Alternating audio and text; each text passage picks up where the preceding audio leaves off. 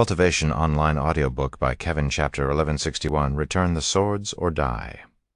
When Tian Suyen noticed that her daughter was about to rush back into the sword graveyard, she quickly restricted her movements with a bear hug. "Stop! Do you want to die? I don't care. He's not going to die, I think," Tian Suyen suddenly exclaimed, which calmed Tian Yanyu down a little. "Look at it. Feel the atmosphere." Despite the similarities, this is nothing like when that couple got punished, and as crazy as this may sound, I can feel a sense of attachment from the swords. As the spectators awaited yet another grand display of execution, the blades buried within the sword graveyard awakened from their slumber once again, ascending to the heavens in a breathtaking dance. Once every sword ascended to the sky, they began to move in perfect harmony, their razor-sharp tips converging towards Yuan, who stood firmly and unhinged despite the terrifying scene happening above him. However, the ladies inside Yuan did not share the same feeling. In fact, they were terrified for him. "Young master, I think this is a little too dangerous even for you, brother Yuan."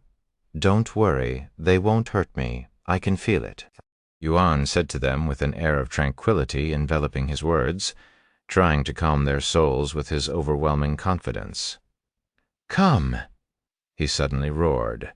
The swords suspended in the sky immediately stirred with a mighty force and hurled towards Yuan like a celestial barrage of fiery meteors. However, when the first sword reached Yuan and pierced his body, it did not go through his body and come out the other end like it was supposed to, and actually disappeared into his body. The second sword and the swords after that also did the same thing, and it was as though they were being absorbed by him. This continued until there was not a single sword left. Everything happened so fast that the onlookers were still trying to figure out what they had just witnessed even many minutes later. After the swords entered his body, Yuan quickly realized that he could retrieve their memories at will. "Does this mean I no longer need to stay here to recall their memories one by one? This is great." Yuan was filled with excitement, knowing that he could take his time absorbing these memories. Some time later, the cultivators outside the sword graveyard made their way back into the area, and they all had deep frowns on their faces. "Hey, what did you do with the swords? Why are they not returning?" One of them pointed at Yuan and questioned him about the swords, as they have yet to return. Without any swords, the sword graveyard could no longer bear such a name. In fact, it wouldn't even qualify as an ordinary graveyard, as there were only holes in the ground which had been left behind by the swords. "No idea," Yuan answered with a calm shrug. Are you fucking with me? Bring back the swords." "Yeah, or we will tear your body open and take them back by force." The cultivators began threatening Yuan with force. Although none of them were confident of defeating Yuan alone, they felt invincible together. There were a little over 200 cultivators present. They believed that if they all attacked at once, not even he would leave unscathed. "I really don't know what happened to the swords, nor can I take them out since I don't have them." Yuan sighed. "Bullshit. Everyone here watched you absorb the swords into your body. I know that's what it looked like, but fuck it. This bastard is clearly not going to comply. Let's get him." Before Yuan could even finish his sentence, the cultivators encircled him, exuding an aura of animosity, their eyes fixed upon him with killing intent. "I really don't want to hurt anyone here over something nobody here could control. Let's try to settle this peacefully, all right?" Yuan felt a little guilty for hogging all of the swords for himself and inconveniencing these people, even if he had a good reason for doing so. "If you want this to end peacefully, you will return those swords," someone shouted. "Yeah, that's right. Return the swords. They belong to nobody but the nameless emperor's tomb, much less a nobody like you." In the midst of the chaos, Yuan had a sudden idea flash inside his head. "How about this? I will give everyone here a chance to learn a sword technique of their choosing. These sword techniques will come from the swords that had existed within the sword graveyard." "What kind of nonsense is that? Do you think we are idiots?" "Let me explain," Yuan quickly said. "When the swords entered my body, I learned all of their sword techniques, and I'm willing to show them to you. Even if I return the swords, what are the chances of you actually learning its technique?" Yuan spoke to these cultivators with logic and reasoning, real awful. "You learned all of the sword techniques."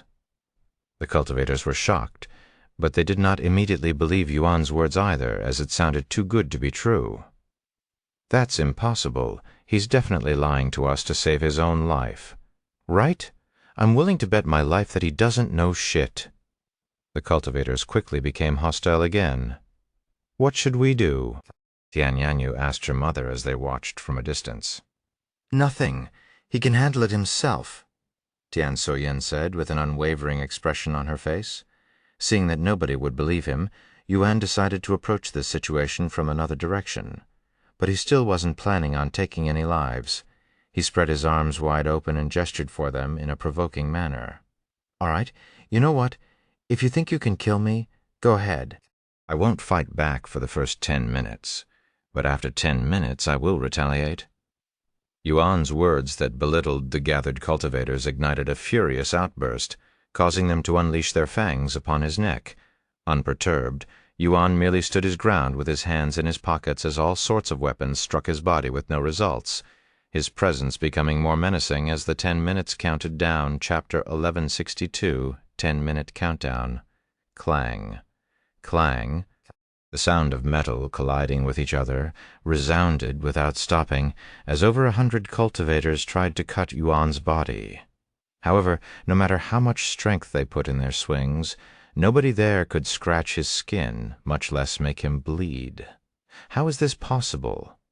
What kind of trick is he using to block our attacks? The cultivators refused to believe that Yuan had an invincible body. Tick-tock, tick-tock, tick-tock, you have 7 minutes before I make my move. Yuan would provoke them with a menacing smile on his face every minute, reminding them of their impending doom. Of course, this made the cultivators even more intense. "Your body may be untouchable, but what about your eyes?" A woman suddenly propelled herself forward with fierceness, wielding a slender, razor-sharp sword aimed with deadly precision at Yuan's very sight. But alas, just like the rest of his body, her sword could not penetrate his eyes.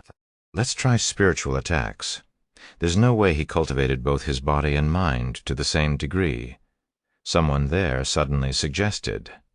However, since techniques that directly attacked one's spirit were incredibly rare, nobody there actually knew of any. This was why nobody tried it in the first place. Nobody here knows any spiritual attacks? Damn it. Actually, I know one, but it's not really meant to do any damage. Someone there suddenly said, "I don't care. If it has a chance to break his defenses, use it." All right. A beauty with long black hair came forward and stood before Yuan, who continued to stand there in an unfazed manner. She looked at him with raised eyebrows, feeling a little awkward, as she has never gotten the chance to use this technique without retaliation from the other party.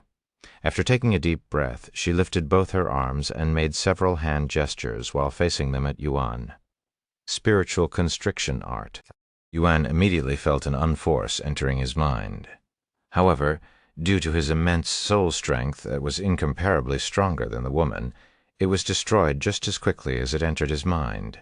A moment of silence later, when Yuan showed no reaction, the woman mumbled, "I think it worked. Really?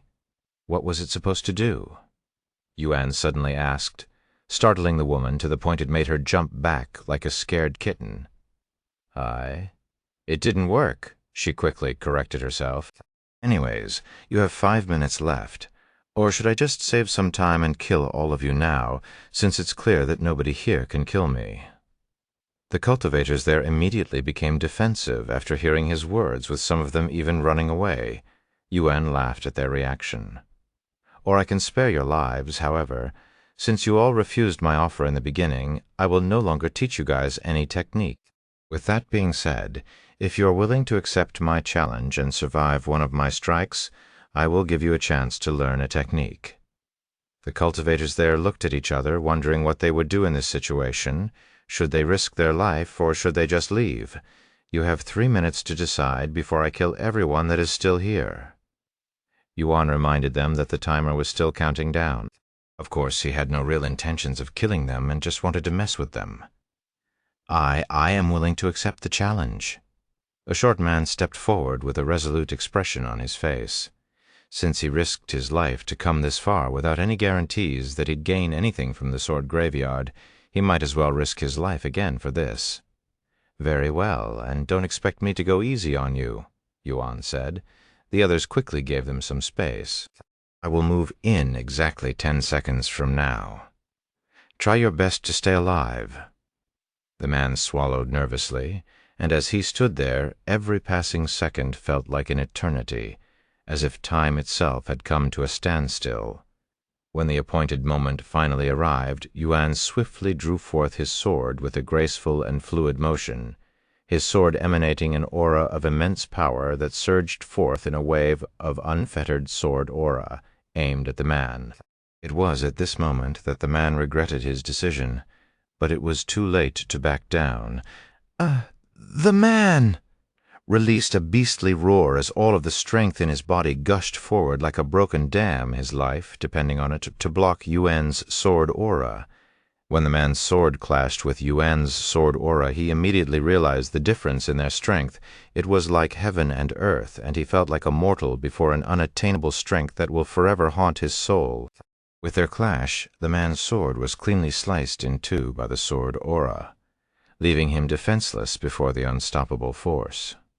The sword aura continued its unrelenting advance, cleaving through the air with a fearsome intensity until it made contact with the man's chest, carving a deep and lasting scar into his flesh. In that moment, the man was brought to the brink of death, his very essence laid bare before the merciless might of Yuan's sword aura. The onlookers swallowed nervously after witnessing the scene. The spectacle before them was not a showcase of Yuan's sword techniques, but a display of his raw power that was channeled through his sword aura. However, unbeknownst to them, that wasn't even half of Yuan's full strength, as he'd held back just enough so that he wouldn't kill his challenger. Yuan turned to look at the crowd and asked them, "Anyone got a restoration pill for him? He might really die at this rate." Someone quickly came forward to offer a mid-quality restoration pill. Once consumed, the man's bleeding immediately stopped and his breathing became steady, but the scar on his chest remained. "Since you managed to survive, I will teach you a sword technique from any sword that existed within the sword graveyard. But seeing your current condition, let's postpone this until I go through everyone else here, okay?" The man nodded in a stiff movement. Yuan turned to look at the others with a devil-like smile. "So, who else wants to challenge me?" Chapter 1163, Unfathomable Generosity. The cultivators at the sword graveyard silently stared at the man lying on the ground with a massive scar on his chest. Fortunately, he barely managed to survive. However, they might not be as lucky, and judging from what they witnessed, nobody there was confident in blocking Yuan's sword aura. "I will probably die if I am struck by his sword aura." Many of the cultivators there had the same thought. "If you do not wish to challenge me, you may leave, and I will not chase after you. However, if you stay here, I will come for you," Yuan said. And he continued, 1 minute left. Over half of the cultivators there turned around and ran away. They did not want to be chased by a monster that could not be harmed even by heaven-grade treasures.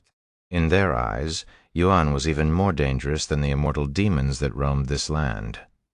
Once those that wanted to leave were gone, Yuan beckoned those that decided to stay. "We don't have all day. Come receive my strike if you dare." His next challenger stepped forward with trembling legs. "If a man like that had the courage to receive his strike, there's no reason I should run away." This man encouraged himself using the first challenger. As they assumed their position, Yuan slashed forward, sending his sword aura at the man.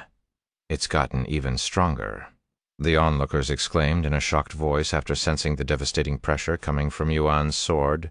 Naturally, Yuan had adjusted his strength to his new challenger, or it wouldn't be fair to the previous one. "Arg!" The man screamed in pain as the sword aura cleanly sliced through his defensive treasure and 2 of his fingers. He then retrieved multiple restoration pills and swallowed all of them at once, bloating his throat like a toad. I have survived." The man roared in excitement and relief. Yuan didn't watch him celebrate and immediately beckoned for the next challenger. Over the next hour, Yuan would unleash his sword aura again and again upon those that dared to challenge him. In the end, none of the 100 or so cultivators that challenged him managed to escape unscathed, with many receiving life-threatening injuries. Some of them were even missing a limb or two. And unfortunately, despite his best efforts to control his power and minimize the damage, Yuan could not do anything about any unforeseen accidents which tragically ended the lives of several challengers, their corpses turning into spiritual energy for the endless emperor's tomb. After a moment of silence for those that died, Yuan began to fulfill his promise to those that managed to survive. "Which sword do you wish to learn from?" he asked the man who now had a scar on his chest. "I want to learn the Divine Edge's technique." "Very well." Yuan immediately used technique transfer to send the technique directly into the man's head. When he absorbed the swords within the sword graveyard, he immediately learned all of their techniques. However, their memories still required him to manually absorb them. "This is the Divine Edge's sword technique," the man muttered in a dazed voice after acquiring the sword technique. "Yes, but allow me to give you some disclaimers. Even if I transfer the technique to you, it is not guaranteed that you will comprehend it. Furthermore, it will disappear from your memories after a full year passes, and you won't be able to extract this technique from your mind even if you tried." "Understand? I understand?" The man nodded his head in a dazed manner. Once he confirmed that the technique was inside his head, he wasted no time leaving the sword graveyard to find a safe place to study the technique. Yuan continued to transfer sword techniques to the cultivators there. Unsurprisingly, the most popular choice of technique was those from the 3 mythic-grade swords. Once Yuan finished handing out the techniques, the place became completely empty. The holes left behind by the swords also disappeared, leaving behind no evidence that the sword graveyard ever existed. When will you stop erasing historical sites from the nameless emperor's tomb? Those who want to visit the sword graveyard after this will forever be unable to fulfill their dream. Tian Suyen sighed, and she felt bad for those cultivators that intended on visiting the place like her someday. She turned to look at the now desolate land and sighed once again.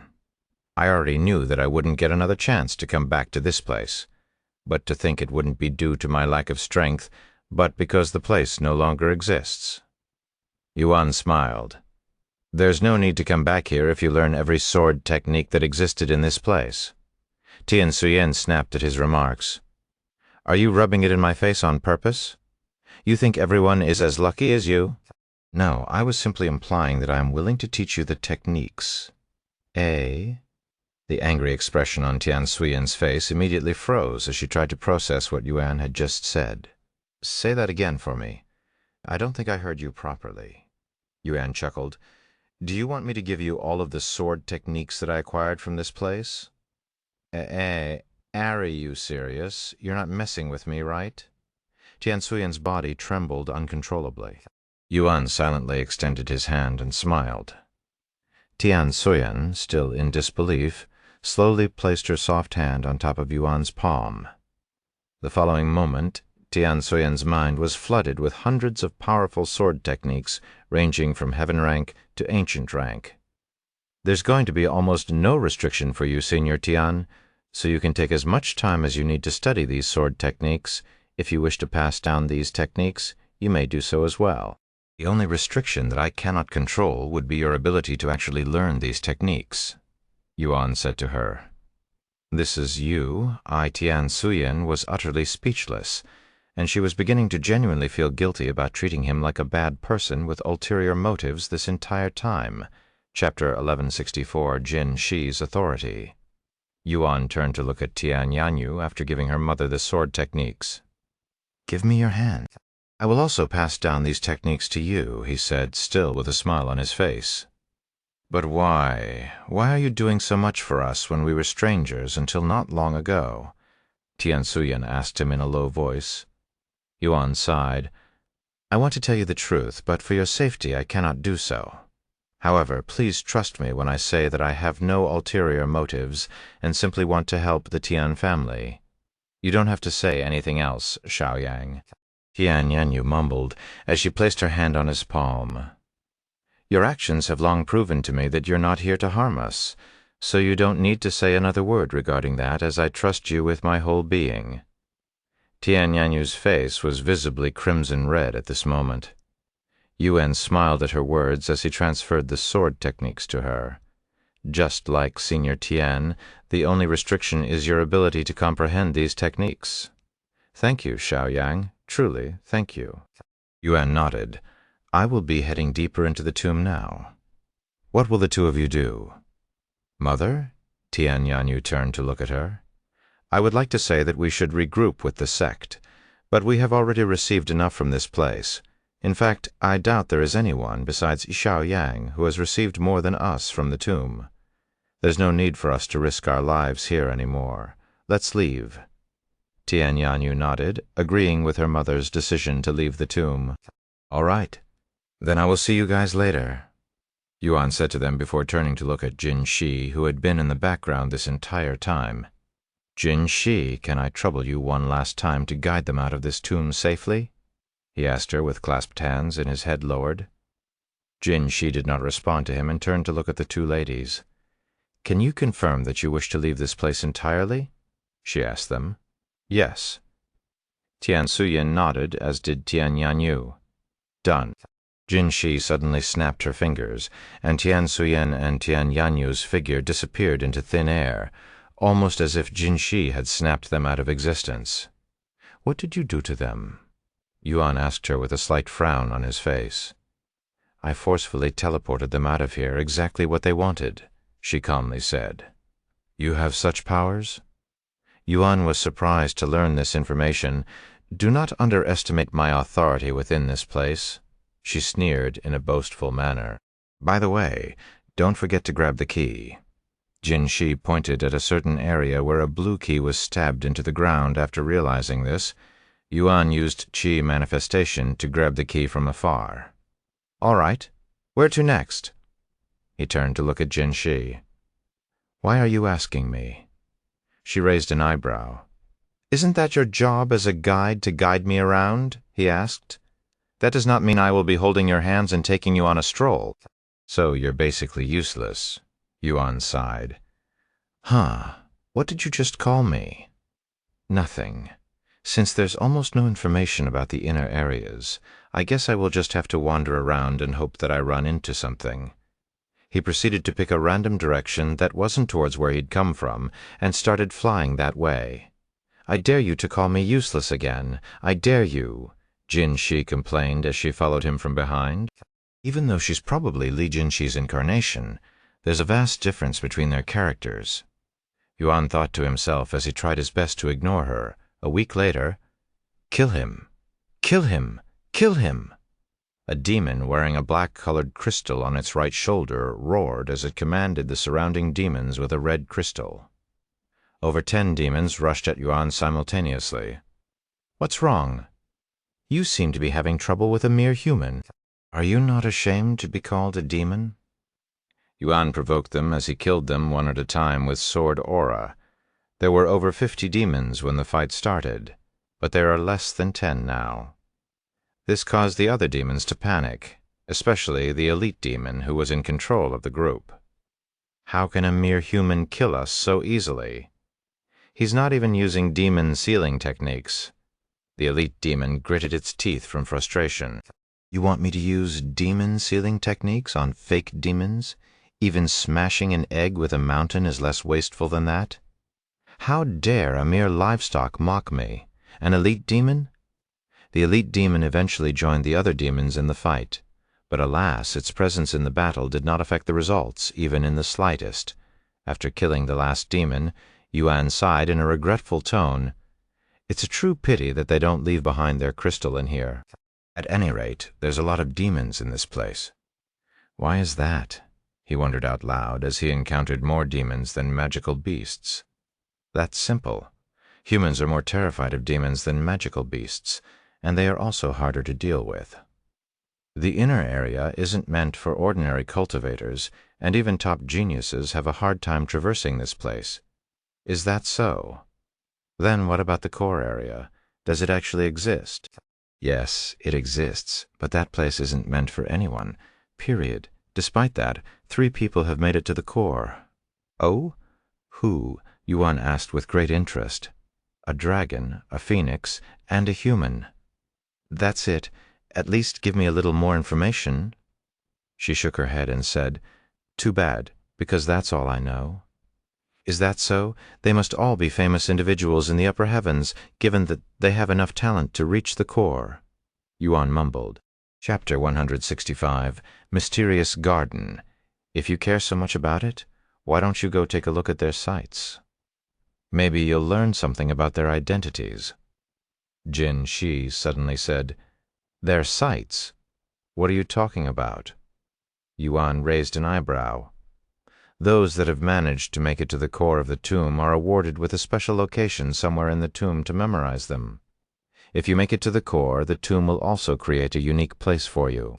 Although they pique my interest, I'm not going to go out of my way to see these places unless they benefit me somehow." "Nope, you don't get anything from visiting these places." Some time later, Yuan came to a halt when he noticed a colossal shadow looming in the distance, its shape and form reminiscent that of a dragon.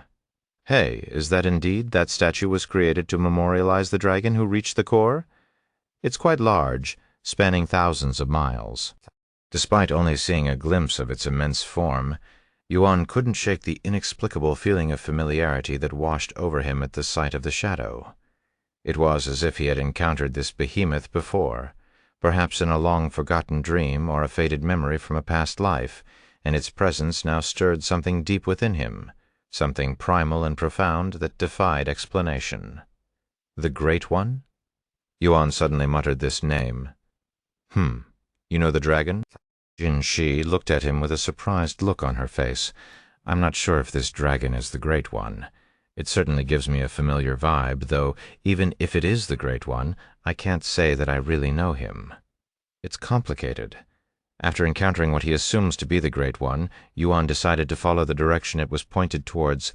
Thousands of miles later, Yuan came to a stop again when he noticed a garden in the distance.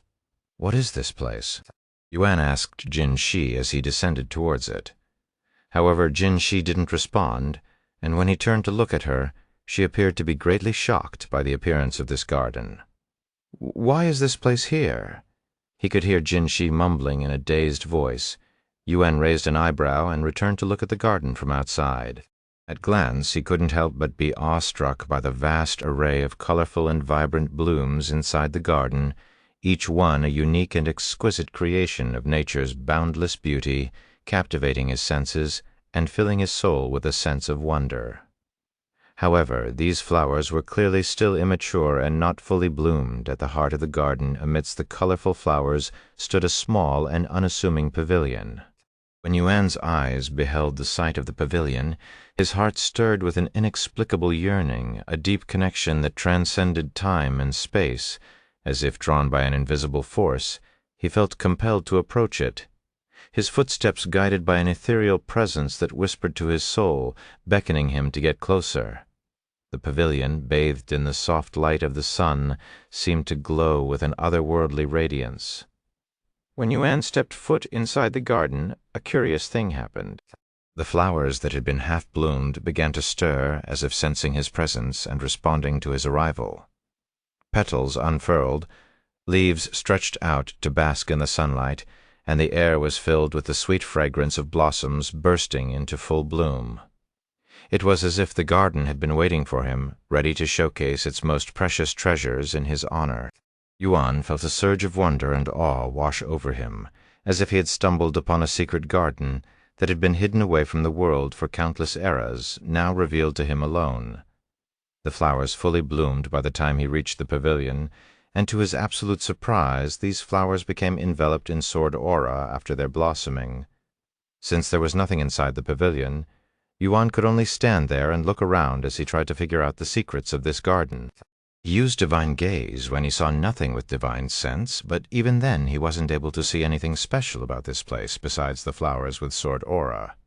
He turned to look at Jin Shi and asked in a loud voice, "Hey, Jin Shi, what is this place?" Jin Shi snapped out of her daze and looked at him with a pondering face. "No, there's no way," she mumbled in a dumbfounded voice. Eventually she said, There's nothing special about this garden, so you can stop wasting your time here.com. Yuan immediately doubted her words, which did not align with her reaction. When Jin Shi saw the dubious look on his face, she sneered, "I'm serious. There isn't anything for you to gain here. It's just a garden that was once managed by my master. If you don't believe me, you can continue wasting your time here." Yuan stared at her eyes to see if she was teasing him or if she was telling the truth. She's not lying. But why would a pointless place like this exist in the tomb, he wondered inwardly. Whatever. I will come back here later if I have the time. With that in mind, Yuan left the garden and returned to wandering the tomb. Jin Shi silently stared at Yuan's back and thought to herself, "That garden only blooms for Master, so why did it bloom for him?" As they soared through the sky, leaving the garden behind, a strange phenomenon began to unfold. A thick mist, like a shroud of mystery, descended upon the garden, obscuring it from view and engulfing it in a cloak of otherworldly fog. When the mist finally dissipated, there was nothing left but an empty patch of ground, devoid of any sign that a garden had ever existed there. It was as if the garden had been a mirage, a fleeting dream that had vanished into the ether as soon as it had been beheld. Chapter 1166 Phoenix Statue. After flying for several more days, Yuan came to a halt when another statue appeared in the distance. This time it was that of a massive phoenix with colossal wings that covered almost the entire sky. What a sight! Yuan took a deep breath after a sense of awe washed over him. Suddenly, a figure materialized right in front of him out of thin air. It was Feng Yuxiang, and she was staring at the phoenix with a dazed look on her face. Feng, are you feeling okay?" he asked her. "Yes, it's just that when I look at this statue, my blood suddenly starts to boil for some reason, almost as though it's reacting to it." "Perhaps you recognize this phoenix?" Yuan made a guess. "That's possible, but I don't remember seeing this phoenix before," she sighed. Yuan narrowed his eyes at the phoenix and asked, "You can tell, even though it's just a statue?" He would have a hard time telling the difference between two phoenixes unless one had a unique feature. "It's just a feeling. I am not certain that I know this phoenix, but I cannot ignore my body's reaction. This is the first time something like this has happened to me." Yuan then said, "Go ahead, take a closer look. I will wait for you." "Thank you, young master." Feng Yuxiang nodded and flew closer to the phoenix. After spending several minutes inspecting the phoenix statue, Feng Yuxiang returned to Yuan's side and said, "That is a mature phoenix, a female one at that." "Oh, how can you tell the difference between a male and female phoenix?" Yuan asked out of curiosity. Feng Yuxiang smiled and said, "The chest. You see how her chest is slightly puffed out? A male phoenix's chest is much flatter." "Is that so? Anyways, I am done here. Maybe I met this phoenix in the past and forgot about it, but there's no point pondering about it now." He nodded. "All right, let's continue moving then." This time he decided to move towards the direction the phoenix was pointing. 2 days later, Yuan came to another halt when he was suddenly surrounded by demons. This time there were over 100 of them. The majority of them were low-ranking demons, but there were a dozen elite demons, 3 superior demons, and 1 demon general. A whole army of demons this time, huh? Yuan mumbled with a nonchalant look on his face. Since he was facing this many demons at once, he could no longer go easy on them. Thus, he decided to use one demon sealing technique, just one. His eyes flickered with a vicious glint before activating the demon sealing zone. Whoosh!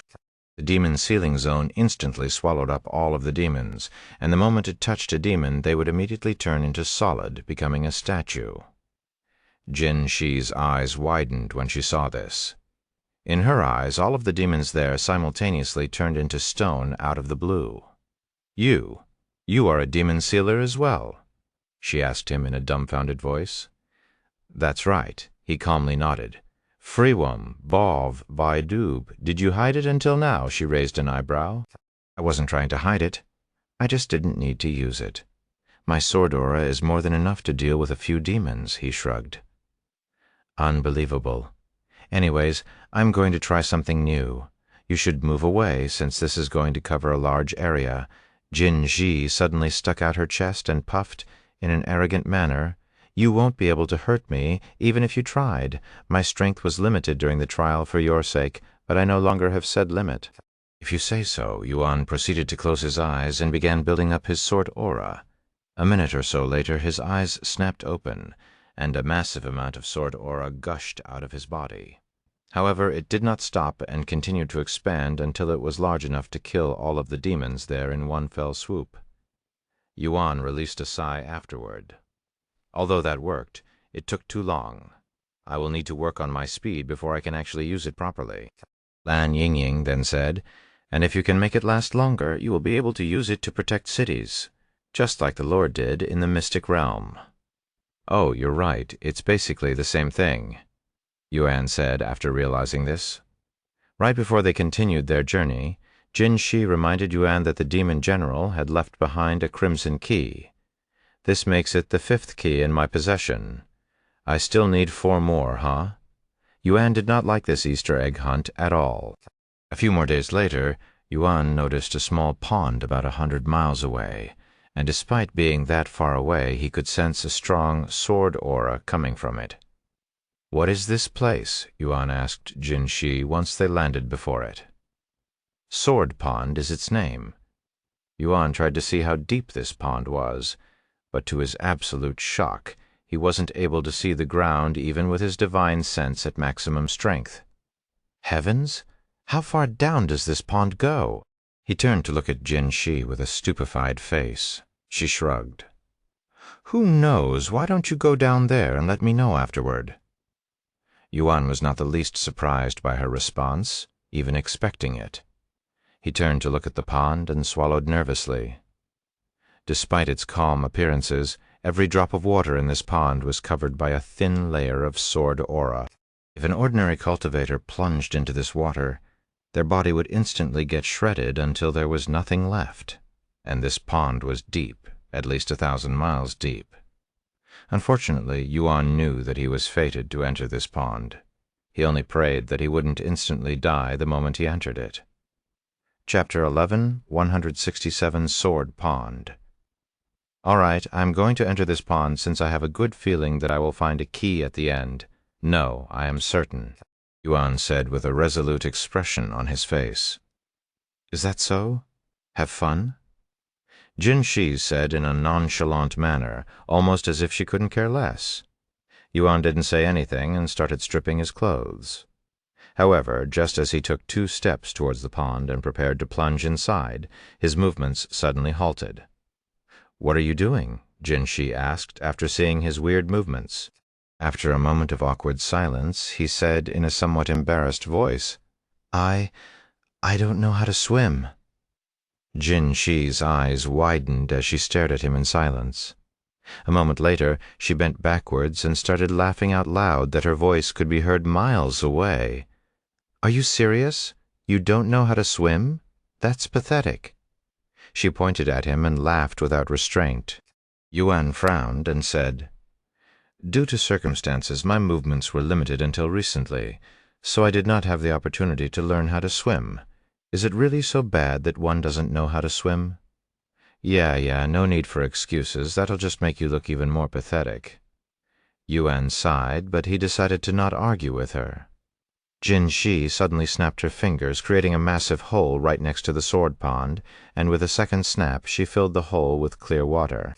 "You can practice swimming there, just don't waste too much time," Jin Shi said to him. Despite making fun of him for not being able to swim, she still wanted to help him. Feng Yuxiang and the others came out of his body watch. "Young master, I would love to teach you how to swim, but honestly, I don't know how to myself, and I do not like water." Feng Yuxiang sighed. "Well, you are a creature of fire, after all." Yuan smiled at her. Xiaohua looked at the water for a second before turning to look at Yuan and shaking her head. "Sorry, Brother Yuan, but Xiaohua cannot help you today. You're still young, so it's okay." Yuan subconsciously turned to look at Lan Yingying next, who had a gentle smile on her face. "I guess you also don't know how to swim," he sighed. "No, I do. I can teach you if you'd like." Yuan was so happy to hear that Lan Yingying knew how to swim. It caused him to shed a tear.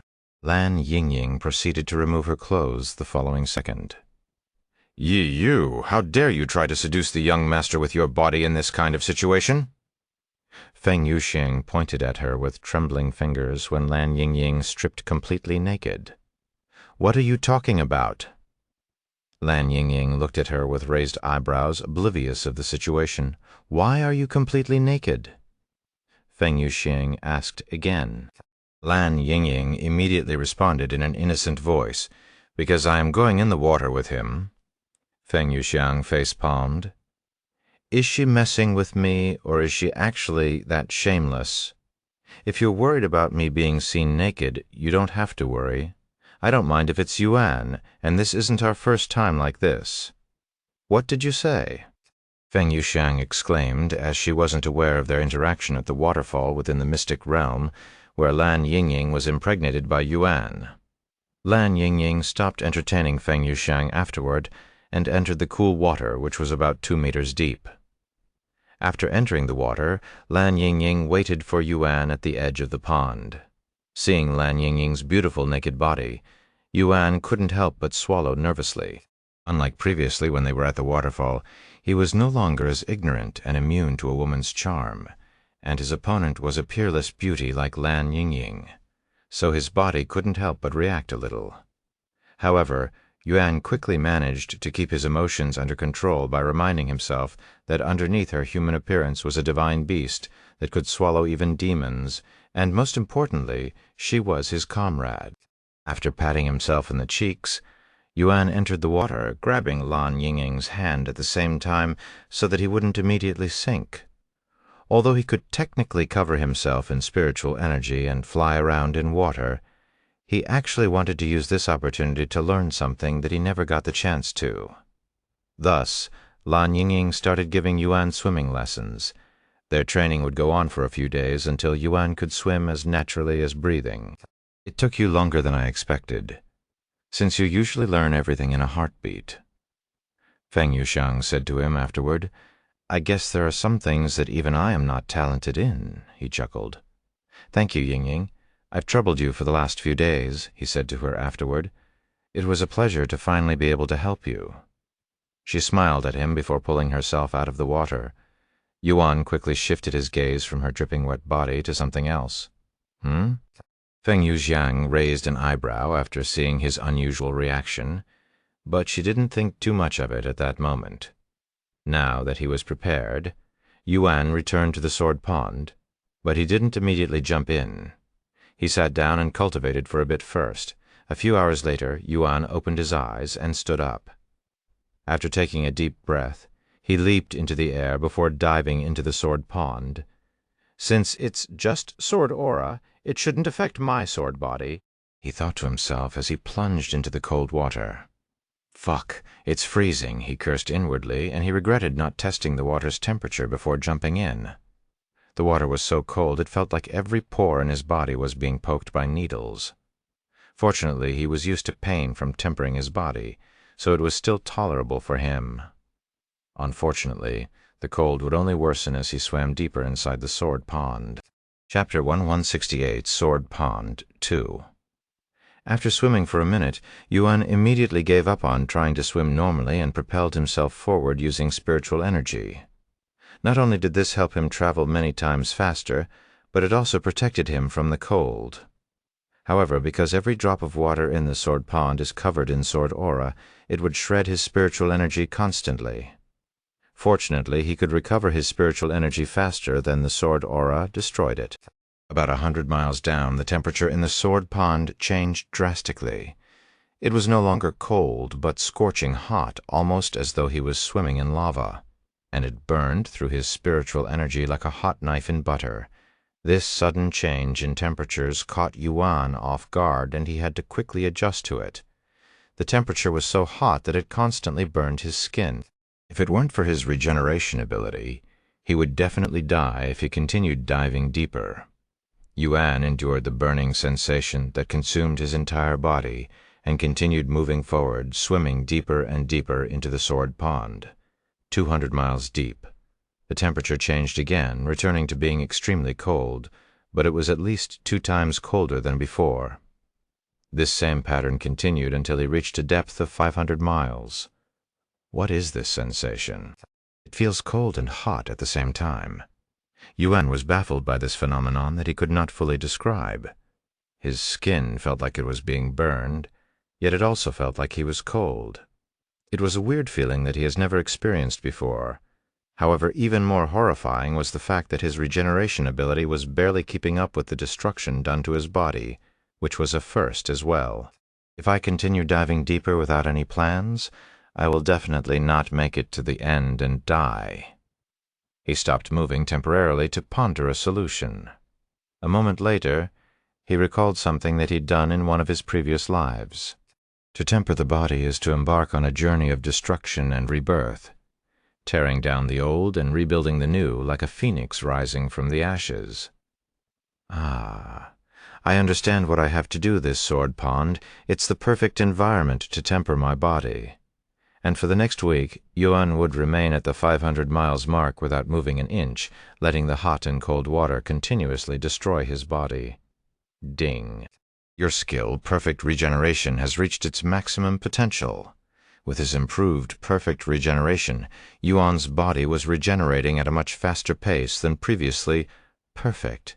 Now I can continue. Yuan smiled inwardly as he began moving again.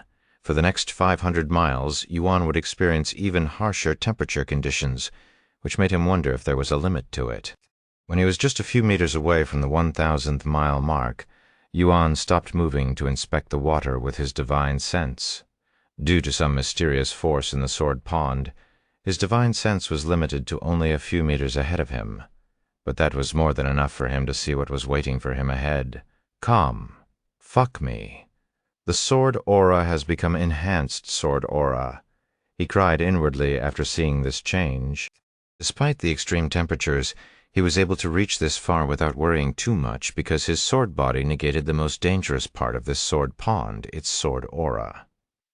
However, now that the water is covered in enhanced sword aura, his sword body will no longer be able to protect him. This put Yuan in a dilemma, as he wasn't confident that he would be able to survive the enhanced sword aura even with his improved Perfect Regeneration. However, he still decided to test the water, as he had come too far to go back empty-handed. Once he was right in front of the water, Yuan shoved his finger into the water with the enhanced sword aura. Shit. He immediately retrieved his finger the next second, and its skin and flesh was badly damaged, looking like he'd put it in a blender or something.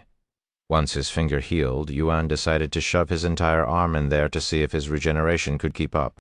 A few seconds later, he retrieved his skeleton arm that was void of any meat and skin. It was clear at this point that he would not survive the enhanced sword aura even with his improved Perfect Regeneration. After pondering for some time, Yuan stuck his arm in there again.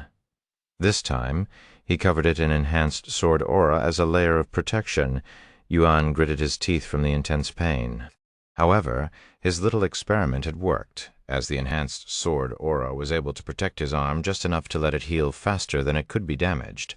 But it was only slightly faster, to the point where, if he removed the protection for a second, his entire arm would be consumed again. This was a huge gamble for Yuan.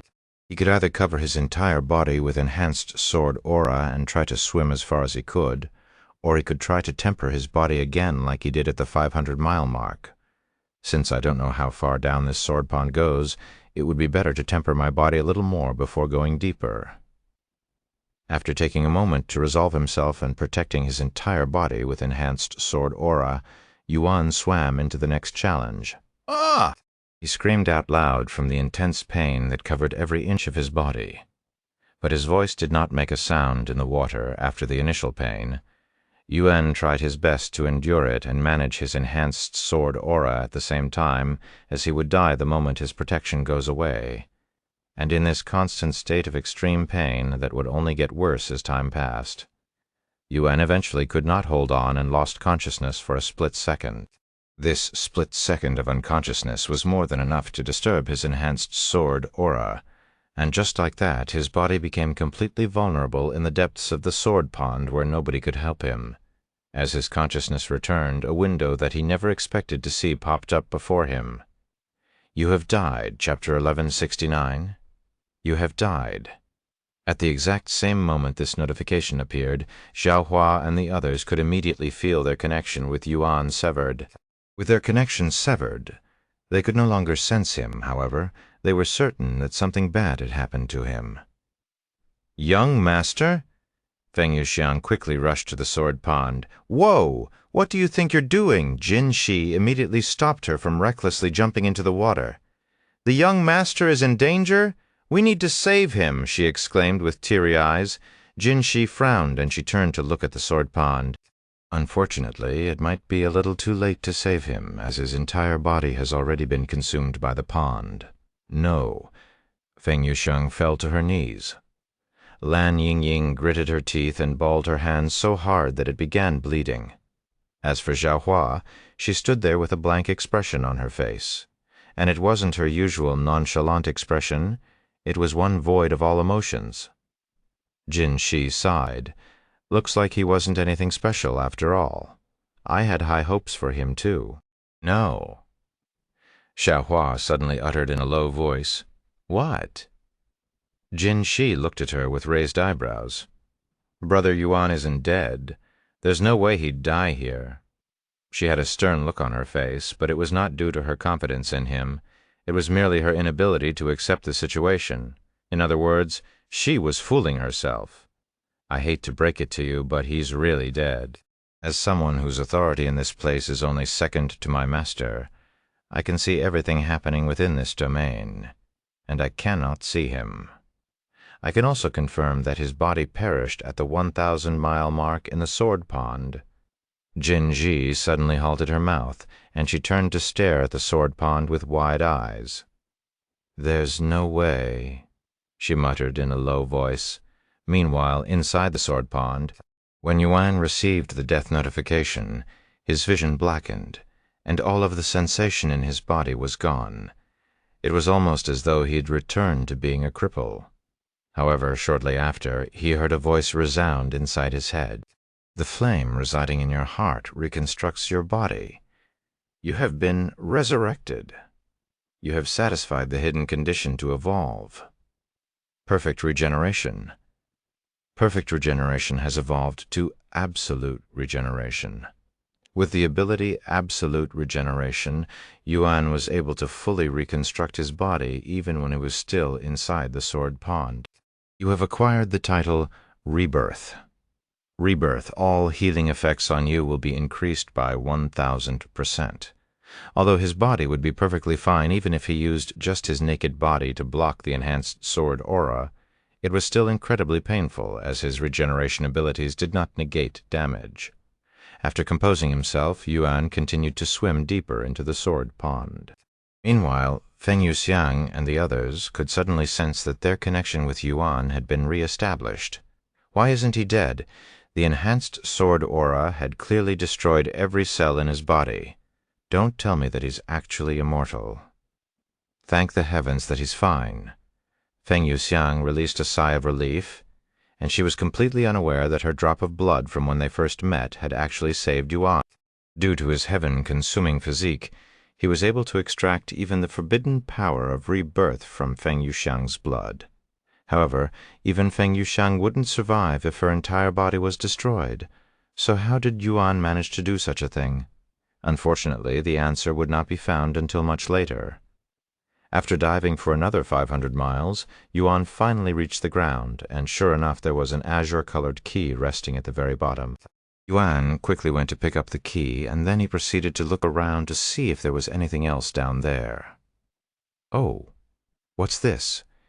Yuan barely noticed this black-colored pearl that was halfway covered by sand, and it was the size of an ordinary spirit stone. He didn't think twice before taking it with him back up to the surface. The amount of time Yuan had spent inside the sword pond was almost an entire month. When Yuan resurfaced, he was immediately hugged by Feng Yuxiang, who almost suffocated him with her breasts. "You're okay, young master? You really had us worried there for a good minute. What happened down there that caused our connection to sever? Something that only happens if one of us dies." An awkward smile appeared on his face as he responded to her inquiries. "Actually, I did die down here, however, Something resurrected me, and I think it was your phoenix flames." "Eh? My flames? What do you mean?" Feng Yuxiang was completely puzzled. "I'm not certain either. It's just a feeling I had down there after I died, as it felt like you were beside me at that moment." Feng Yuxiang wasn't sure what he was talking about, but she was over the moon to hear that she'd somehow managed to save his life. "Are you really okay, Yuan?" Lan Yingying asked him. "Yes, I feel fine. In fact, I have never felt better. Due to the extreme conditions inside the Sword Pond, I was actually able to temper my body down there. My body is stronger than ever now because of that." Yuan flexed his toned muscles. He then turned to look at Jin Shi, who had been silently staring at him since his return. "Hey, do you know what this item is?" "I found it down there." Yuan showed the black pearl to her, no clue. She immediately shrugged, and she quickly added, "I'm serious. I don't know the majority of the treasures in this place, since they were not placed there by me, but by the master." "Can I see it for a second, young master?" Feng Yuxiang asked. "Oh, right, you're an expert with treasures. Here, take a look at this. I can sense an unfathomable power inside, but I don't know what it is." He quickly showed her the black pearl. Feng Yuxiang didn't immediately recognize it, but when she did, her eyes widened like saucers. This can't be," she exclaimed. "If Mo Millo, Chapter 1170, Top 10 Treasure." "You know what this treasure is?" Yuan became excited after seeing her surprised reaction. She nodded and proceeded to mumble in a dazed voice, "If I am correct, this should be the primordial crystal. It's an exceedingly powerful resource that was thought to be extinct in the 9 heavens. There are many legends that surround this treasure. Some say it will give one immortality. Some say it will give the carrier ultimate strength. Some even say that it will directly make you a god." "Do you know what it actually does?" Yuan asked. She shook her head. "Unfortunately, I only recognize it due to the void-like energy within. Even then, I am not 100% certain that this is the primordial crystal." Feng Yuxiang turned to look at Jin Shi and continued, "Perhaps she might know about it, since she should have existed when the primordial crystal was still available." Jin Shi quickly nodded and said, "Of course, I have heard of the primordial crystal. The biggest families and sects in the divine heaven would often fight each other whenever one is found. The primordial crystal is mostly known for 3 things: improve talent, evolve bloodlines, and even change one's physique. Its effect is different for every individual, and there's really no telling what will happen to one until they absorb it. Regardless, it'll change a person's life for the better, and was even deemed one of top 10 treasures in the entire divine realm." "Wow, to think it was a top 10 treasure," Feng Yuxiang mumbled in a dazed voice. "This is the first time she's held a treasure that was once considered as one of the best treasures in the entire world. There are tens of thousands of unique treasures in the cultivation world, and to be considered in the top 10, one can only imagine its effects. Congratulations, young master. With this treasure, you'll become even more powerful." Feng Yuxiang handed the crystal back to him with a smile on her face. "Should I consume this now or later?" he wondered out loud. "Just so you know, it takes a tremendous amount of time to absorb the crystal. Most people go into seclusion and don't come out for another 1,000 years, some even taking 10,000 years, Jin Shi warned him. "I guess that answers my question." Yuan stored the primordial crystal in his spatial ring. "Now I only need to find 3 more keys." Once they were ready, they started moving again. However, they came to another halt shortly after. Isn't this the garden from before? Why is it here?" Yuan initially thought that he'd traveled back to where he came from, but upon looking at the surroundings, that wasn't possible. The only explanation was that the garden had teleported to this location somehow, or it was a different garden that looked exactly the same as the previous one. Jin Shi sighed after seeing the garden, and she turned to look at Yuan with a perplexed expression.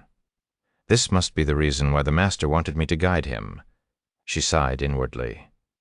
She then said, "This is the fateful garden. It doesn't have a set location and will teleport around without any set schedule. Nobody before you has ever managed to encounter it, and the fact that you encountered it twice could only mean one thing. If this is related to my fate, then there must be a key in there, Yuan said as he entered the garden once again, and sure enough, under the pavilion, there was a single black key resting on the table. Yuan wondered if this was a trap due to how easy and free it seemed. Seeing his hesitation, Jin Shi said, "You can relax. Encountering the fateful garden twice is its trial in itself." "Oh, really?" Yuan immediately picked up the key. "Now I just need 2 more keys. 1. Jin Shi suddenly said, "Huh." Yuan looked at her with raised eyebrows. Jin Shi raised her hand and showed him a white key resting on her palm. "Where did you get that?" Yuan asked. "I had it with me this entire time. What? And you're giving it to me just now?" Yuan was dumbfounded. "We'll be mole. Kom. I had to make sure you were worthy of it." "Thanks." Yuan went to grab the key, but Jin Shi suddenly closed her hand. "Now what?"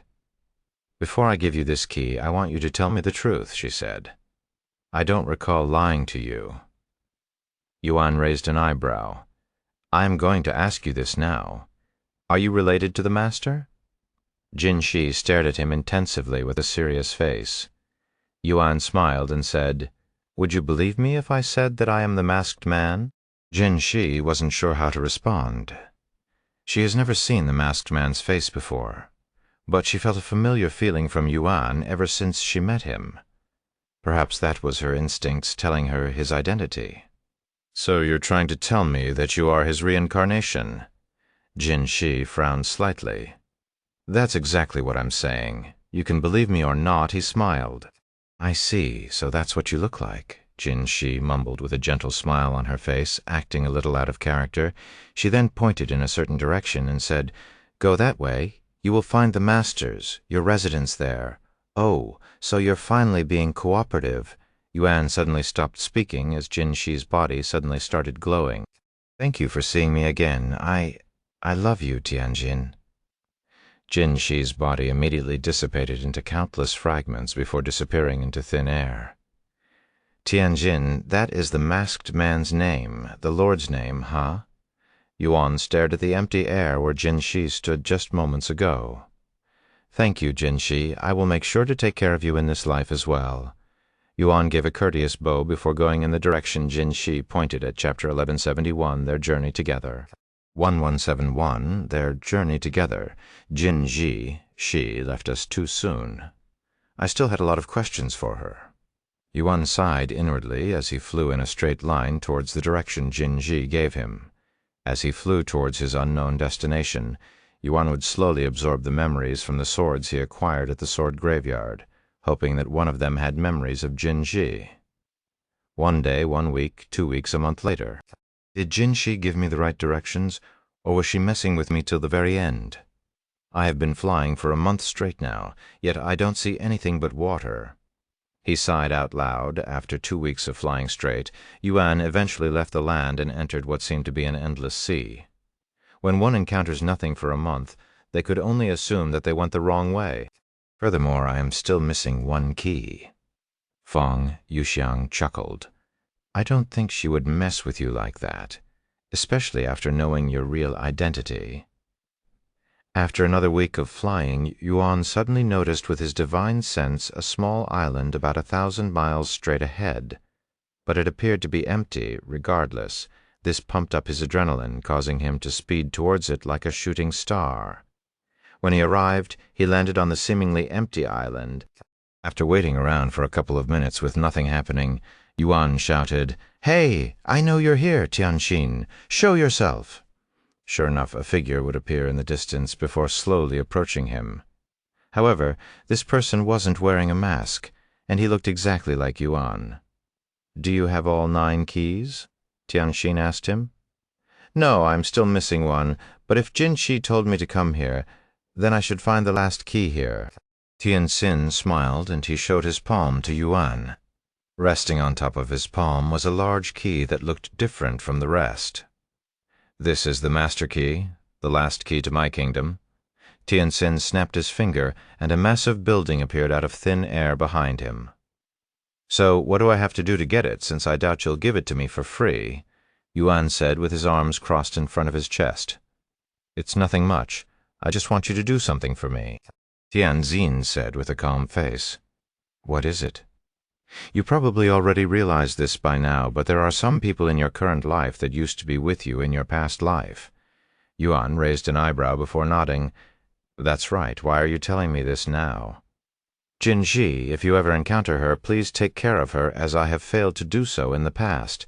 You failed her. What does that mean? In response to his question, Tianxin pointed a finger at him before shooting something inside his forehead. Yuan immediately became dazed as memories flooded his head inside this memory. He was seeing things through Tianxin's eyes, and there was a beautiful woman standing before him with a defeated look on her face. Tianxin, let me follow you. I want to become as strong as you. And how will following me help you achieve that? I refuse. You'll just be a hassle.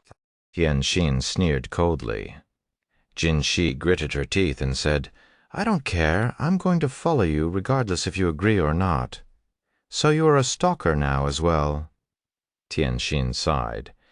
Shut up. I will follow you and learn from you. In return, I will serve you. I'm even willing to call you master.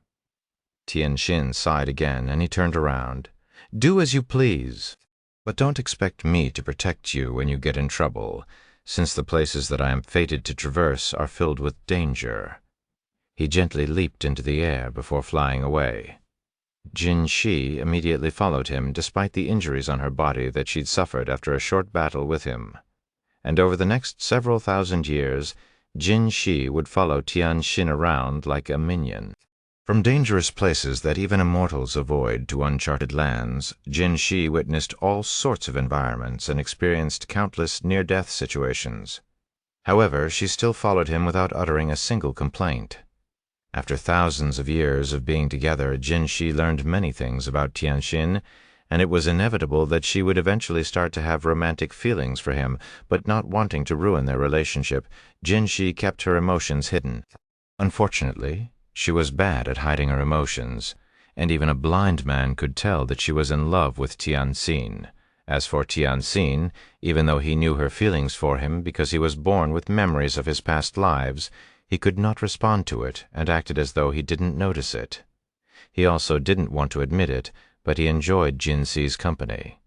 To him, Jinxi was his unofficial disciple, and he would give her cryptic advice every now and then, assisting her cultivation. He would also save her life a couple times, despite saying otherwise. Of course, he did so discreetly, so Jinxi wouldn't make fun of him for it. But she would eventually find out about it, which caused her feelings for him to grow stronger. Their journey together would continue for another 100,000 years, until Jinxi perished in an accident on the day that she decided to temporarily separate from him. Yuan felt the rage and sorrow Tianxin had felt during the moment he discovered her death. Once again, I have failed to protect someone I love. Tianxin would halt his journey for 1,000 years, reflecting on his actions and his hesitation to express his feelings for Jinxi, because he also had feelings for his loved ones in his past lives. As the only Tian who recovered his past lives' memories before meeting someone special, he saw the world in a different light, and he would always push away others, fearing that it would be disloyal to his previous partners. During his 1,000-year-long seclusion, Tianxin remained on a small island, the same one that Yuan was currently on, Chapter 172, Peak of Treasures. 1172, Peak of Treasures. That's why I told you that despite having previous lives, you are all different people in one way or another. Do not be afraid to love because of the commitments you made in your previous lives. You will regret it like I did. Tianxin spoke with a sorrowful smile on his handsome face. Yuan was speechless, as he didn't know how to respond to such words. Even though he had a commitment with Meixiu in their past life, he met her and fell in love with her in this life before he even knew about his relationship with her in their past life. As for Chu Liuxiang, while he still has no idea what kind of relationship he had with her in their past life, it was the same story as Meixiu. Of course, this could be said about Li Jinxi as well, whom he met before learning about Jinxi. Though they are not in a romantic relationship and were more like training buddies, one could even say that they have a disciple and master relationship, but at a more informal level. Don't worry, I will take care of Jin Shi even if you didn't ask, since I'm already acquainted with her. Yuan said. Is that so? Then I have another request. When she eventually remembers about you, apologize to her for me. Tell her that I'm sorry for not loving her properly. Tianxin approached Yuan before handing over the key to him. I will leave this place in your hands. Tianxin's body disappeared a moment later. After standing there for some time, Yuan approached the building with two massive doors. The doors reminded him of the stairway to heaven in aesthetics, and there were 9 keyholes right in the center of it, each with a word engraved on the bottom of each hole. Dominance, talent, beast, anger, endurance, fate, love, reminiscence, and inheritance. Yuan read these words out loud, but he still wasn't sure which key belonged in which keyhole. Right as he was prepared to try every keyhole 1 key at a time, Feng Yuxiang's voice resounded, For the keyhole love, it's probably referring to Jin Si's love for the young master, right? That sounds reasonable. Yuan nodded, and he inserted the white key he received from Jin Si into the love keyhole. Click. It was the correct key. Then beast must be referring to the purple lightning Qilin, into the beast keyhole. Click. The sword pagoda represents talent. Zhao Hua said. He inserted the golden key from the sword pagoda into the talent keyhole. Click. Fate is definitely the black key from the fateful garden, Yuan mumbled as he inserted the key. Click. Daemons represent uncontrollable anger, so the crimson key. Click. The sword pawn definitely tested my endurance. Click. Now there were just 2 more unoccupied keyholes. Dominance and inheritance. Huh? Tianxin handing him the final key to the building would definitely qualify as inheritance, and the 9 Swords trial definitely dominated against its challengers. Click. Click. Yuan inserted the master key last, and when he twisted it, the door immediately began to open. The interior of the building lacked any sort of decorations, almost as though it was a brand-new house with no prior occupants. However, there were several items neatly displayed at the center of the room. Yuan walked over to the closest one, where an ancient-looking manual rested. When he focused on it, its information appeared on a screen. Sword God's Apex Sword Art. Yuan swallowed nervously upon reading its domineering name. After staring at the manual for a moment, he walked to the next display case. This is a mask? Yuan raised an eyebrow. The mask looked exactly like the one Tianxin always wore. It had an ordinary appearance, but when Yuan saw its information, his eyes nearly popped out of its sockets. Celestial visage. Grade celestial quality.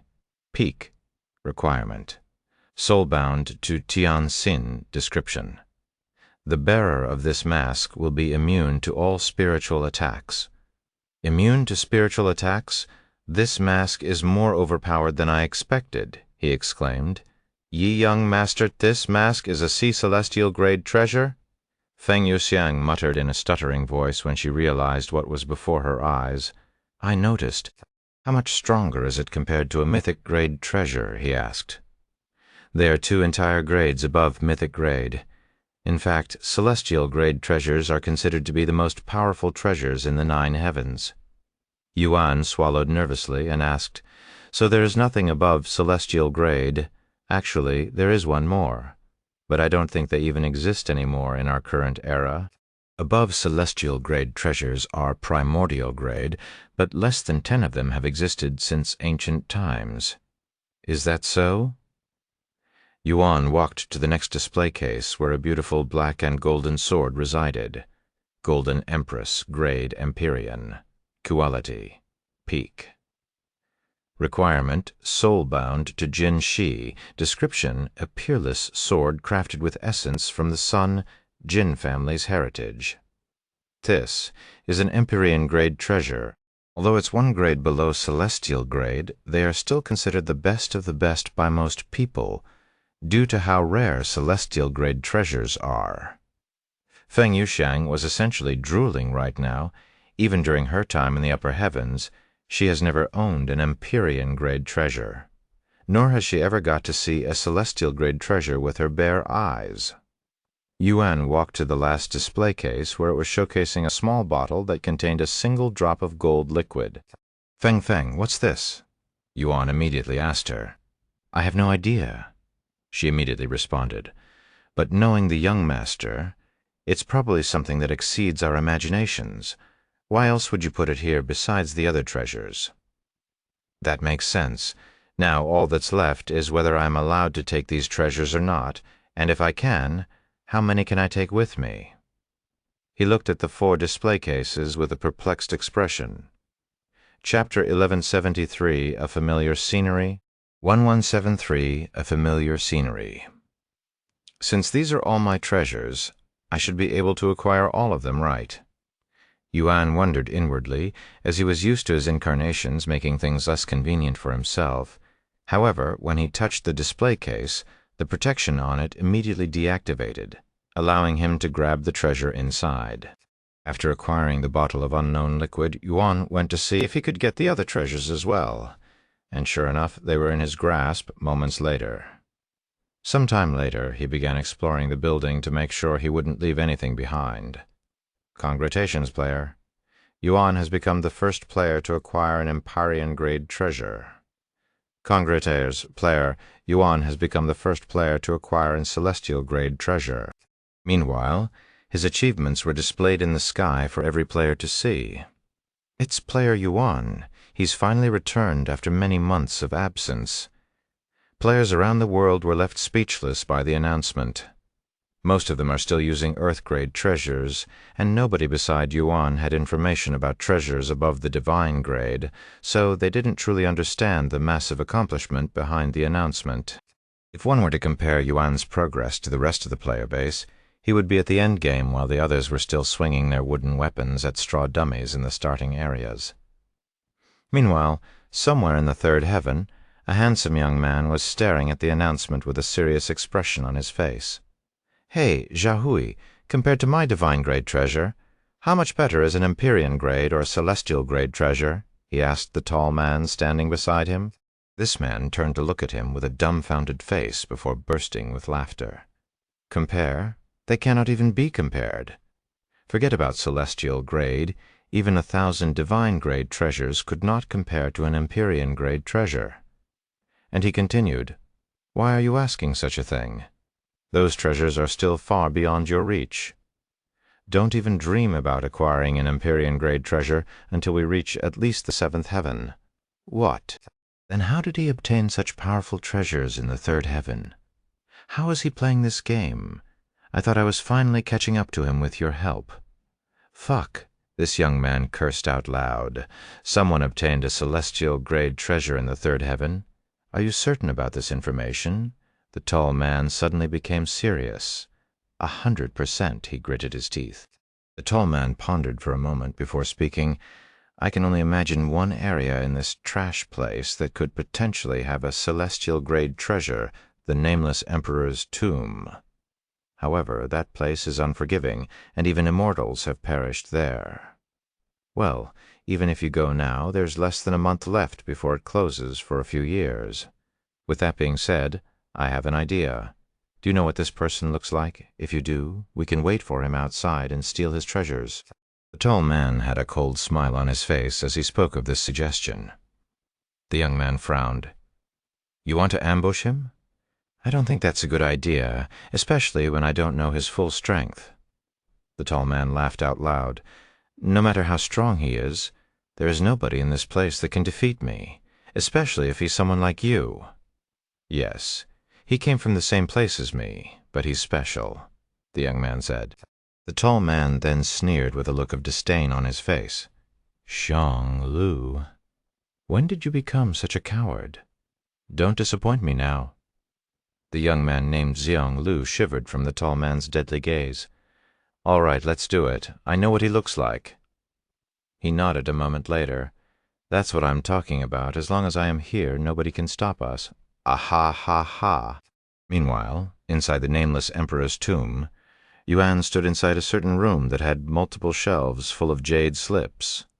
"What is this?" Yuan randomly picked up one of them and looked inside with his divine sense. Some time later, He placed the jade slip back in its spot and proceeded to stand there with a perplexed expression on his face. "What's the matter, Brother Yuan?" Xiaohua asked him. "That jade slip contained Tianxin's memories with Jin Shi," he said. "Let me take a look at a few more." He grabbed a few more jade slip and peered into it. Sure enough, they were all memories of his time with Jin Shi. "I guess he didn't spend 1,000 years on this island doing nothing." Yuan sighed. Tianxin had filled all of the jade slips in this room with his memories with Jin Shi, every second of it. And when Yuan watched these memories, Tianxin's thoughts and feelings would transfer to him. By the time Yuan finished going through all of the jade slips in the room, he'd also grown to love Jin Shi. It was a weird experience for him, but he didn't reject these emotions. It took Yuan almost a week to finish, leaving him with 3 more weeks in the nameless emperor's tomb. After putting down the last jade slip, Yuan walked out of the room without taking any of them with him, as he felt that they belonged in this place. In the next room, he found himself standing before a round platform placed at the center of the room. The platform was about 6 inches tall and 5 meters in diameter, and the curved surface around the platform had drawings of several dragons engraved into it. For some unknown reason, Yuan could sense a nostalgic feeling coming from it. After looking at it for a moment, he decided to stand on top of it. The following moment, his figure would disappear from the room, and a pillar of light would appear above the nameless emperor's tomb before piercing into the heavens. When he opened his eyes, Yuan found himself staring at a familiar-looking scenery. "You have entered Ancient Dragon City, Chapter 1174. Returning to Ancient Dragon City. 1174. Returning to Ancient Dragon City. You have entered Ancient Dragon City?" Yuan wasn't surprised when he saw this notification, as he already knew the location in his heart the second he saw the cloudy scenery. Xiaohua came out of his body a second later to ask, "Where are we, Brother Yuan?" "We're currently in." But before Yuan could finish, Feng Yuxiang also appeared, and she immediately started complaining. "Young master, this place reeks of a dragon's scent. I think there's a dragon nearby." Yuan smiled. Of course it would smell like dragons. This is the Ancient Dragon City, after all. Lan Yingying also appeared and asked, "The same place that the mystic realm took you to?" He nodded. "Indeed, I was teleported here when I activated some kind of teleportation formation in the Mystic Pagoda. Since the dragon ancestor knew Tianxin, it's not surprising that we would come back here through the nameless emperor's tomb." Suddenly, Yuan and his group turned to look in a certain direction, where a large group of human figures could be seen approaching them. If he didn't know any better, he would have mistaken them as a fellow human. However, for some reason, they looked even more aggressive this time around, and there were 10 times as many people in their group. "How dare a phoenix trespass into a dragon's territory? I can even smell an exile amongst them. Attack! Do not let them reach the city." Wait, Yuan didn't even get a chance to speak this time before the dragons launched their attacks on him and his group. "You dare bare your fangs at my young master. Watch as I burn you alive." Feng Yuxiang exclaimed as she also launched her own attacks at the incoming dragons. The relationship between dragons and phoenixes are akin to fire and water in the 9 heavens. Whenever they see each other, it would always result in some kind of fight. Because of this, the dragons attacked them on sight, and Feng Yuxiang did not hesitate to fight back. Dong! Dong! Dong! The sound of war drums suddenly started playing loudly, alerting the other dragons in the city that a battle had started. This greatly shocked the residents in the city, as they haven't heard the war drums being played for hundreds of thousands of years. By now, it was already too late for Yuan to try and de-escalate the situation, and he could only hold Feng Yuxiang back while shielding his group from the dragon's aggressive attacks. "Feng, stop! They are not our enemies." Yuan subconsciously hugged her slim waist to hold her back. "Oh!" Feng Yuxiang immediately stopped her attacks and blushed, even going limp a little. However, the dragons did not stop their attacks even after Feng Yuxiang stopped attacking. Seeing this, Yuan could only create a barrier around his own group using Sword Aura, which destroyed any incoming attacks the moment they touched the barrier. Eventually, more dragons could be seen entering the battle. It did not take long before Yuan and his group were surrounded by dragons. "This is all your fault, Phoenix," Xiao Hua uttered in a displeased manner, putting all of the blame on her. "What? You're not being fair. They attacked us first." Feng Yuxiang immediately defended her own actions. "Your presence itself is the problem," Xiao Hua rebuked. While Feng Yuxiang and Xiao Hua continued to bicker back and forth, the presence of a spirit sovereign suddenly appeared out of thin air. Then a second presence appeared, and it was also a spirit sovereign. Two more unique aura would appear a second later, and they were both spirit emperors. When Yuan sensed these four presents, he couldn't help but smile. "All of you, halt!" A stern voice echoed shortly after. Soon the figure behind the voice appeared, and as Yuan had expected, it was Shi Shengmo, the Dragon Emperor. There were three people following behind him, and they were Shi Mingze, his wife, Shi Murong, his son, and last but not least, Shi Meili, his daughter. However, due to the barrier that obstructed Yuan's figure, none of them recognized him. "I am the ruler of this place, Shi Shengmo. You have 10 seconds to identify yourself before my entire kingdom tears you apart. Uninvited guests." "Let me handle this," Yuan said to the others while staring at Feng Yuxiang. He then removed the barrier that obstructed his face and flew towards Shi Shengmo. "Who gave you permission to move?" Another familiar voice resounded. It was Captain Cheng, who had interrogated him during his first visit. Of course, Yuan ignored him and continued approaching the royal family. You are." Shi Shengmo subconsciously squinted his eyes at Yuan after seeing his familiar face. "No way!" Shi Murong exclaimed. "Oh my!"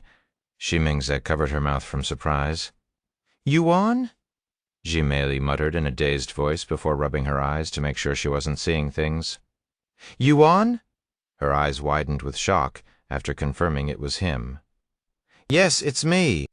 And I am so sorry that our reunion had to be celebrated in such a fashion." Before Yuan could finish his sentence, Shi Meili suddenly shot forward, flying at him like a meteor. Seeing this, Yuan quickly prepared for her arrival. "Yuan!" A trail of blissful tears appeared in the sky as Shi Meili dived into his arms. "Oof!" Yuan released a weird noise as his body was hugged with extreme strength. "What the hell?" Captain Cheng and many others muttered in a baffled voice after witnessing this unexpected outcome. "Wait, that human is..." Captain Cheng eventually recognized Yuan. "What is that dragon doing to my young master?" Feng Yuxiang gritted her teeth in frustration. He actually returned, and in such a short time too. Shi Shengmo was shocked for another reason, and when he recalled his bet with Shi Meili, his body trembled uncontrollably. Meanwhile, Yuan was still being embraced by Shi Meili. "It's been a while, Shi Meili," Yuan said to her in a low voice, which only made the arms around his body tighten. Chapter 1175, Returning to Ancient Dragon City 2. 11 Swell 175, Returning to Ancient Dragon City 2. "Yuan, I can't believe it.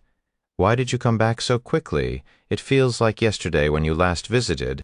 Shi Meili spoke after releasing Yuan from her deadly embrace. As a dragon who has lived for over 10,000 years, her flow of time is a bit distorted. "To be honest, I didn't come here on purpose. Just like the last time, I somehow managed to come here by accident," Yuan said with a stiff smile. Shi Meili chuckled. "The first time may be an accident, but for it to happen a second time, this is definitely the work of fate. We're definitely fated to be together." Ahem, Shi Shengmo suddenly cleared his throat, causing the air to vibrate. "All of you, this is a false alarm.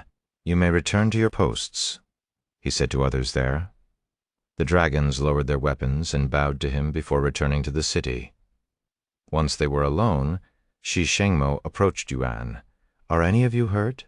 I apologize for any distress my soldiers may have caused for your group."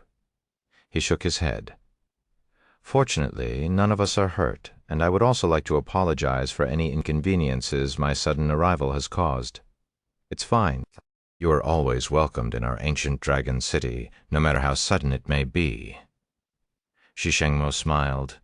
"Anyways, why don't you come with us back to the palace where we can sit down and have a proper conversation?" Of course, once they were sitting down inside the dragon palace, Shi Shengmo started the conversation. "Since there are a few new faces here, why don't we start with introductions? I am Shi Shengmo, the ruler of the ancient dragon city. I am Shi Mingze, his wife, Ji Murong, their son, and I am Ji Meili, the youngest in the family." Lan Yingying introduced herself next. "My name is Lan Yingying, Feng Yuxiang." Feng Yuxiang spoke in a stiff voice, as this is her first time being in the same room as dragons. Xiaohua. Xiaohua was the same as usual, being as calm as a still pond. "Where's Wang Shuying?" Shi Meili suddenly asked. .com. "She's still in second heaven." "Still then? Where did you guys come from?" Shi Shengmo raised an eyebrow. "The third heaven inside the nameless emperor's tomb? You've already ascended to third heaven? Weren't you in lower heaven the last time you visited a year ago?" Shi Mingze expressed surprise. "Indeed," he nodded. "At this rate you'll reach supreme heaven in less than a decade."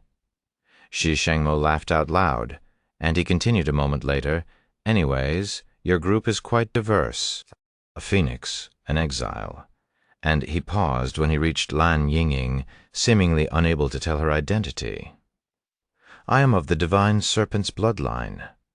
"A divine serpent!" Shi Shengmo exclaimed after learning this. He knew that she was a divine beast based on her unique smell, but he never expected her to grace from such a rare bloodline. "Are they rare divine serpents?" Shi Meili asked out of curiosity after seeing his reaction. "Of course, even those with an ordinary bloodline are rare. Out of all divine races out there, the divine serpents have the lowest birth rates because of their unique bloodline that forbids them from having more than one child per generation. Though that is not to say they cannot have more than one child. It's just that only the firstborn can be a divine serpent, but this rule may differ for each bloodline." "How complicated," Ji Meili mumbled. "With such strict birth rules, it is a miracle that they still exist. Hey, they say that divine serpents aren't that different from dragons, and they can even evolve into one. How true is that?" Feng Yuxiang suddenly asked, as she has never witnessed this happen before. Shi Shengmo raised his eyebrows after hearing this question. "Serpents and dragons are two different races. If a serpent can evolve into a dragon, then it wasn't a serpent to begin with. Some dragons with inferior bloodlines are often mistaken as serpents, hence why there is this misconception." "Is that so?" Ji Meili then said, "Regardless, I am really excited to finally meet other divine beasts that aren't dragons. Nice to meet you." Yuan couldn't help but smile after seeing her smile that was filled with the same energy as before. "Yes, it is really refreshing to meet other divine beasts." Lan Yingying agreed with her. After chatting for a while, Shi Shengmo suddenly asked, "I know you arrived here by accident, but what do you plan on doing now?" Yuan pondered for a moment before speaking. "If fate brought me here, then I must have some kind of purpose here. Unfortunately, since I have no idea what that purpose is, I have nothing in mind. I know. How about traveling with me?" Shi Meili suddenly suggested. Yuan raised an eyebrow and asked, "Traveling? Where to?" For some reason, she chuckled. "You probably think the ancient dragon city is all there is to this place, right? I don't know if you remember, but I told you during your previous visit that this place is actually very vast. There are other cities besides the ancient dragon city. Just how big is this world?" he then asked. I'm not really sure about that, since I have nothing to compare it with.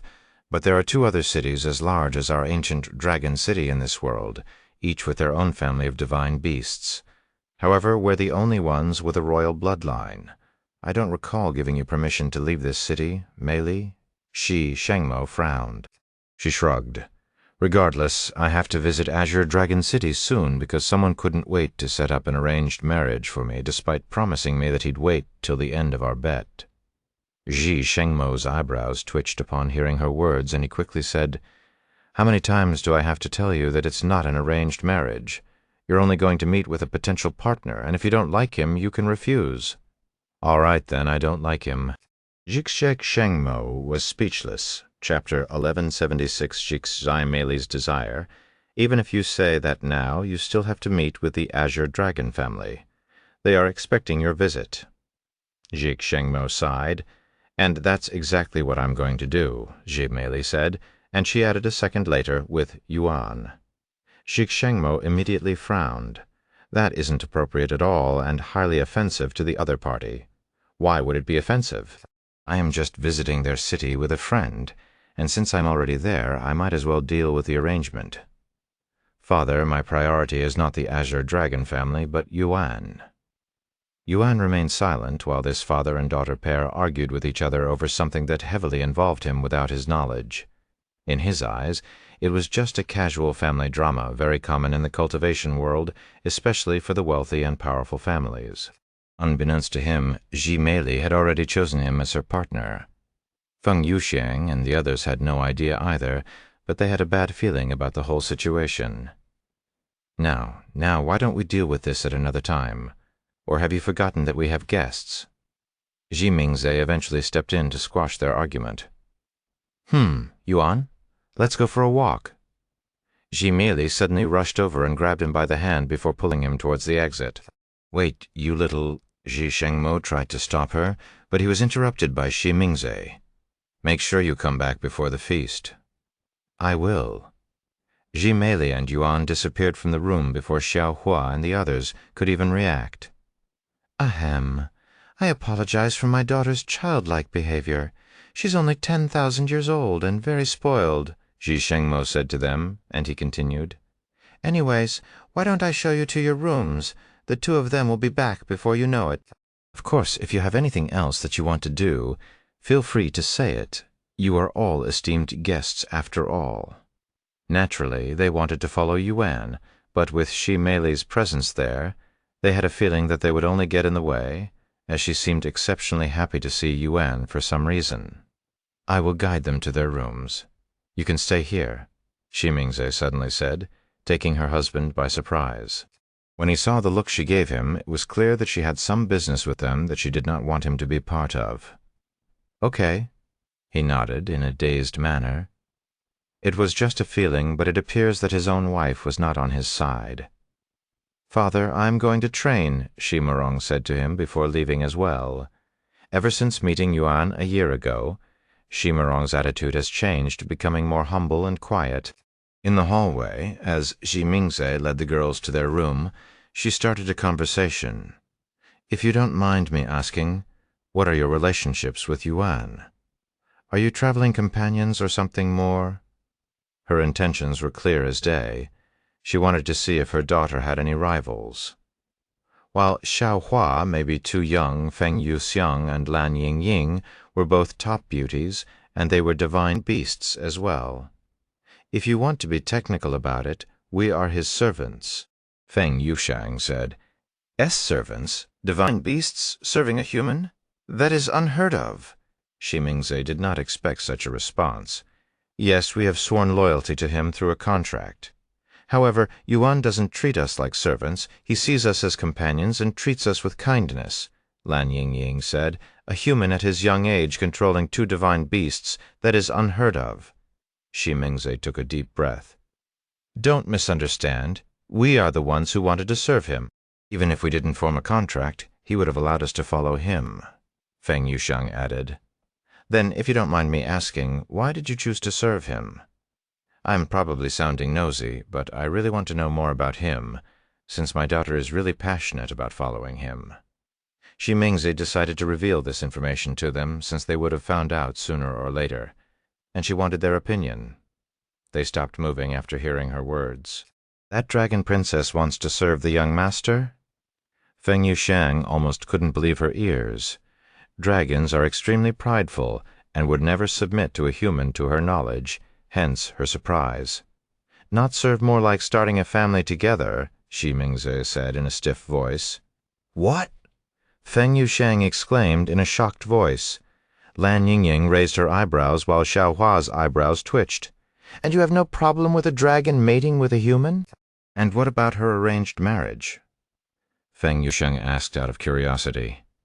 "Despite what the humans have done to our kind, that was countless years ago, and I do not harbor any resentment towards them.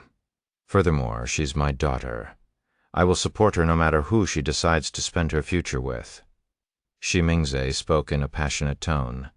As for her arranged marriage, that was purely done by my husband, who is still having a hard time accepting her feelings. He doesn't hate humans or anything, but he also has a traditional mindset, and he doesn't believe in such an interracial relationship.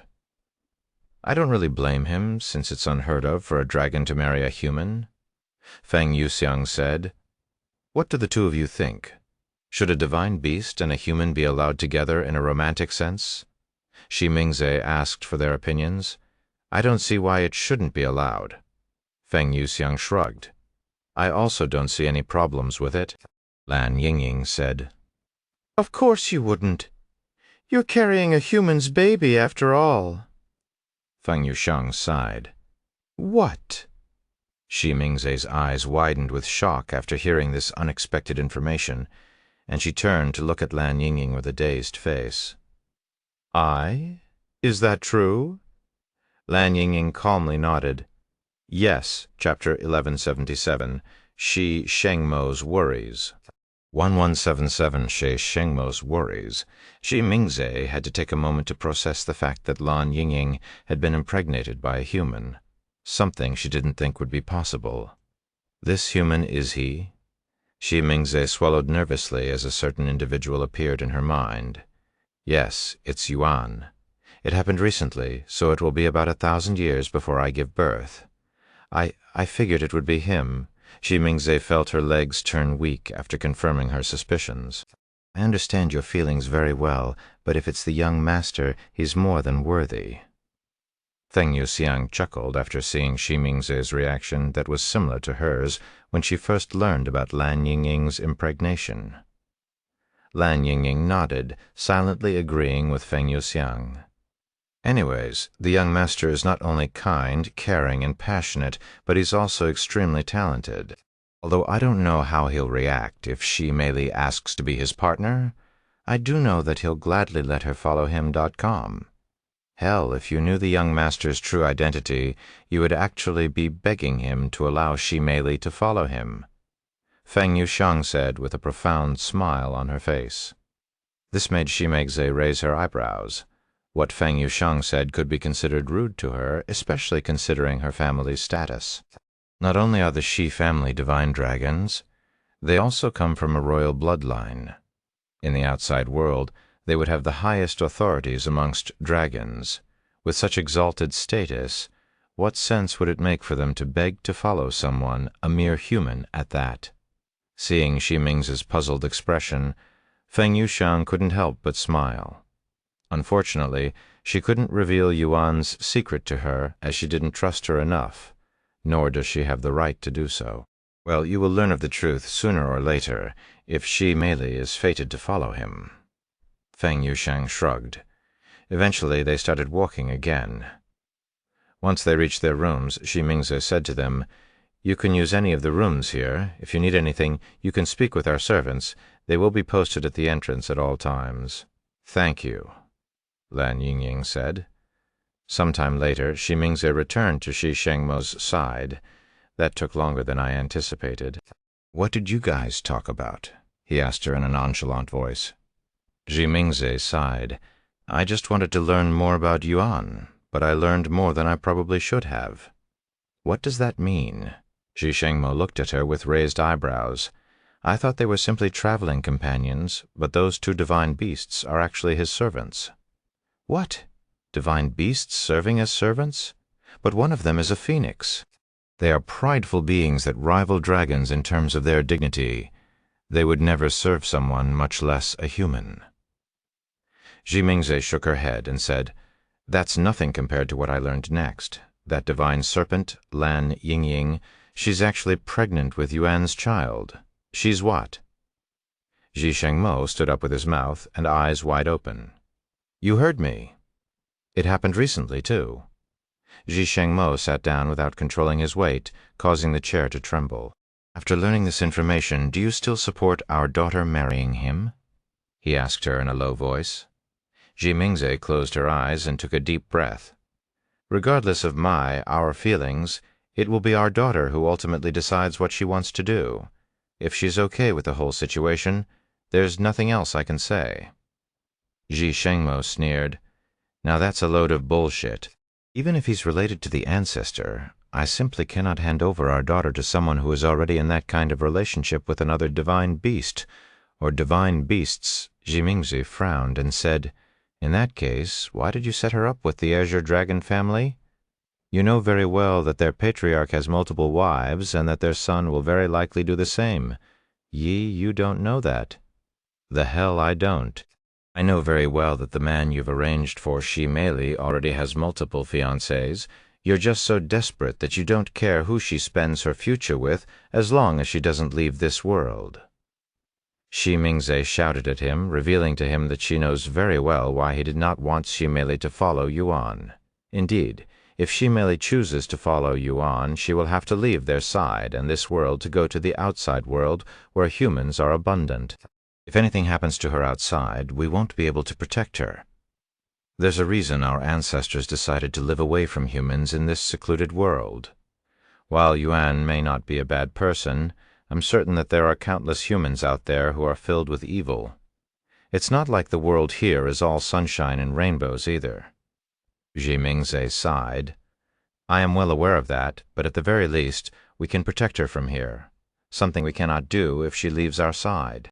When that happens, it will no longer be our job to protect her. It'll be whomever she decides to follow.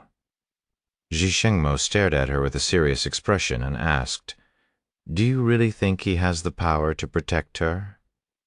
Ji Mingze smiled and said, Did you not notice his cultivation? What about his cultivation? Ji Shengmo asked. He's already a peak spirit king. The last time we saw him, he was only a spirit grand master, and that was a year ago. That's nothing special at all. There are plenty of people who can break through at that speed. That may be true for the people in the upper heavens, but he started in the lower heaven. In fact, we already saw the extent of his potential through the Dragon Awakening ritual. He lit up all 9 pillars. That's something even our ancestors couldn't do. When Shi Mingze reminded him of such an event, it caused him to go silent, as he couldn't act like that never happened. Chapter 1178, Visiting the Ancestral Dragon Temple Again. While Shi Shengmo and Shi Mingze had their conversation regarding Shimeli's future, the specific individual of their topic was walking in the streets with a bright smile on her face that made everyone around her filled with curiosity. I haven't seen the princess acting this happy in a while. Did something happen? Do you see that young man walking beside her? That's the human who visited a year ago, apparently. He's returned. I would bet my entire fortune that he's the reason she's so happy. I heard about him. He's the human who lit up all 9 pillars for the Dragon Awakening ritual, right? Yes, he's that very human. I wonder why he's returned. Meanwhile, Shimeli asked Yuan, Hey, do you want to visit the Ancestral Dragon Temple again? Yuan nodded. Sure. Sometime later, they arrived at the Ancestral Dragon Temple, where the residents in the city go to train and spar with each other. When they arrived, Yuan immediately recognized a few of the faces there as he'd fought them before. Look, it's Her Highness Princess Shi. Greetings, Princess Shi. Those who were not busy in the arena stopped whatever they were doing to greet her. They noticed Yuan's presence afterward. Hey? Aren't you that human from last year? When did you return? One of them recognized Yuan's appearance. The other dragons also started to remember him. I arrived just today, Yuan said with a smile on his face. Is that so, anyways? Welcome back, Yuan. Ha ha ha ha ha. Perfect. Looks like I can finally get my revenge. Fight me, Yuan. No. Let me fight him first. I've been itching for revenge since my defeat last year. Yuan was quickly surrounded by these passionate fighters. He tried to calm them down. Relax. Everyone here will get a turn to fight me. Shimeli then asked him, Do you want the same rules as last time and fight as a spirit master? Let's increase the limit. I'm a peak spirit king now, after all. Eh? Shimeli and the others suddenly became silent. Peak spirit king? Shimeli uttered in a dazed voice. Shimeli was so overjoyed by Yuan's return that she didn't even notice his cultivation base until he mentioned it. As for the others, they weren't thinking about it until they recalled that he was only a spirit grand master the last time he visited. Heavens, you're already a peak spirit king. You were only a spirit grandmaster last year. How did you improve so fast? Shimeili exclaimed in a shocked voice after snapping out of her daze. It just happened, I guess. If they knew that Yuan had barely even cultivated to reach that level, not even the heavens would know how they'd react, as expected of the one who awakened all 9 pillars during the dragon awakening ritual. Your talents are quite something. Yuan chuckled. Anyways, I will let my opponents choose the limit this time. I want it to be as fair as possible after all. The dragons there raised their eyebrows as Yuan made it sound like they were already at a disadvantage. Sometime later, Yuan and one of the dragons there entered the stage while everyone else surrounded the arena. Young man, do you remember me? Yuan's opponent suddenly asked once they were both on the stage. It took a second, but Yuan nodded. Yes, I do. You are Long Yanjun, correct? You were also my first match the last time.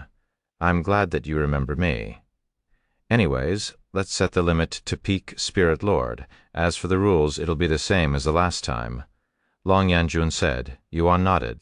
Since the rules will be the same as their last fight, neither of them will be using any weapons and will be relying only on their fists. Once the formation activated, Yuan's cultivation lowered to peak Spirit Lord. Although the rules were the same, the fight will be vastly different due to the increased cultivation limit. For example, since they were limited to Spirit Master before, Long Yanjun wasn't able to use Key Manifestation while Yuan could, which became the deciding factor of that fight. However, now that they are both Spirit Lords, Long Yanjun will be able to use Key Manifestation, and his techniques will be even more powerful in general. I won last time because I used Key Manifestation and you couldn't. Furthermore, you gave me 1 free strike. This time, I will let you strike first, and I will give you 3 free strikes, Yuan said, which surprised Long Yanjun and the spectators. 3 strikes, are you serious? Long Yanjun asked him. Yuan nodded with a confident smile. Long Yanjun smiled back. Looks like it wasn't just your cultivation that changed. Anyways, I accept your offer, and I'm going to make you regret it. Here I come. Long Yanjun took a deep breath and gathered his spiritual energy before concentrating it at his fist. Once he was prepared, Long Yanjun stepped forward and released his explosive attack. Purple Dragon Fist. Yuan stood there with his hands clasped behind his back as he calmly watched Long Yanjun's fist that was covered in a purple aura strike directly in the center of his stomach. Boom! A ripple swept the arena as the purple aura from Long Yanjun's fist exploded outward, entering Yuan's stomach and coming out the back as though it penetrated through his entire body. However, Long Yanjun did not move afterward, and there was a look of clear disbelief on his face. What the hell? He asked himself as his entire arm that was used to strike Yuan trembled from the impact. Long Yanjun eventually lowered his arm and took several steps back before lifting his head to look at Yuan in the face. Not only does Yuan look completely fine, he even seemed relaxed. As for Long Yanjun, when he struck Yuan just now, it didn't feel like he was hitting a human body. Instead, it felt like he'd punched a wall that was entirely made out of diamond, and half of the bones in his hand shattered because of that exchange. Chapter 1179, God's Physique. 11179, God's Physique. The whole place turned dead silent after the spectators witnessed what could only be described as puzzling. Long Yanjun had clearly struck Yuan square in the stomach, but the person who got hit didn't even budge an inch, making the spectators feel as though they were just seeing things. That's one. You have 2 more free strikes. Take your time, Yuan said a moment later, breaking the silence. Long Yanjun stared at Yuan with a dumbfounded face. He gritted his teeth and said to himself, I don't believe it. He definitely did something to block my strike just now. Once the injury on his arm recovered, Long Yanjun prepared his second strike, taking much more time to prepare this time. After gathering as much spiritual energy as he could into his body, Long Yanjun released a beastly roar before striking Yuan between his chest. Dragon-piercing thrust? An even stronger force struck Yuan's body the next second, causing his body to slide back. However, Yuan did not physically take a single step back, and there was not a single discernible injury on his body. As for Long Yanjun, his entire right arm was in shambles with his bones snapped and sticking out like some kind of horror scene. "Are you sure you're not using a treasure?" Long Yanjun did not want to doubt Yuan's integrity, but he had no choice but to do so after seeing such puzzling results. The spectators also couldn't help but think the same. Otherwise, the scene before them would not make any sense.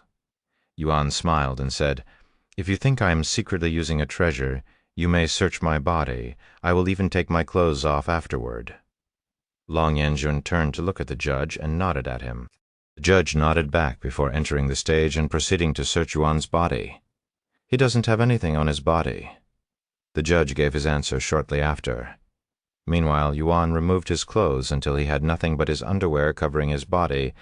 Jimeli could be heard taking a deep breath before gulping down her saliva when she saw Yuan's refined physique. There were several other females watching, and they also had a similar reaction after seeing his perfect physique.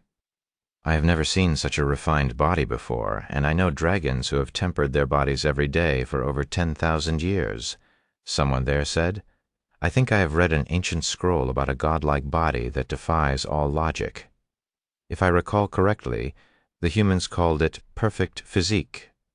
However, we call it God's physique." "God's physique? Are you for real? He has a God's physique?" Although the dragons didn't recognize the term perfect physique, they were familiar with God's physique as that represented the peak of body temperament for a dragon. "I doubt it's God's physique. Perhaps it's something similar," someone said, doubting such a claim. "Nobody has achieved a God's physique since the primordial era. There's no way a human of this era could possibly have it." While the spectators argued whether Yuan had a God's physique or not, Yuan said to Long Yanjun, "One more strike. I won't mind even if you use a treasure for the last free strike." Long Yanjun gritted his teeth. While he knew that Yuan wasn't purposefully mocking him, he couldn't help but feel mocked. Now that it had reached this point, and he was certain that he wouldn't get past Yuan's defenses with his bare hands, Long Yanjun retrieved a pair of massive golden gauntlets and wore them. "Don't regret it now," Long Yanjun said as he stared at Yuan with a serious gaze. "I'm ready whenever you are." Yuan smiled. Long Yanjun released another loud roar, and scales started appearing on his skin. Yuan raised an eyebrow after seeing this, as he has never seen anything like this before. Before long, Long Yanjun's entire body was covered in purple dragon scales, and he even grew a tail. However, he still had a human-like figure. He actually transformed in a fight against a human. Long Yanjun must be feeling really pressured now. The spectators expressed surprise after seeing Long Yanjun's transformation. While the dragons in the ancient dragon city prefer to remain in human form for convenience, it also limits their strength. However, they have the ability to transform at any time and enter a state like Long Yanjun currently. While in such a state, usually referred to as a half-dragon form, their strength will increase exponentially as they are essentially unsealing their powers. Yuan could sense Long Yanjun's aura skyrocketing, and it felt like he was before an actual beast instead of a human now. An excited smile appeared on Yuan's face as he wondered how powerful Long Yanjun would become in such a state. Once Long Yanjun was prepared, he released his fist and his emotions, letting it fly towards Yuan's face. Dong! The impact was so powerful that it shook the entire platform, and Yuan was sent flying to the end of the stage, where he hit an invisible wall that prevented him from leaving the formation. There's no way he survived that, Long Yanjun thought to himself, feeling relieved. However, his heart dropped when he heard the spectators mumbling. "No way. How is he still standing? He definitely has the god's physique. I am convinced now." When Long Yanjun looked up, he could see Yuan standing there without even the smallest scratch on his pristine body. "That's 3. I will attack now," Yuan said in a calm voice as he approached Long Yanjun, who was too shocked to move. After taking a deep breath, Yuan clenched his fist before striking Long Yanjun with relentless dragon overwhelms the 9 heavens. Boom! The force from Yuan's strike was so powerful that it made Long Yanjun's body explode into a bloody mess. "Winner, Yuan," the judge announced the winner. but everyone was too shocked by what they just witnessed to even react. Thank you for listening to the story on KevinAudio.com. Chapter 1180 LF. You can defeat me, L will marry you. Nuntral 1180. If you can defeat me, I will marry you. Good fight. Yuan extended his hand for a shake after the battle ended, and Long Yanjun's body recovered. Long Yanjun accepted the shake with a bittersweet smile, and he asked, "Do you really have the god's physique, or what you humans call perfect physique?" Yuan nodded. "Yes, I have the perfect physique," he admitted, confirming the spectators' suspicions. "That was amazing. Yuan," Mei Li suddenly jumped onto the stage and grabbed his hands. "That last move you used, was it Relentless Dragon Overwhelms the Nine Heavens?" To Yuan's surprise, Mei Li recognized his technique, and she seemed to be more excited about it than his perfect physique. "Yes, you know of it? Wait. Don't tell me it's another technique that only the royal dragon family can learn?" He swallowed nervously. Mei Li chuckled. "No, that's not it. Relentless Dragon Overwhelms the Nine Heavens is a renowned technique amongst dragons because it used to be the Great One's signature technique during his prime. Hundreds of stars and countless lives perished before its tyrannical power." "I see. What the hell? Not only do you have God's physique, but you also know Relentless Dragon Overwhelms the Nine Heavens. Are you actually the Great One's pupil or something?" Someone there asked him. "No, I have never even met the Great One before. I just stumbled upon a few of his legacies, that's all," Yuan said, downplaying it. "Who cares about any of that? Yuan, let's fight," someone else said. Yuan nodded. "Sure." This person immediately jumped onto the stage, and once again it was a face that Yuan remembered. "You are Xing Chongji, right?" Yuan asked. "You are correct, and I would like a rematch." Xing Chongji pointed his red sword at Yuan's face. "Where should we limit our cultivation?" "First level Spirit King," Xing Chongji responded. "Then the rules will be the same as last time," Yuan said as he retrieved his Empyrean overlord. "I won the last time because I took him by surprise with Dragon's Gaze. This time I will only rely on my sword," Yuan thought to himself. The match started shortly after, and their swords immediately clashed with each other. "If you can land your blade on my neck, I will consider it my defeat, as your sword won't be able to penetrate my skin," Yuan said as he parried all of Xing Chongji's attacks. "We shall see about that," Xing Chongji shouted as he covered his sword with sword aura.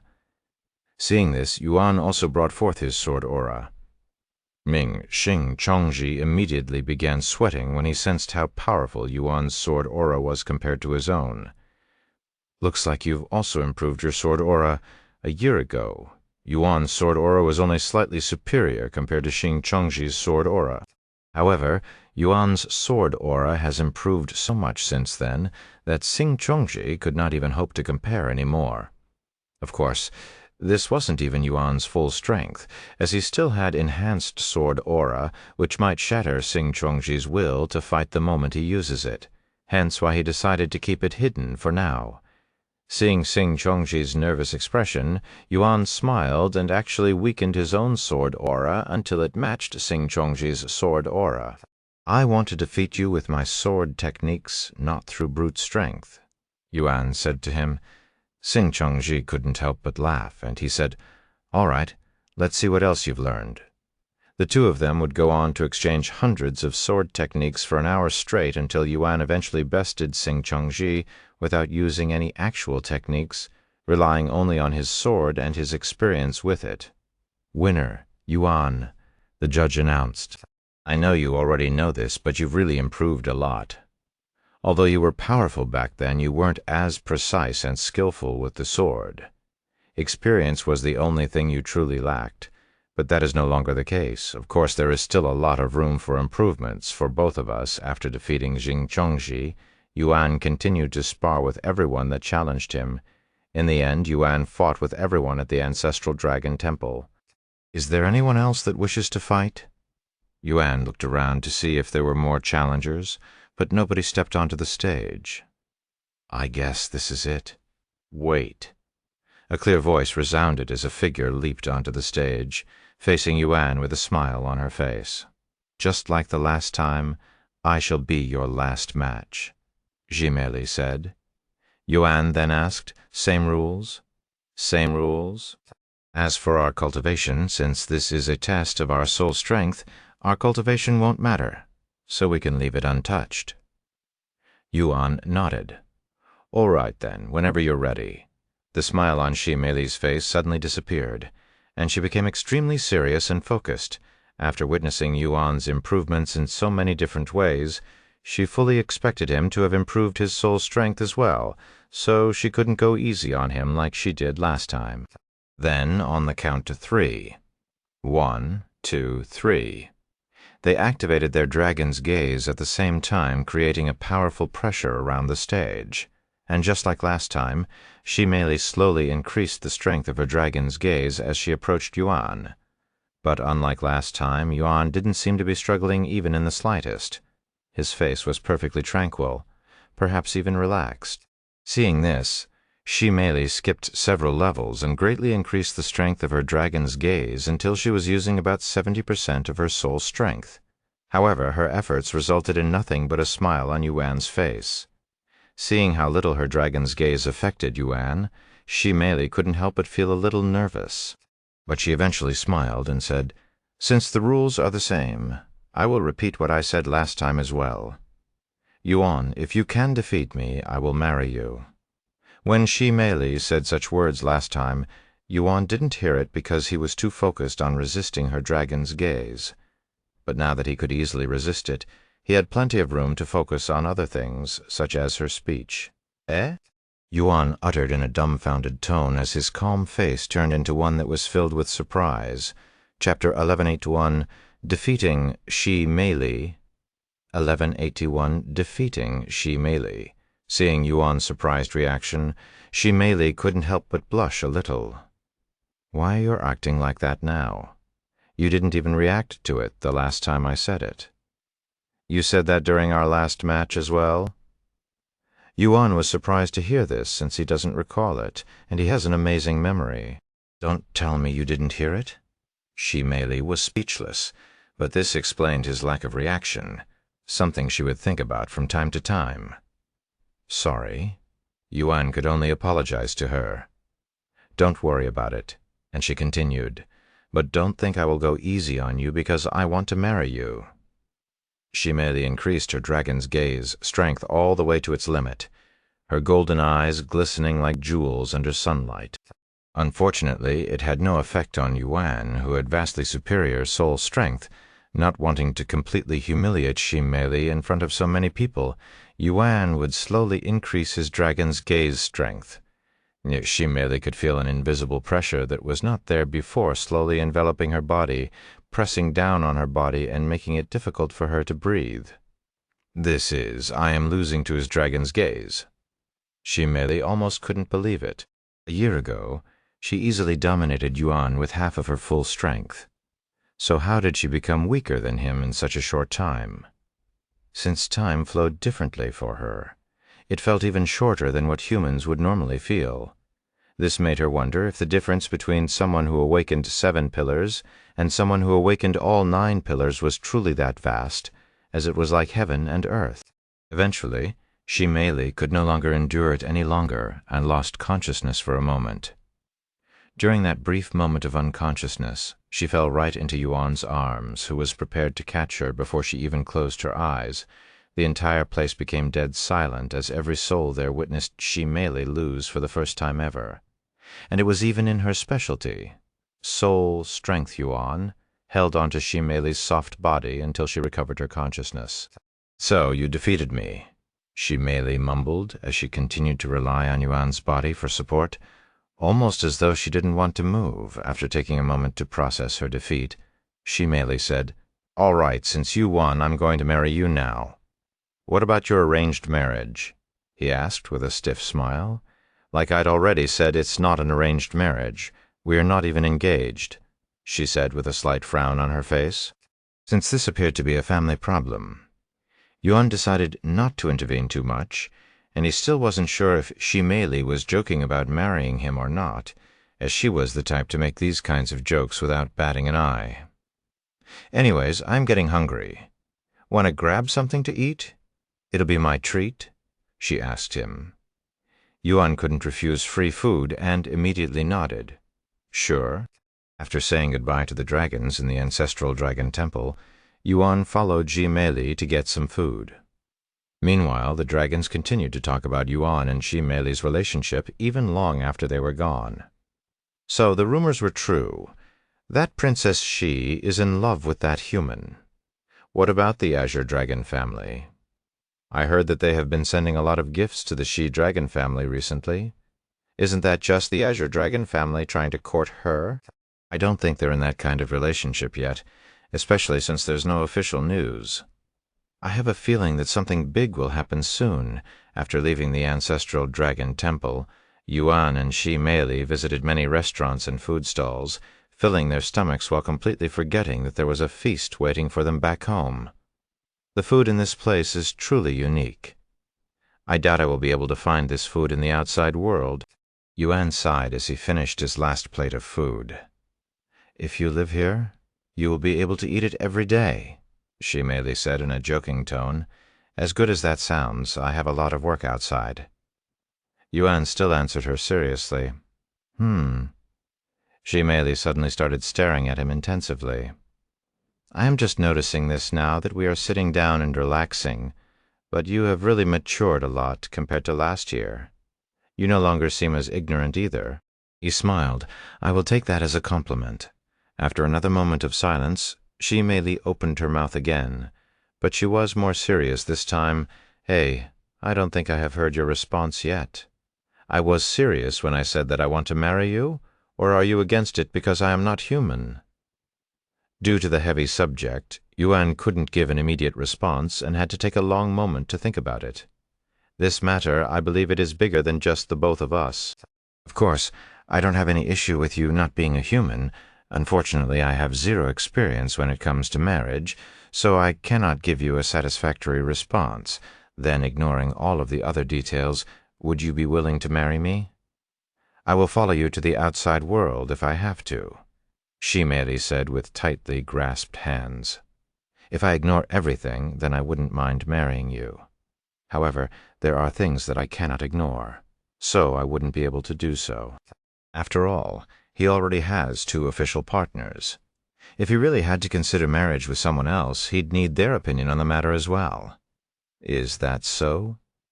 Shimeli turned silent after hearing Yuan's unofficial rejection. As I thought, it's a little too early to be talking about marriage to someone who I've only recently met. Shimeli never thought she'd be rejected by the opposite sex, but she also realized her own rashness and pondered upon it. Chapter 1182 Boss. 1182 Boss. All right, let's return home now, Shimeli said to Yuan after they finished eating at their 6th restaurant. Okay. Despite being rejected, Shimeli did not feel dispirited at all. In fact, she felt even more motivated to marry him.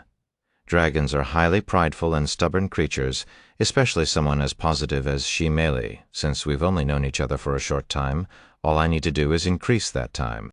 And the more time you spend with someone, the more likely they will grow attracted to you.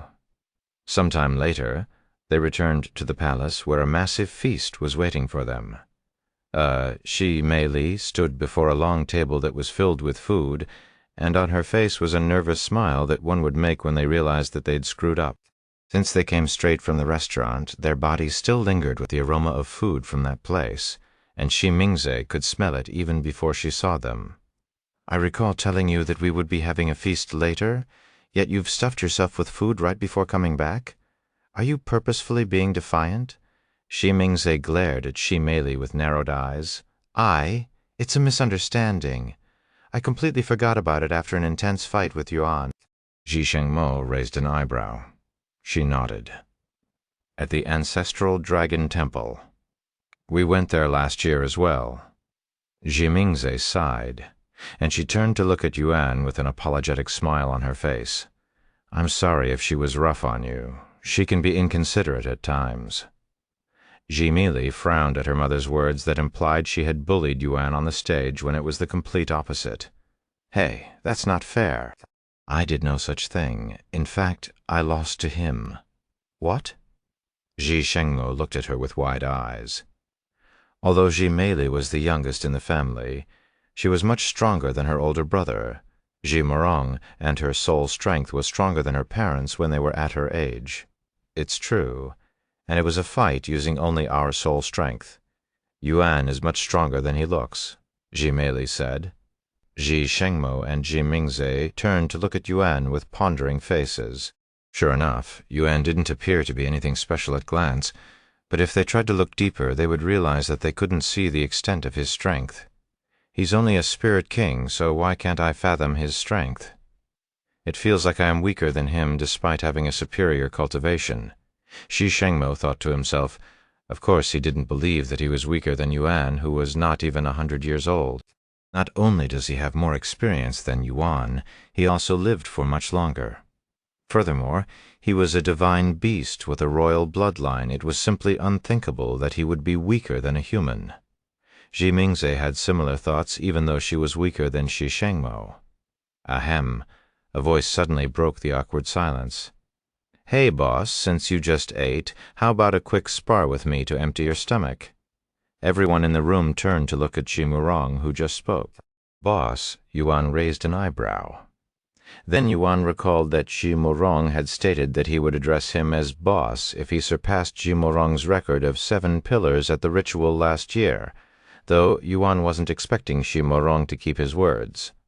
Piffed, Ji Meili couldn't help but chuckle after hearing such a word come out of Ji Morong's mouth, as it sounded very out of character. Ji Morong endured it and spoke again. So, what do you say? Yuan nodded with a smile. Sure. Ji Shengmo and Ji Mingze exchanged glances with each other, but neither of them opened their mouths. They were also curious about Yuan's prowess, although Ji Morong may not be as strong as his younger sister in terms of soul strength. He was actually slightly more experienced than her in combat, especially since he has been training his butt off after meeting Yuan. Sometime later, everyone gathered behind the palace in the training ground, where a stage that functioned like the ones at the ancestral dragon temple was located in the center. What are the rules? Yuan asked him. First one to surrender or dies loses. We can use any weapon we want. As for our cultivation, I will suppress it to match yours. Ji Morong said. Yuan then said, Sounds good, but you don't need to match my cultivation. My cultivation is a little deceiving after all. If you say so, Ji Morong's cultivation was at the 6th level Spirit Emperor. Logically speaking, a cultivator at the peak of Spirit King wouldn't be able to touch someone at Ji Morong's level. Despite that, Yuan didn't feel the slightest pressure as he stood before his opponent. Yuan retrieved his Empyrean Overlord. Meanwhile, Ji Morong took out a golden spear from his spatial ring. A spear, huh? Spear is our family's speciality, Ji Morong said. Once they were prepared, Ji Morong moved first by thrusting his spear at Yuan's head. The speed of the strike was insanely fast, so fast that it didn't even look like Ji Morong moved. However, in Yuan's eyes it was as slow as a snail. After dodging it with ease, Yuan didn't immediately strike back. Instead, he waited for Ji Morong's next strike, almost as though he was evaluating Ji Morong's strength. Ji Shengmo and Ji Mingze did not miss Yuan's intentions, and they were in disbelief. He's actually testing Ji Morong when he's half a realm lower in cultivation? Ji Shengmo was becoming more and more intrigued by Yuan's full strength. Unbeknownst to him, even Yuan doesn't know the extent of his full strength at this moment, as he has yet to find himself in a situation where he needs it. Chapter 183, unable to land a single hit. Fuck. No matter how much I try, I cannot reach him with my spear. Just how is he that strong at that cultivation level? Ji Morong cursed inwardly, feeling more and more frustrated every time Yuan dodged his strike. Dragon Shockwave. Ji Morong's spear trembled slightly as it glowed a subtle red light. Its wielder then aimed it at Yuan's body, and the illusion of a golden dragon suddenly appeared behind Ji Morong. Seeing this, Yuan used the tip of his sword to block the spear, But it didn't block the impact, and he could feel a strong force enter his body, threatening to blow up his body from the insides, but it was only able to vibrate his bones slightly. He withstood the shockwave? What's his body made of? Jimarong was in disbelief, as Dragon Shockwave specializes in internal damage. Is this all you've got? Yuan suddenly said. Why don't you transform already? I want to see it. I don't need to transform to deal with you. Jimarong gritted his teeth, becoming more aggressive in his attacks. Unfortunately, no matter how passionate he felt, he was still unable to land a single hit on Yuan. In the end, Jimarong decided to toss away his pride to transform. Golden scales began covering his body, and he grew a thick tail. His aura grew exponentially, and his cultivation even increased by 3 levels, reaching the peak of Spirit Emperor. That's more like it. An excited smile appeared on Yuan's face. Once he was prepared, Jimarong struck again. His spear flew at the speed of light, leaving a golden trail of light behind. Whoosh! Whoa! Yuan cried inwardly as he narrowly dodged the strike. Jimarong's speed had surpassed his expectation. Seeing this, Yuan no longer held back and started fighting Jimarong more seriously. The two of them would exchange hundreds of strikes with each other in just a few minutes. Even though Jimarong managed to make Yuan fight seriously, it was clear to everyone watching that he was still unable to defeat Yuan. Unbelievable! He's actually holding on against Jimarong in his transformed state, Shimei muttered in an amazed voice. He's doing more than that. Jimarong still cannot land a hit despite transforming. The gap in their strength is too much. Jimarong won't defeat him. Shi Shengmo shook his head. Seeing them fight like this is also making my blood boil, Jimingzi said with a slight smile on her face. You want to fight a human who's only a spirit king? Never thought I'd hear such a thing from you, Shi Shengmo said to her without taking his eyes off the stage. Only a spirit king? How can you say that after seeing his strength? He's obviously more than just a spirit king, perhaps even more than just a human as well. Jimingzi sighed. Shi Shengmo became speechless. Sometime later, Jimarong fell on his knees with Yuan's sword penetrating his chest and a look of disbelief on his face. He was unable to land a single hit on Yuan until the very end. It was a good fight, Yuan said to him, who remained silent. A moment later, Jimarong asked in a low voice, Did you consume it? What are you talking about? Yuan raised an eyebrow. The dragon ancestor's blood essence? It would only make sense for you to be that strong if you consumed it. Oh, you're talking about that? Nope, I still have it. The look of disbelief on Jimarong's face became clearer. Are you serious? You haven't consumed it yet? Then how are you this strong as a spirit king? Not just Jimarong, but his entire family was shocked to learn that Yuan has yet to consume the dragon ancestor's blood essence, as they all assumed that he'd already consumed it. He hasn't consumed the ancestor's blood essence? Then where else does he get his strength from? Shi Shengmo pondered. Jimingzi suddenly stepped forward and spoke. Yuan, I can tell from the spar that you're not fully satisfied. Your eyes also tell me that you have a natural desire for combat, so how would you like to spar with me next? Ji? Shimei and Jimarong looked at their mother with wide eyes, not daring to believe their ears. You want to spar with me? Yuan asked for confirmation. Jimingzi nodded with a smile. You see, I rarely get the chance to stretch my limbs anymore because of my position, and while I may not seem like it, I used to pick fights with anyone that seemed even a little challenging. That's how I met my husband as well, sparring with a spirit sovereign, huh? Yuan would be lying if he said that he wasn't interested. However, he had a feeling that he wouldn't be satisfied fighting someone like her on such a small stage. He then asked, Do you have a place where we can let loose without worrying about the environment? I have a feeling that I won't be able to go easy on you. Jimingzi chuckled. Of course, there is plenty of space outside the city. However, it will take some time to set up the arena. I don't mind waiting if it's not too long. It won't. I can have it set up by tomorrow. This will give us time to prepare ourselves too, Jimingzi said. Yuan nodded. Ahem. Shi Shengmo cleared his throat in a subtle manner. What is it? Shi Mingze looked at him with raised eyebrows. What are you trying to do? I doubt it's as simple as wanting to spar with him. He asked for her motives. I don't know what you're talking about. I'm just genuinely curious about his strength, Shi Mingze said with a profound smile on her face. Yuan is going to spar with Mother? Shi Mei still couldn't believe it. Anyways, let's return to the palace. There's a feast waiting for us, Shi Mingze said to everyone there a moment later. Chapter 1184, Sparring with the Dragon Empress. Once they were seated, Yuan immediately began stuffing his face with food. Wow, it's almost like you never ate before coming back, Shi Mei mumbled in a dazed voice as she watched Yuan eat like he was starving. Unbeknownst to Shi Mei, Yuan wasn't full even at the end of their food tour, and could have easily eaten more without sparring with Shi Murong. As they ate, Shi Mei, who was sitting next to Yuan, said to him, You know, my mother used to be called the Uncontrollable Beast, because she would pick fights with everyone. Ha-he! Shi Mingze blushed when Shi Mei brought up her embarrassing past. What? You already mentioned it. Might as well tell him about the rest. Shi Mei shrugged. Boss, how do you usually train? Shi Murong asked him. Do you have to call me boss? I know you said you'd do it, but I really don't care. I'm not going back on my words, regardless of your feelings, Shi Murong said in a stern voice. Yuan sighed inwardly, then he said, I don't really have a training routine.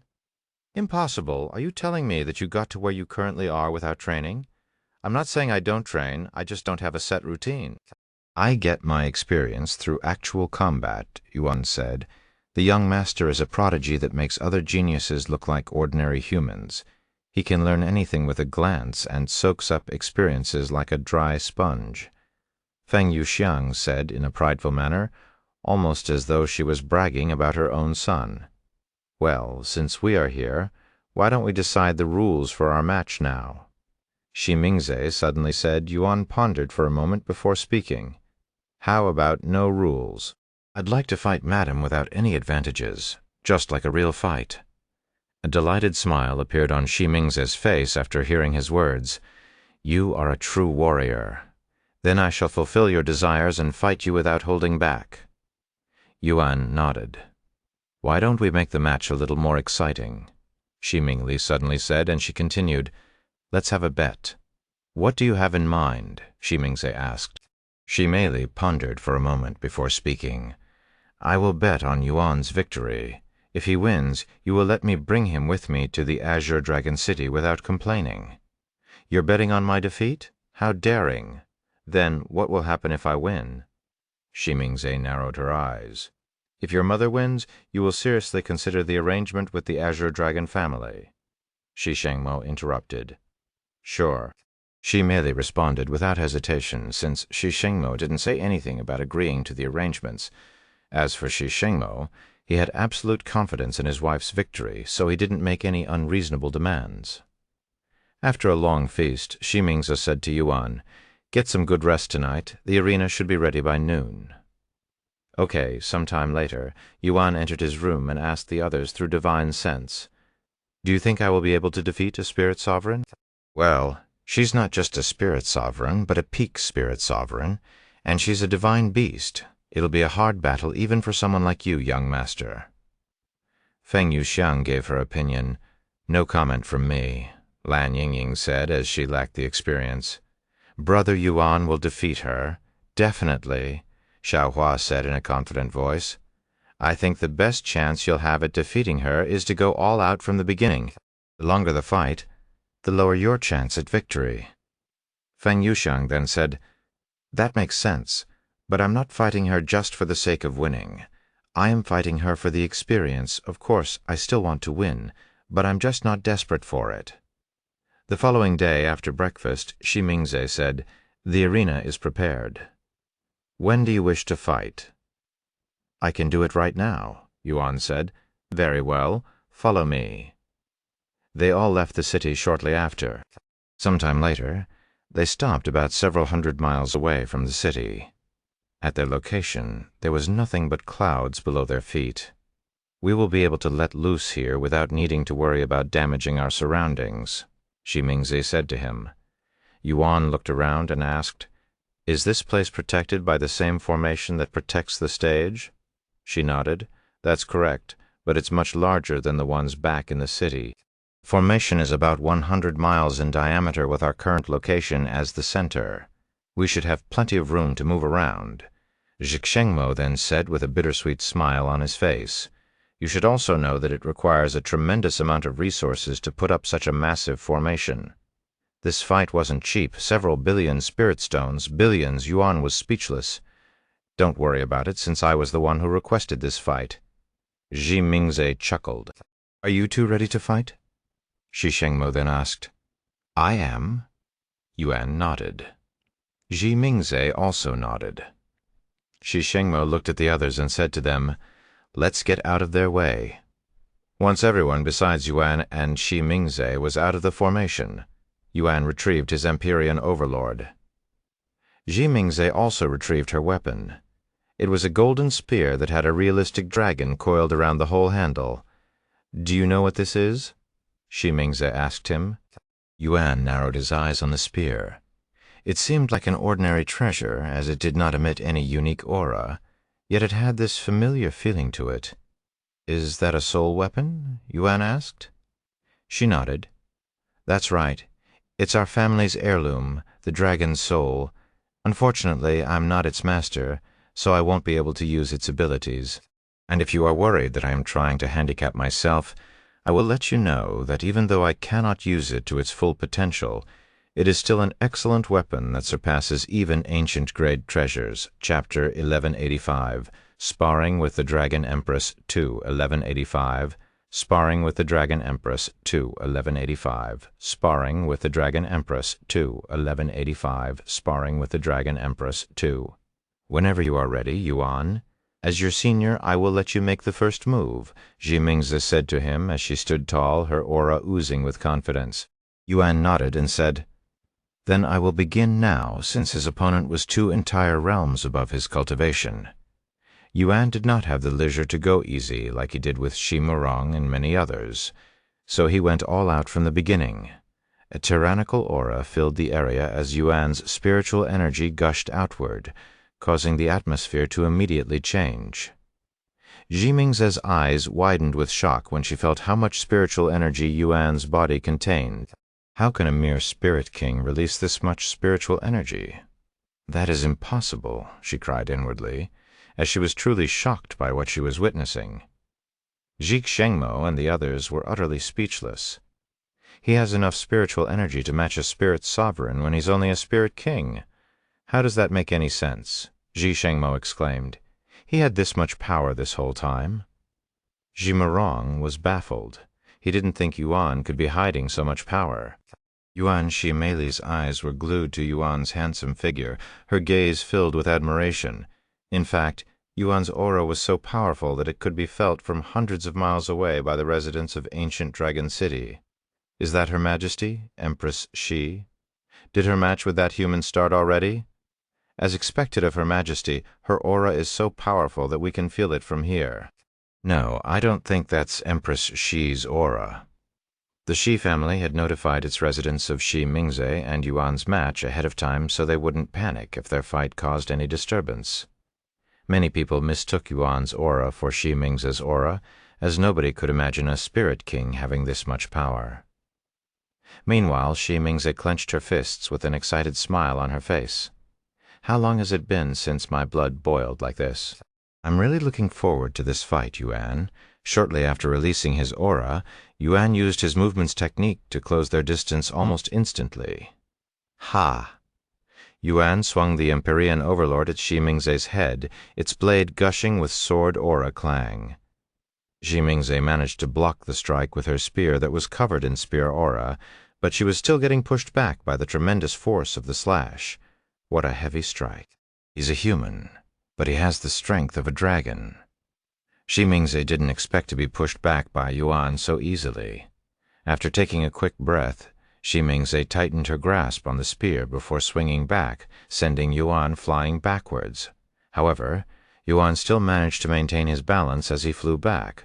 But before he could stabilize himself, Xi Mingze flew at him with her spear already in a swinging motion. Clang! Sparks of their weapon aura scattered when their weapons collided with each other for a second time. This time, Xi Mingze did not get pushed back by Yuan, and they were both basically on equal footing at this moment. The two of them would exchange hundreds of blows with each other over the next several minutes, and neither of them tried to overpower the other, almost as though they wanted to enjoy the moment.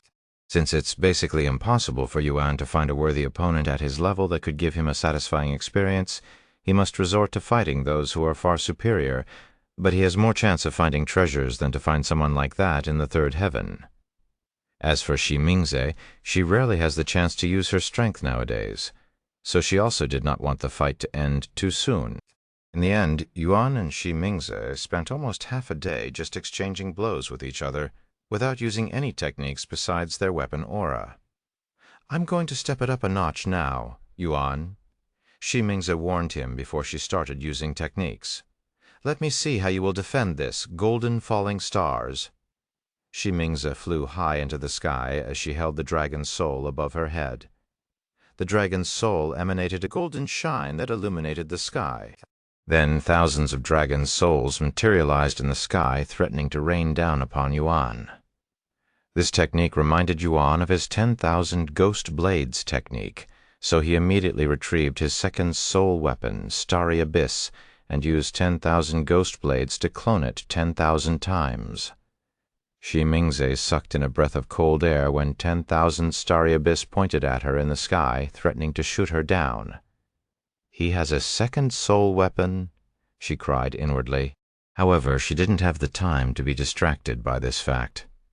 The next moment, Xi Mingze released her dragon's souls, and thousands upon thousands of golden spears fell from the sky like shooting stars. Yuan also commanded his 10,000 Starry Abyss to attack. The dragon's souls and Starry Abyss clashed with each other as though they were at war. Very quickly, it was clear that the Starry Abyss was weaker than the dragon's soul, as it required 3 to 4 Starry Abyss to destroy a single dragon's soul. Because of this, one would expect Yuan to be overwhelmed soon by Xi Mingze's technique. However, even though Yuan's Starry Abyss was weaker than the dragon's soul, his massive pool of soul strength made up for it in quantity. Whenever a Starry Abyss is destroyed, Yuan would simply make more. Xi Mingze wasn't able to do this, as she couldn't recreate the destroyed dragon's soul one by one, and needed to recast the entire technique if she wanted to create more, which would consume too much spiritual energy. Eventually, Yuan destroyed all of the dragon's souls. "Now it's my turn," Yuan said as he looked at Xi Mingze with a profound smile on his face. Xi Mingze smiled back as she wondered what kind of surprise he'll give her this time. Chapter 118.6 Sparring with the Dragon Empress 3, since I don't want to end this too quickly. Let's start out with something small. Yuan thought to himself as his sword aura grew exponentially before disappearing suddenly, which puzzled Xi Mingze, who thought he had withdrawn his sword aura for some reason, vanishing Ghost's soundless blade. Xi Mingze's instincts tingled, and she instinctively raised her spear in front of her. Clang! Before she could even see the attack, Xi Mingze was pushed back by a tremendous yet invisible force that struck her spear. What was that just now? Xi Mingze looked down at her hands that were still trembling. It was clearly a sword technique, but she couldn't sense any sword aura from it, and an ordinary sword technique couldn't have possibly pushed her back. There was only one possibility that she could think of, which baffled her when she came to realization. "Enhanced sword aura," she muttered in disbelief. "You have reached the level of enhanced sword aura?" She had to confirm it. Yuan responded with a smile. "I learned it recently." Xi Mingze hovered in the air with a dazed look on her face. "How old is he again? I am almost 300,000 years old, yet I am barely scratching the surface of enhanced spear aura."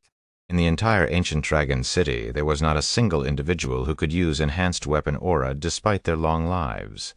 Hence why Xi Mingze did not immediately notice it. "He knows enhanced sword aura?" Shi Shengmo and the others were just as shocked. Just how much more power is he hiding in that young body? She merely swallowed nervously. "Here I come, madam," Yuan warned her before flying towards her with his sword imbued with enhanced sword aura. Since Shi Mingze did not know enhanced spear aura, she had no way to really defend against Yuan's attacks, so she could only resort to avoiding them entirely. She wanted to complain that it wasn't fair, but she was fighting someone 2 realms below her in cultivation, so she felt that she had no right to complain. Fleeting clouds. Shi Mingze utilized her movement technique, moving so quickly that she would leave behind after-images that would turn into clouds when Yuan struck them. "This isn't good. I cannot let him chase me around any longer, or I will really lose. Let's get serious now." Shi Mingze's eyes suddenly glowed bright gold, and Yuan could feel an immense pressure appear around him. Dragon's gaze. Yuan wanted to compare her dragon's gaze with Shi Mei, so he purposefully stared into her eyes. In Yuan's eyes, the world suddenly turned dark, and he could see a massive dragon's eyes that covered the entire sky staring down at him. Even with his tremendous soul strength, he could feel an indescribable sense of fear deep in his heart. Compared to Shi Mingze's dragon's gaze was countless times stronger. If it weren't for Heaven's indomitable soul, he would have fallen to her dragon's gaze at this moment. "He's actually resisting my dragon's gaze. Just how much soul strength does he have?" Shi Mingze was truly shocked to the core this time, even though she was only using about 1/4 of her soul strength.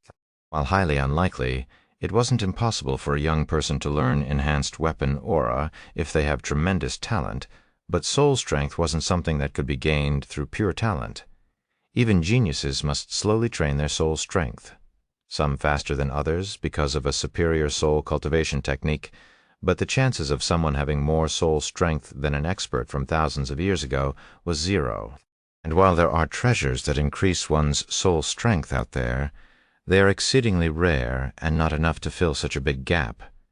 This time, Shi Mingze did not believe that Yuan had enough soul strength to rival her, so she believed there to be another reason why he could resist her dragon's gaze.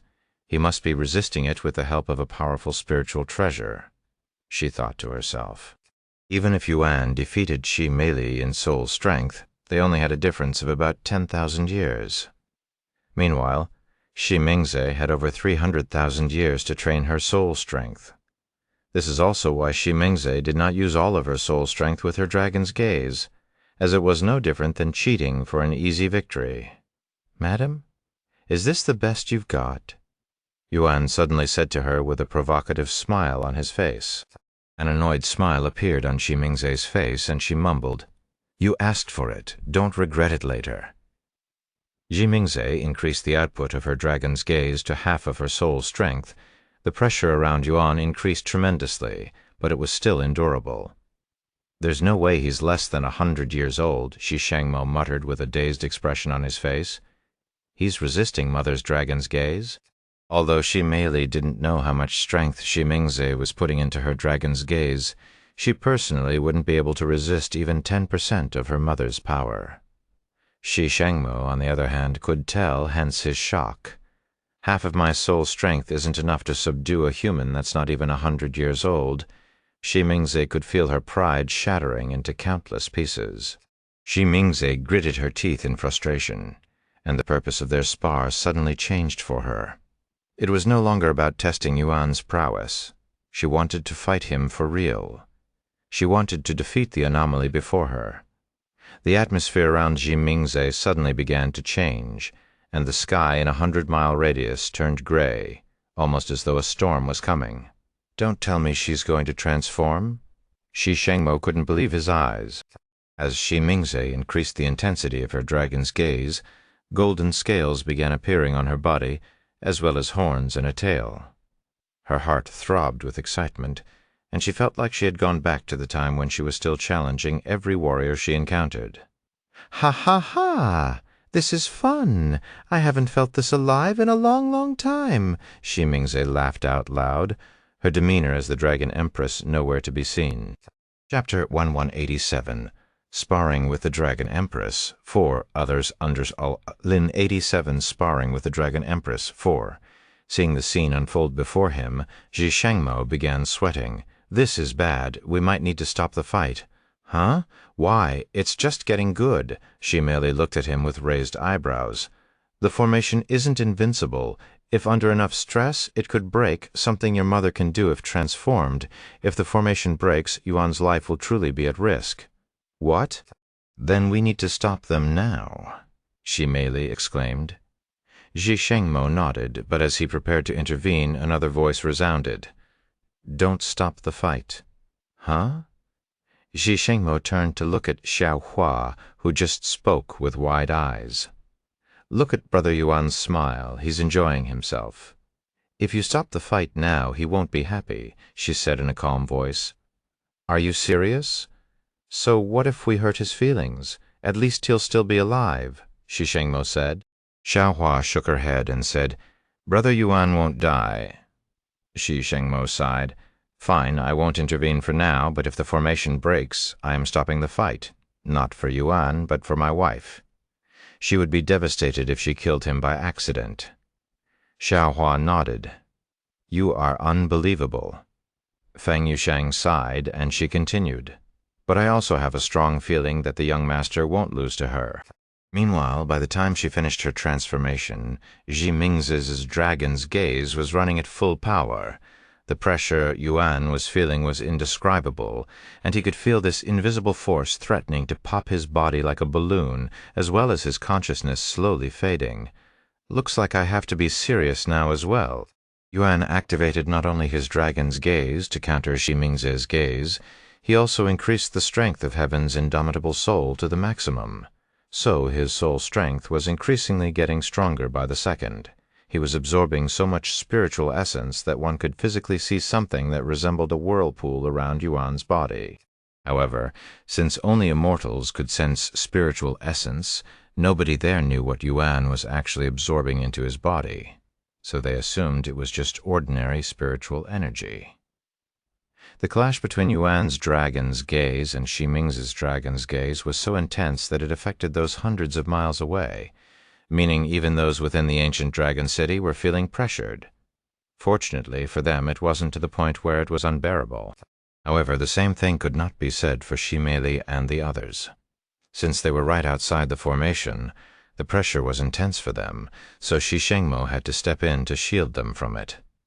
This is no longer a spar. They're going at each other as though they are really trying to kill, Shi Murong swallowed nervously. Not only were they battling each other with soul strength, but the two of them were actively exchanging techniques with their weapons. Like a beast, Zhi Mingzi only grew more excited as they fought. The number of scales on her body increased, and her hair even grew longer. Eventually, her entire body was covered in scales, looking as though she was wearing an armor made of scales. When a dragon transforms, there are certain stages which can be determined by how much scales cover their body. The more scales on their body means the closer they are to their actual beast form, hence greater strength. When Shi Mingzi was about 75% covered in scales, Yuan could no longer keep up with her in raw strength. So he activated God of War's astral arts to assist him. However, since both Dragon's Gaze and God of War's astral arts consumed his soul strength, he couldn't use the latter at full strength, though it was more than enough to help him keep up with Shi Mingzi. How many more tricks do you still have up your sleeve? Don't hold back. I want to experience them all, Yuan. Astral arts, her body shivering from excitement. The two of them would continue fighting in this manner for several hours. He's not human. There's no fucking way he's human, Shi Murong mumbled in a dumbfounded voice. Does he have an unlimited supply of energy or something? How can he keep fighting with that much strength for hours?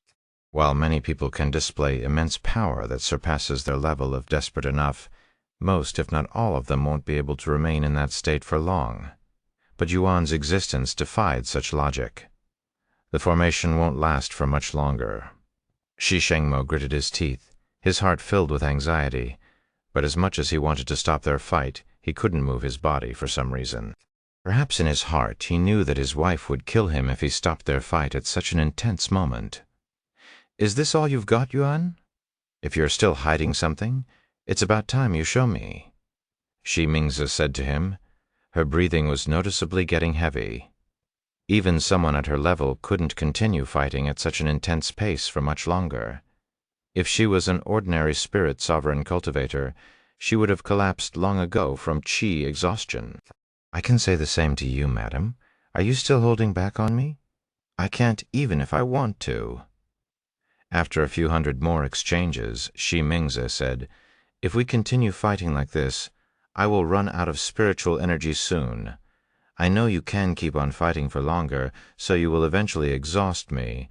But do you really want to end our fight in such a manner? I don't mind losing to you, but I don't want to lose like this." Yuan nodded, agreeing with her. "Then how about we finish things up with our strongest attack? Deal." After their next exchange, Yuan and Shi Mingze distanced themselves from each other, stopping their movement for the first time in hours. They also stopped using all of their techniques. Is it finally over?" Shi Shengmo sighed in relief after seeing this. However, once they caught their breath, they started gathering their spiritual energy again. Don't tell me they are going to. Shi Shengmo had a very bad feeling about what was about to happen, yet he also wanted to see this through. "Mother Yuan?" Shi Mei stared at their figures with her eyes wide open, not daring to miss it even if it was the last thing she did. Chapter 1188, The Final Exchange. While Shi Mingze gathered all of her spiritual energy into her dragon's soul, Yuan gathered his spiritual energy in his Empyrean overlord. "Whenever you are ready," Shi Mingze said to him a few moments later. "I am ready." Yuan stood there with a menacing aura around him. "Then here I come." Shi Mingze stepped forward with her right foot as she propelled her spear in a thrusting motion. Supreme Dragon Lance. The dragon's soul released a massive golden beam of light the following second, which resembled the heaven-splitting sword strike that Yuan released at the same time. When the two massive beams of light collided with each other, the energy scattered by the impact was so powerful that it shook not just the ancient dragon city, but the entire world, so the other cities also felt it. As for the formation that protected Yuan and Shi Mingze, it collapsed almost instantly. Shi Shengmo, who had prepared himself to intervene if the formation shattered, couldn't even approach them. Even if he could, he wouldn't dare to intervene, as it could make either of them lose control of their attack, which would be disastrous. "Mother's losing?" Shi Mei subconsciously muttered when Yuan's heaven-splitting sword strike was slowly but clearly pushing back Shi Mingze's supreme dragon lance. Everyone held their breath as Yuan eventually overpowered Shi Mingze. To think I'd actually lose." Shi Mingze released a satisfied sigh as she came to her senses right before the heaven-splitting sword strike consumed her body. "Dear," Shi Shengmo snapped out of his daze and rushed over after seeing this. Once the heaven-splitting sword strike disappeared, Shi Mingze could be seen lying on the ground with most of her clothes reduced to ashes. Shi Shengmo quickly checked her breath, and he sighed in relief when he could still hear her heart beating. He then quickly fed her some medicine. "Don't worry, I made sure to hold back at the end." Yuan walked over and said, after a moment of silence. Shi Shengmo looked at him and asked, what are you, really? Don't tell me you're human, because you can't be." Yuan could only shrug with a smile. "I don't know what to tell you then." Shi Shengmo returned his focus to Shi Mingze, covering her naked body with some clothes. "You did not just defeat a peak spirit sovereign today. Not only is she a divine beast that is naturally superior to humans in almost every manner, but if she fought an ordinary human cultivator, she wouldn't lose to even a divine ancestor. In other words, despite being only a spirit king, you can rival those who are 3 entire realms above you. I don't think even the dragon ancestor would be capable of such a thing if he was a human. You're giving me too much credit." Yuan smiled. "No, I am not. There's no need to be humble. I finally understand why my daughter likes you so much. As dragons, we are naturally attracted to the strong, so it would only make sense for her to be attracted to you. I would be too if I was in her shoes." Yuan didn't know how to respond after hearing those last few words. "Father, is Mother okay?" Shi Mei and the others arrived shortly after. "She's fine, she's just exhausted." "That's a relief." Shi Mei turned to look at Yuan with deep admiration that she didn't know was possible. But before she could say anything to him, Shi Mingze woke up and stole her words. Congratulations, Yuan, you won. How are you feeling, madam? Ji Mingze stood up and smiled. I've never felt better. That's good to hear. Yuan smiled back. You know, you're the first person who I can admit losing to. Huh? But I've defeated you plenty of times. Ji Shengmo pointed at himself with a dumbfounded look on his face. Sure, after I married you and stopped training as intensively. You never defeated me before then, so I don't count them. Eh? Then, why did you marry father? I thought you were only willing to marry the person who could defeat you in a battle. At least that's what I was told. Shi Meili said. Ji Mingze chuckled. If I remained that stubborn, I would have remained single for the rest of my life or until today. She turned to look at Yuan with a seductive smile and said, Hey, how about you forget about my daughter and marry me instead? Not only am I stronger, I am also much more experienced in several areas, unless you prefer younger ones. But if you consider my race, I'm still considered to be in my prime. Hey, did he beat you so badly that you forgot that you are already married? Shi Shengmo looked at her with a look of disbelief on his face. He didn't think she'd say such a thing right in front of him. Mother, what are you talking about? Yuan is mine. Shi Meili became flustered, even though she knew it was just a joke. Huh. When did the young master become yours? Feng Yushang rebuked seriously. Shi Mingze laughed. Jokes aside, I'm really glad we had that fight, Yuan. You've helped me recall the feeling of excitement. My blood is still boiling even now. Yuan nodded. I'm glad as well. I learned a lot from our fight. Want to do it again tomorrow? Shi Mingze suddenly asked in a half-joking and half-serious manner. Do you want to destroy this place? Shi Shengmo sighed. Sometime later, they returned to the city. Let's talk more later tonight at dinner, Yuan. Get some rest for now. If you need anything, just let us know, Shi Mingze said to him. All right. Yuan went to clean his body when they returned to the palace. Afterward, he would cultivate inside his room until it was time for dinner. Meanwhile, Ji Shengmo and Shi Mingze were having a serious conversation in their room to determine the future of their family, or more specifically, Shi Meili's future, Chapter 1189, A Sign of Awakening. 1189, A Sign of Awakening, inside their room. Ji Shengmo said by his desk while Ji Mingze was resting on the bed, If you're going to convince me to let our daughter marry Yuan, you don't need to anymore. Ji Shengmo said while looking at her, I'm fully convinced that he's more than worthy to marry her. Ji Mingze smiled and said, That's not the only thing I want to talk to you about today. There is still so much that we don't understand about Yuan. What do you mean? Ji Shengmo raised an eyebrow. Ji Mingze then said, For starters, the dragon ancestor knew that he'd arrive in the ancient dragon city. This means he has some kind of relationship with our ancestor. I thought he was only a very talented individual at that time, and didn't think too much about it, but Yuan, he's an unfathomable existence. After pausing for a moment, she continued, As you witnessed today during our fight, his soul strength was on par with mine, if not a little stronger. I believe that it was due to a powerful spiritual treasure at first, but when he revealed his soul strength, I knew that wasn't the case, and that his soul strength is truly that strong. How can a human at his age have such powerful soul strength? Even if he could somehow increase his soul strength at a tremendous pace, his soul would still need to be able to withstand it. This applies to one's cultivation, too. It's just countless times harder since the soul is more complicated than the Dantian. I have been thinking about this since then. This might sound crazy, but I think he's absorbed the soul of an expert, hence his unexplainable prowess. What? You think he consumed another's soul? But that's imp. Ji Shengmo halted his mouth at that moment. If he thought about it, anything was possible with Yuan. After pondering some time, he spoke. If I recall correctly, there exists a technique that allows one to consume another's soul, but this technique has been lost since the primordial era. It is also a demonic technique, so if Yuan learned this technique, we would have sensed his demonic aura.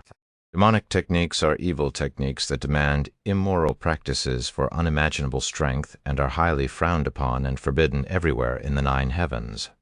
Those who ignore such rules and choose the demonic path are known as demonic cultivators, Due to the nature of demonic techniques, its users will always have demonic auras that cannot be hidden. Ixi Mingze frowned and said, "I'm not saying that he's a demonic cultivator. There are other ways to consume one's soul without using demonic techniques, but these methods are very niche and insanely rare, so it isn't known by the majority of the world.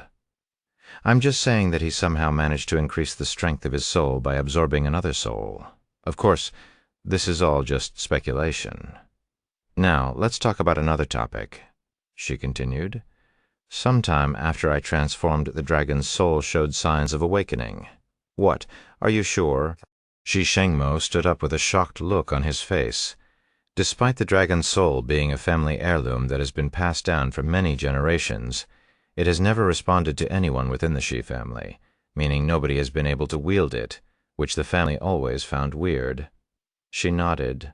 "I'm sure, and the signs were the most obvious when it clashed with Yuan. Are you telling me that it's responding to Yuan? A soul weapon that is rumored to have the soul of an ancient dragon within is responding to a human instead of a dragon?" Shi Shengmo was utterly speechless. Ji Mingze then asked, "I never really cared enough to ask, but where did the Shi family acquire the dragon's soul? What is its origin?" Shi Shengmo pondered for a moment before responding. "I never questioned it either, since it has always been with the family even before we isolated ourselves in this world, so I have no clue.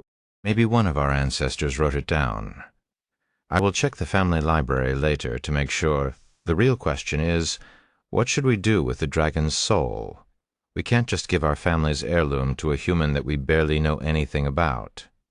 Ji Mingzi smiled and said, "Why not? If he marries our daughter, he will be part of our family anyway." "That's assuming they will really get married." Ji Shengmo sighed, and he continued, "He already has a child with another divine beast after all." Hearing this, Ji Mingze suddenly realized that she'd forgotten about this important fact. Ji Mingze suddenly retrieved a communication jade slip. "What are you doing?" Shi Shengmo asked her. "Calling our daughter here." Sometime later, Ji Meili knocked on the door.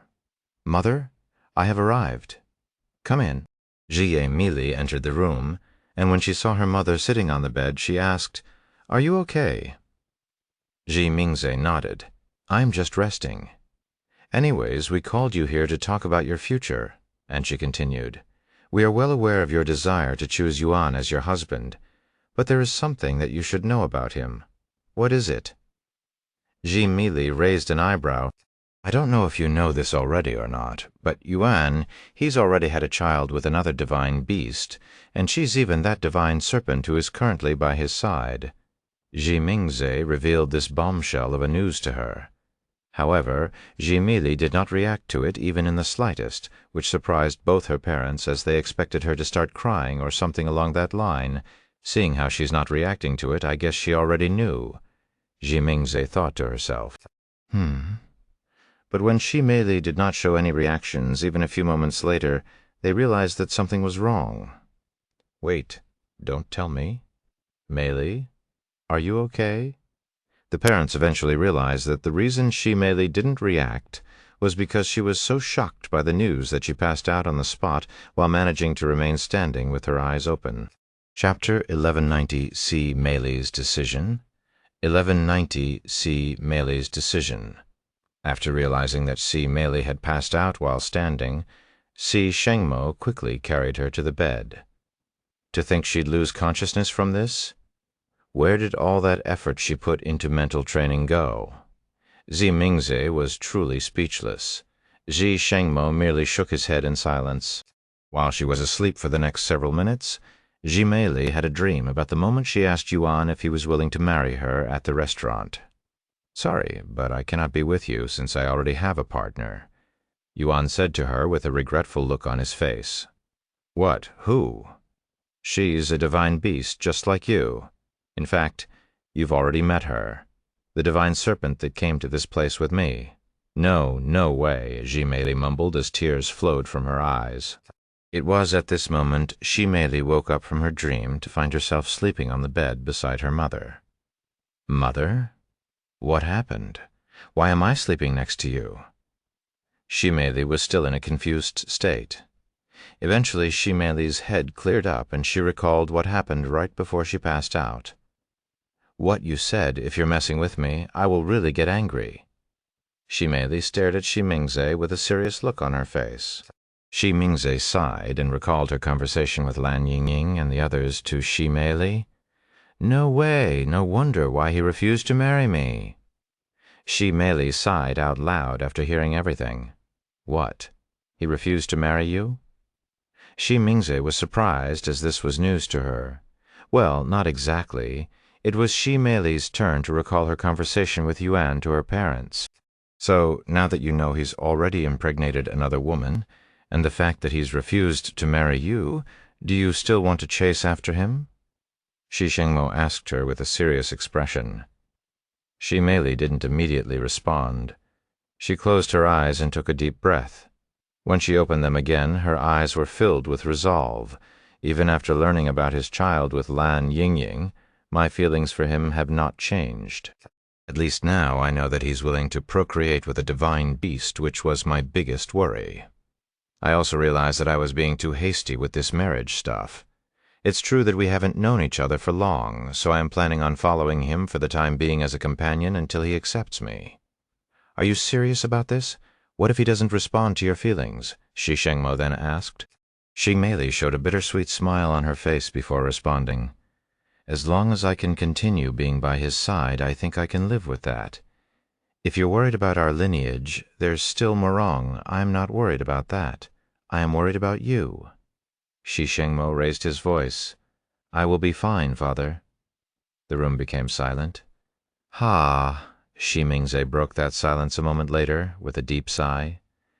"If that is truly what you desire, I will not stop you. Just know this. With his talents and promising future, I expect there to be a lot of competition for his attention. Not only will you have to compete with his current admirers, they will only continue to grow in the future. I am well aware, and thank you, Mother, for your support." Shimei smiled. Shi Shengmo rubbed his eyes and sighed. "I doubt anything I say to you will change your mind, so I will concede. If you ever feel like returning home, just know that we will always be here for you." Due to his pride, he decided to act like he disapproved of her decision until the very end, even though he had already accepted her resolve in his heart. "Thank you, Father. Then regarding my matter with the Azure Dragon family, as I've already said multiple times by now, they are expecting a visit from you, so go there and politely refuse. I will deal with everything else afterward," Shi Shengmo said. "Then I will go meet them as soon as possible tomorrow. Also, I'm going to bring Yuan with me since I promised to show him the other cities. Just don't cause any unnecessary trouble when you are there. Now that I have both your approval, there is no longer any need for me to cause trouble," she smiled. "So you were planning on causing trouble if I didn't approve?" Shi Shengmo sighed. Shimei chuckled. "Is there anything else for me?" she asked a moment later. "No, you can go now." "All right." After leaving their room, Shimei stood outside with a pondering face for several moments before she made her way to Yuan's room. "Yuan, it's me. Are you busy?" She knocked on the door and asked, "No, what's up?" "I have decided to go to Azure Dragon City tomorrow. You're coming with me, right? If that's what you want, that is what I want. Okay, then I will come with you. Then let's continue this talk during dinner." After speaking with Yuan, Shimei did not leave immediately and went to knock on another room. "Yes." Lan Yingying's voice resounded from inside. "It's me, Shimei. I'd like to speak with you if you're not busy." Lan Yingying opened the door a moment later and welcomed her inside. "I can talk now, thank you." Once inside, they sat before each other. "What would you like to talk about?" Lan Yingying asked. "About Yuan?" Lan Yingying raised an eyebrow. Shimei nodded and said, "Specifically about your child with him, if you don't mind." "Oh, well, what would you like to know?" Lan Yingying didn't mind the subject. "Mostly why you decided to have his child and what led to that point. I am asking because I have decided to follow Yuan with the intention of becoming his partner." I see. Well, it all started when I met him. Lan Yingying began telling Shi Meili about her history with Yuan and everything that led up to her impregnation. Chapter 1191, Accepted as Family. 1191, Accepted as Family. I see. So that's why Yuan impregnated you. Now that Shi Meili understood the full context to their situation, she heaved a sigh of relief, as it wasn't as bad as she thought. She looked at Lan Yingying and continued, "But I must say, you're not even 100 years old, yet you're already carrying a child. That's quite impressive and shocking at the same time. We can't get pregnant before 1,000 years old, even if we want to, since that feature in our body is not yet fully developed before then. I guess that's a special feature of divine serpents." Lan Yingying silently stared at Shi Meili, seemingly pondering something. "What is it?" Shi Meili asked. "Do you also want to bear Yuan's child?" Lan Yingying asked in a calm voice. "Huh?" Shi Meili's face immediately flushed with redness. "You don't? I thought that was the reason you asked me about it." Lan Yingying continued to remain calm. I mean, I never really thought that far, but I do want to marry him." "Marriage?" Lan Yingying mumbled, and she continued. "I didn't know of this concept until very recently, when I left the mystic realm, since we naturally follow our partners. And to be honest, I still don't fully understand the point of marriage. Just like a wild beast. The concept of marriage is almost unfathomable in Lan Yingying's mind, especially since she lived a secluded life in the mystic realm. In her eyes, it was only natural to create a family with their loved ones. So the act of marriage, to verbally devote one's life to another through a fancy ritual, was a pointless act." Shi Meili chuckled. "I get where you're coming from, especially since it's a human tradition. But I still like it, as it has a certain charm to it." After talking to Lan Yingying for a little longer, Shi Meili left her room and returned to her own. Later that day at dinner, Shi Mingzi said, "Yuan, you will be going to Azure Dragon City with Meili tomorrow, correct?" He nodded. "That's correct. Then you should be aware that the dragons of that city aren't as forgiving as us?" Yuan raised an eyebrow and asked, "What do you mean by that, madam?" "It means that they still haven't forgiven humans for their atrocities," Shi Shengmo said with a serious face, and he continued, "If you want to visit Azure Dragon City, you will need to go there as a dragon. Of course, you could still go there as a human, but you will be attracting unnecessary trouble." "I see, but how will I do that?" "They'd immediately realize that I am a human through my smell." "Don't worry, we have methods for that." Shi Mingzi chuckled, causing Yuan to raise an eyebrow. "What about us?" Feng Yuxiang suddenly asked.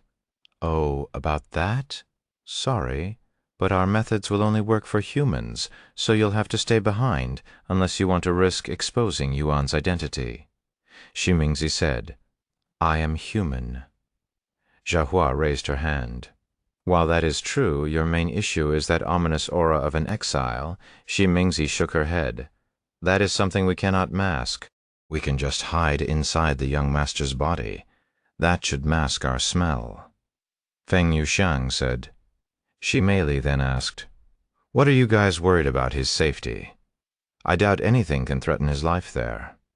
Yuan smiled and said to them, "There's nothing to worry about. It's been a while since I last went anywhere by myself, too. I'm sure you guys don't want to stick to me every second of the day either." After hearing such words, Xiao Hua and the others could only silently nod their heads. "You're right, young master. You're no longer so inexperienced and weak that you need our presence every moment of the day. I guess we've been unnecessarily clingy a little recently." Lan Yingying mumbled. Xiao Hua remained silent. "And it's not like we're going to be gone for a long time. It'll only be a few days at most," Shi Meili said. Sometime after dinner, Shi Mingzi called Yuan to her room, where Shi Shengmo was also waiting. "Follow us, we'll bring you to somewhere special," Shi Mingzi said with a mysterious smile on her face. While they walked, Shi Shengmo spoke. "I'm going to say this in advance, but this isn't something we do for just anyone. The fact that we're doing this for you means we have decided to accept you as family. Do you understand?" Yuan raised an eyebrow and asked, "Why does it seem like we're about to do something more than just disguising my human scent?" Jimingze chuckled. Because we are. Sometime later, they arrived before this room that was heavily reinforced with thick metal doors and even powerful defensive arrays. Is this the treasury room or something? Yuan couldn't help but ask. It's something even more valuable. Nixi Shengmo said, and then he began to remove the restrictions with the help of Jimingze. By the way, this is going to take a while in the meantime. Why don't you thoroughly clean yourself in the bathroom right behind us? Jimingze said to him as she pointed at the room on the other side of the hallway with her eyes. Yuan nodded and went into the bathroom. However, to his surprise, there were 2 female servants waiting for him inside. We will be taking care of you now, young master.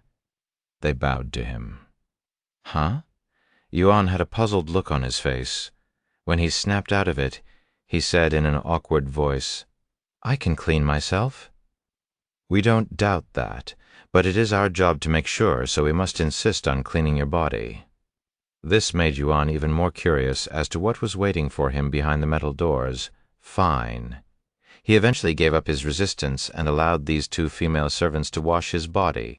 The female servants watched him disrobe, and when they saw his refined physique, they couldn't help but swallow nervously and blush slightly. Chapter 1092, Untainted Body. 1192, Untainted Body. Once Yuan was completely naked, the female servants gestured him to the bathing area. Please step on the footprints and stand there while we wash your body. They pointed at the red footprints that were engraved on the floor. Yuan stepped on the footprints, which required him to spread his legs a little apart. One of the servants then showed him a translucent bar of soap and said, This bar of soap was made from a multitude of ingredients that are used for cleaning impurities, but its most important ingredient would be the translucent dew of purity, a very popular and potent medicine used to cleanse impurities. The other servant then said, We will be scrubbing your body with this soap, which will not only cleanse the deepest parts of your pores, but also draw out any impurities that may be hidden within your body, so do not be alarmed if impurities start coming out. Translucent dew of purity? What's the difference between that and the translucent dew of flawlessness? Yuan asked, as they sounded awfully similar, which couldn't be a simple coincidence. The translucent dew of purity is second to the translucent dew of flawlessness, which is the best medicine when it comes to cleaning impurities.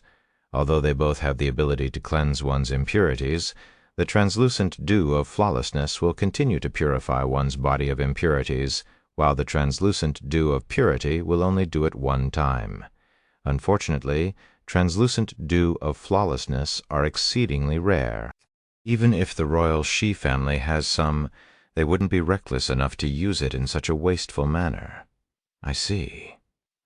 The servants proceeded to dissolve the soap in some warm water before scrubbing Yuan's body with the bubbles using their bare hands.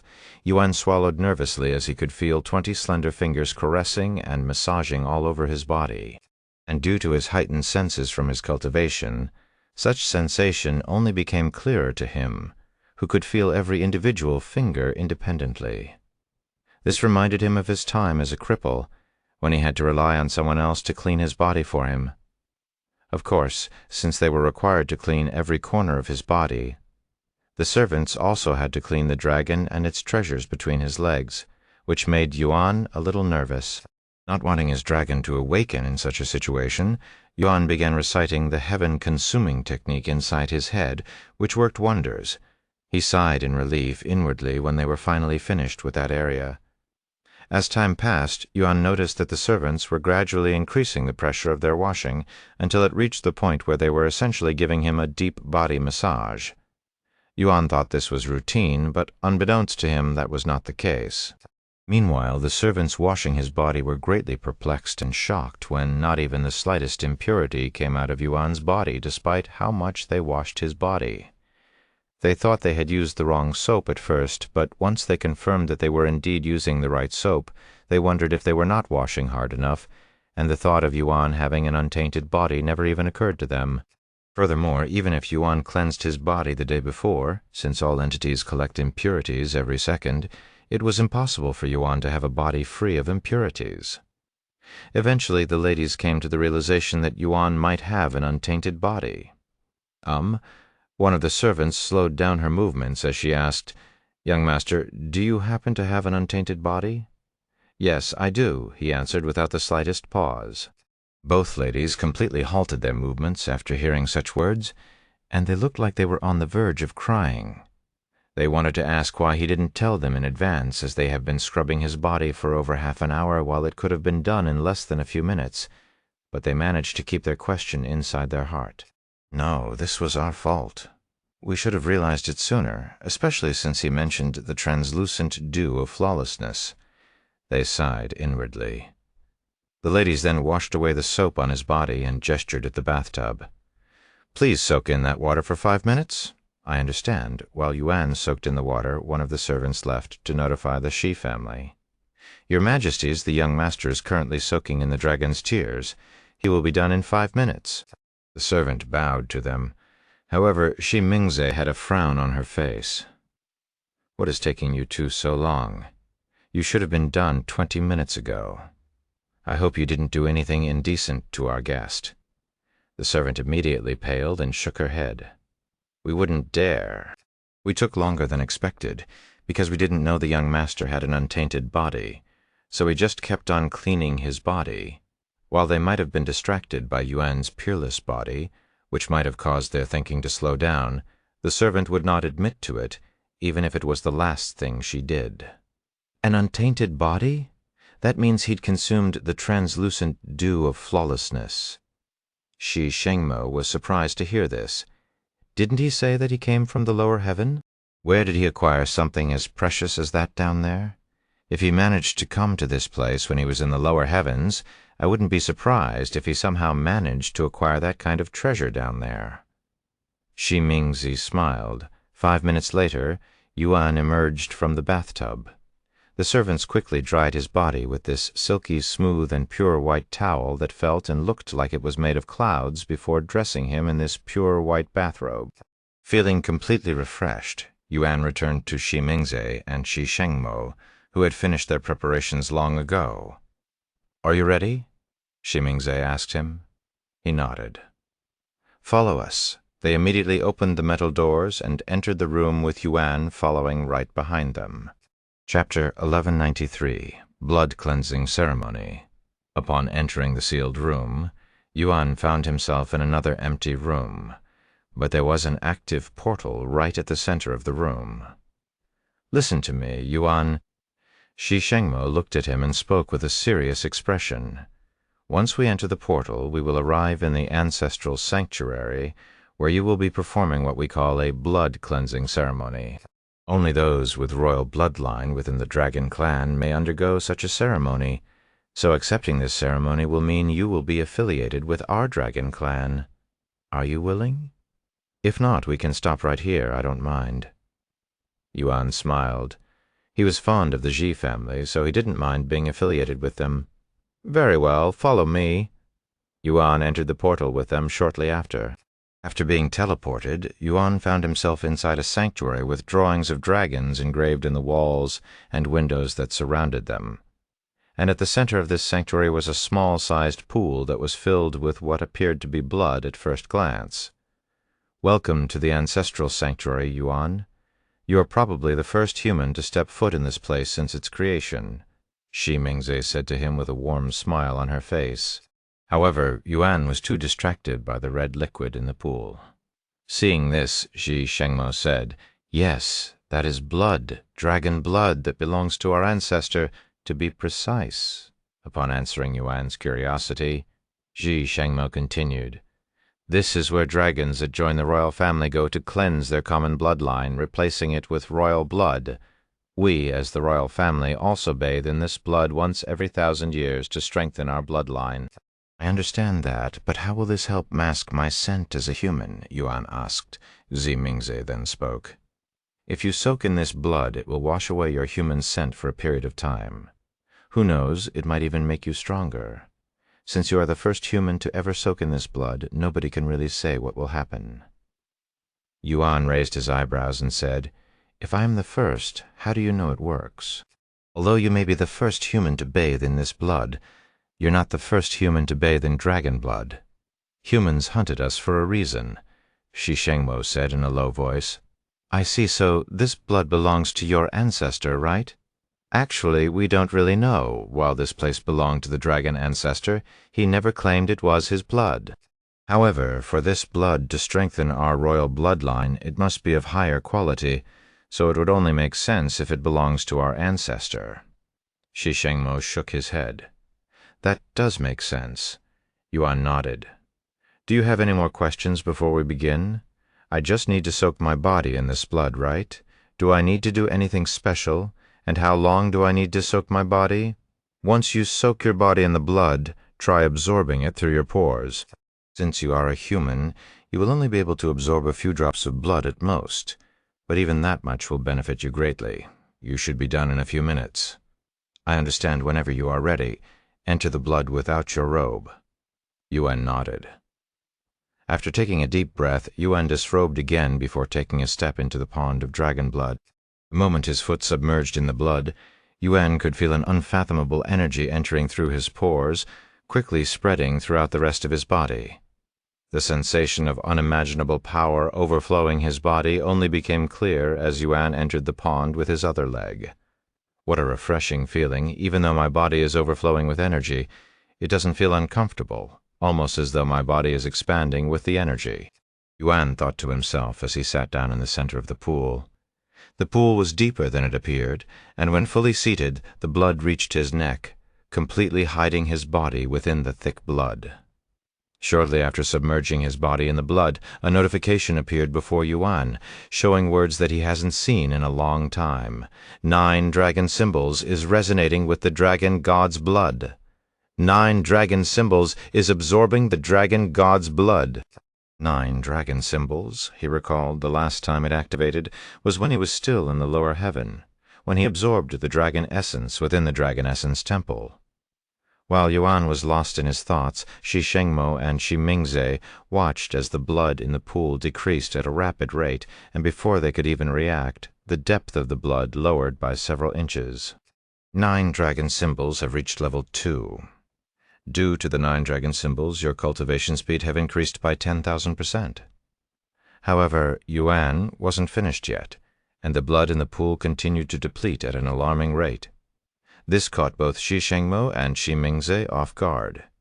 "Wait, stop."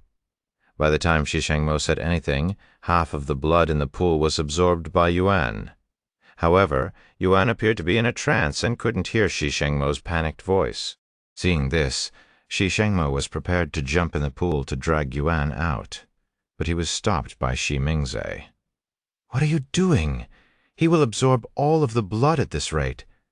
Shi Shengmo roared at her, but Shi Mingze could only point at Yuan in a trembling voice. "Look at his body." "What?" Shi Shengmo turned to look at Yuan, and his eyeballs nearly popped out of their sockets when he realized what he was seeing. Sitting in the pond, Yuan, who had jet black hair just moments ago, suddenly had a head full of golden hair like the Ji family. Soon, golden scales even began appearing on his chest. "He's transforming, even though he's human. That's impossible," Shi Shengmo exclaimed in a shocked voice. He wanted to be mistaken, but there was no mistaking what was happening to Yuan's body at the moment. Chapter 194, Dragon Awakening. 194, Dragon Awakening. Seeing Yuan transform, something only dragons could do, left Shi Shengmo and Shi Mingze utterly speechless. They were so shocked that they couldn't feel any other emotions, and their bodies were numb, almost as though they had been struck by lightning tribulation. 9 dragon symbols have reached level 3. Due to the 9 dragon symbols, you have gained the ability to use Dragon Awakening. Dragon Awakening grade. The dragon in your body and gain unimaginable strength.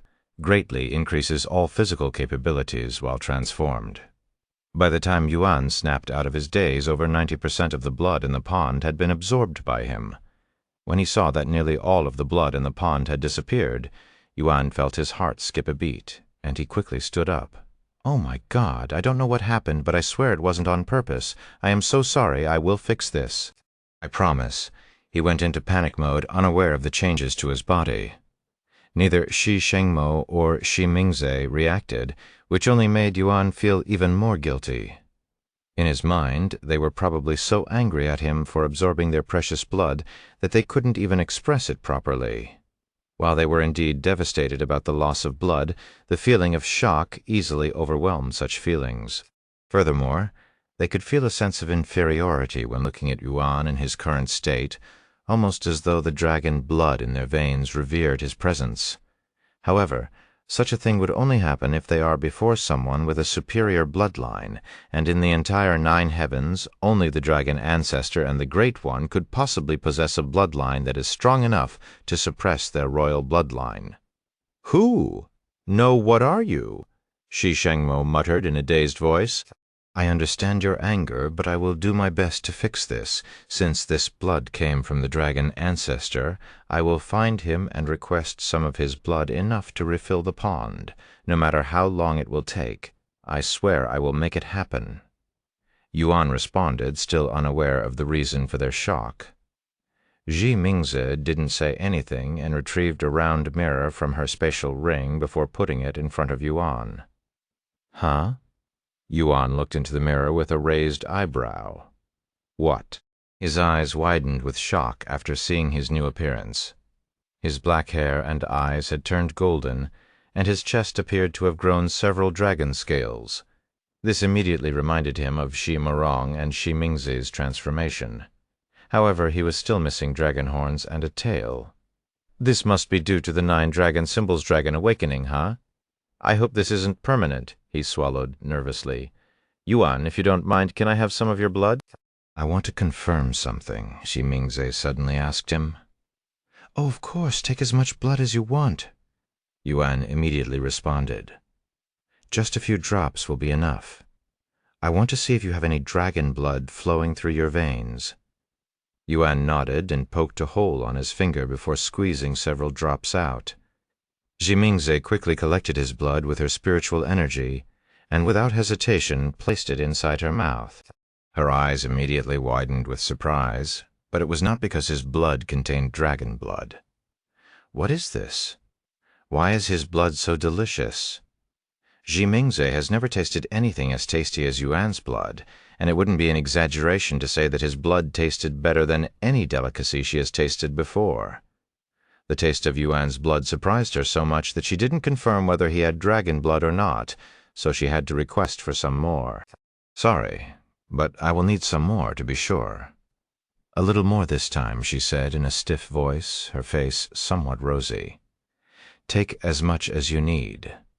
Yuan repeated with a smile on his face. This time, Shi Mingze collected a mouthful of his blood, which caused Shi Shengmo to raise his eyebrows.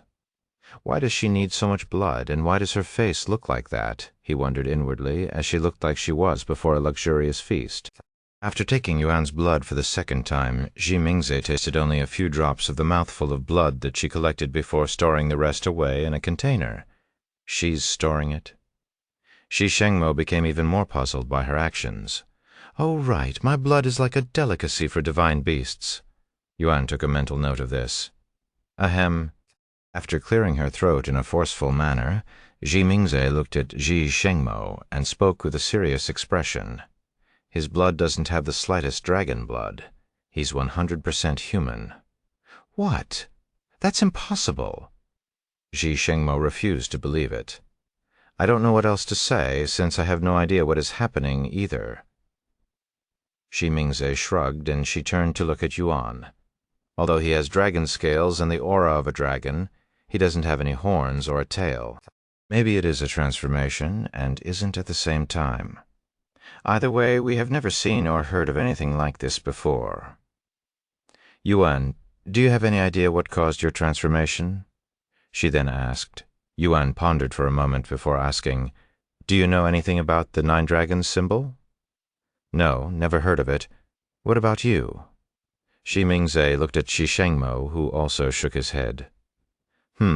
Then what about the dragon god?" "I have also never heard of this dragon god. But what an arrogant name.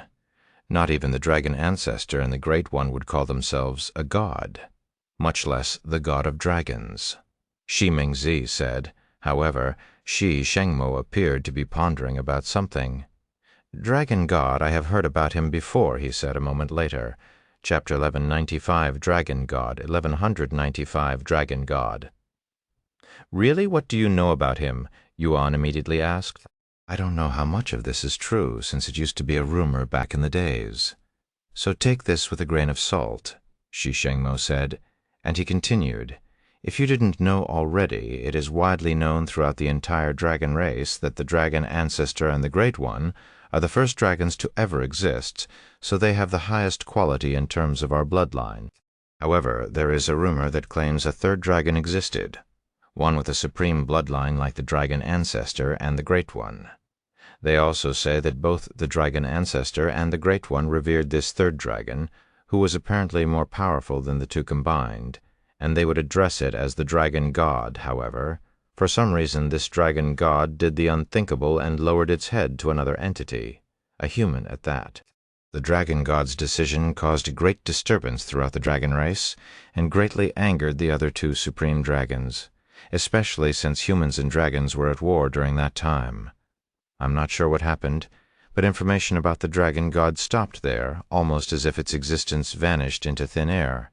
Yuan digested all of this information with a pondering look on his face. The Dragon God lowered its head to a human. That human must be the immortal monarch, since he tamed many divine beasts. And if the Dragon God is related to the 9 dragon symbols, Yuan was finally starting to connect the dots. But there are still many unanswered questions. Seeing Yuan's expression, Shengmo couldn't help but ask, "Is the Dragon God related to your transformation?" Yuan snapped out of his daze and nodded. "I think so. Also, this blood doesn't belong to the dragon ancestor, but the Dragon God." "What?" Shengmo exclaimed after hearing this information. "I also believe that the human the Dragon God served was someone called the Immortal Monarch." "Do you know of him?" "Immortal Monarch? Of course I know him.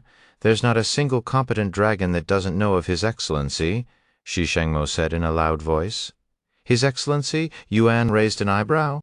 "His Excellency was the one who stopped the war between dragons and humans, after all. He was also highly respected by many divine beasts during his era." "Then, do you know what happened to him?" Yuan asked.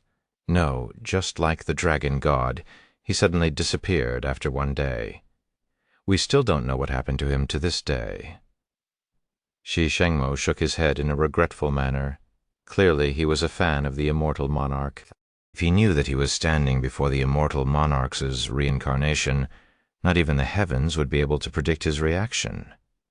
"Anyways, do you have any more questions?" Just one more. How long will I remain like this?" he asked. "You can't revert to your original form?" Shengmo raised an eyebrow. "Unfortunately, no." Yuan sighed. "I don't think there is anything to worry about.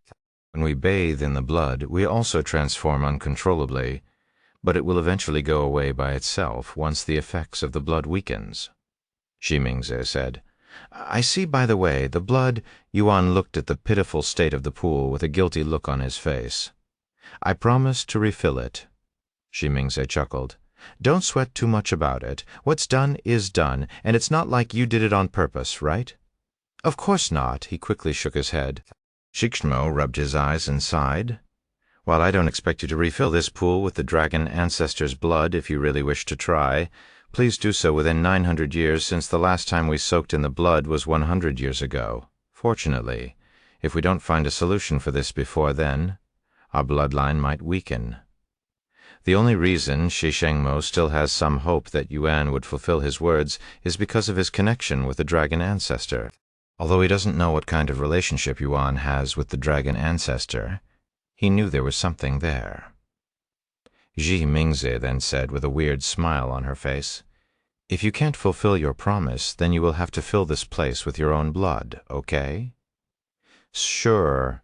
Yuan nodded with a nervous smile. "Here, you'll catch a cold at this rate." Mingze suddenly handed him his robes. "Thank you." Of course, he was completely naked this entire time. Yuan washed himself again after leaving the ancestral sanctuary before returning to his own room. How did the ceremony go? Shi Meili, who had been waiting for her parents to return to their room this entire time, immediately approached them when she noticed their presence in the hallway. "You will find out when tomorrow comes," Shi Shengmo said in a tired voice. "Sorry, but I do not have the energy right now," Shi Mingze sighed. This caused Ji Meili to become shocked, as she had never seen her parents this exhausted before. What happened during the ceremony? Shi Meili cried inwardly. "Is Yuan okay?" she then asked with a worried face. Ji Mingze showed a weak smile and said, "Why wouldn't he be okay? If you want to see it for yourself, he's returned to his room. However, I don't recommend seeing him now since he seemed to have a lot on his mind before he left." I understand as much as Shi Meili wanted to see Yuan right now, she decided to wait for tomorrow, just as her parents suggested. Ji Mingze and Shi Shengmo retired to their rooms shortly after. "So much has happened today." Ji Mingze sighed as she laid on the bed. "Are you sure he's 100% human? Give me some of his blood. I want to see for myself," Shi Shengmo suddenly said. "If you want his blood, go ask him for some. Why are you asking me?" She looked at him with a slight frown. Shi Shengmo's eyes twitched at her words. What the hell are you saying when you still have some of his blood? I don't know what you're talking about. I literally watched you seal his blood in a container before putting it away in your spatial ring." Shi Shengmo found her to be incredibly suspicious now, but not for the reasons he was thinking. "And how did I obtain that blood? By asking him? If you want his blood, you need to do the same. I am not sharing mine." Ji Mingze remained adamant for some reason, greatly dumbfounding Shi Shengmo. "I knew it. He definitely has dragon blood in his veins. Why would you lie about something like this?" Shi Shengmo sighed. Ji Mingze frowned. "I wouldn't lie about that. He doesn't have any dragon blood and is purely human." "Then what are you hiding from me? Ask him for his blood, and you will know. You are unbelievable." Ji Shengmo gave up at this point and decided to ask Yuan for his blood tomorrow before he leaves for Azure Dragon City. Chapter 1196, An Overwhelming Presence. 1196, An Overwhelming Presence, the following morning. Yuan looked in the mirror, and sure enough, he was still transformed, but since it didn't negatively affect him, he didn't mind it too much. In fact, his body was surging with an enormous amount of energy that felt similar to heaven's supremacy, which made him feel invincible. He had a feeling that if he fought with Ji Mingze in his current state, he'd be able to defeat her with ease sometime later. Yuan left his room, where Xiao Hua and his other companions were waiting for him. "Brother Yuan?" Xiao Hua made a puzzled face when she saw Yuan's new appearance, almost as though she didn't recognize him. "Ye, young master?" Feng Yuxiang's eyes were as wide as saucers. Lan Yingying was utterly speechless. "How do I look?" Yuan asked them with a smile on his face. "Heavens! What did they do to you, young master? Why do you smell like a dragon? Even your aura is that of a real dragon. I know they said that they'd disguise your human scent, but this is too much," Feng Yuxiang asked him, feeling perplexed by his new appearance. Yuan then said, "Well, that is because I am actually transformed. What? How is that even possible when you don't have dragon blood in you?" He proceeded to tell them about his experience yesterday at the ancestral sanctuary, bathing in the blood of a dragon. Feng Yuxiang swallowed nervously. Just like phoenix blood, dragon blood is insanely valuable. Even a single drop is worth a fortune if sold in an auction house. Yet Yuan managed to bathe in a pool for dragon blood meant for the dragon clan's royal family? Nobody would believe such nonsense even if he told everyone. "Does that mean you are no longer human but a dragon?" Lan Yingying asked the most important question. "No, I am still human. This transformation is temporary. However, you're free to see for yourself." Yuan lifted his hand, offering his blood to them. "Then if you'll excuse me," Feng Yuxiang did not hesitate to taste his blood, as it has been a long time since she last savored it. Lan Yingying also did not refuse to taste his blood, her taste buds dancing with bliss afterward. "You're right, I don't taste any dragon blood in your blood. How mysterious." Feng Yusheng mumbled with a dazed look on her face. "Brother Yuan, can I also taste it?" To their surprise, Xiaohua also requested to taste his blood. "Can you even tell the difference?" Feng Yusheng looked at her with raised eyebrows. Naturally, Xiaohua did not have such an ability, as she was human. However, she did not want to feel left out when the other two always seemed to be enjoying themselves with his blood. Seeing her silence, Feng Yusheng shook her head and said, "No matter your reason, a human drinking another human's blood is weird. That's something only depraved humans that walk the path of evil would do." Yuan then said, "Feng Feng is right, Xiaohua. My blood only tastes good to divine beasts." Hearing their words, Xiaohua eventually gave up on the idea. Sometime later, Yuan and his group arrived in the dining area, where the Yi Sai family was already seated.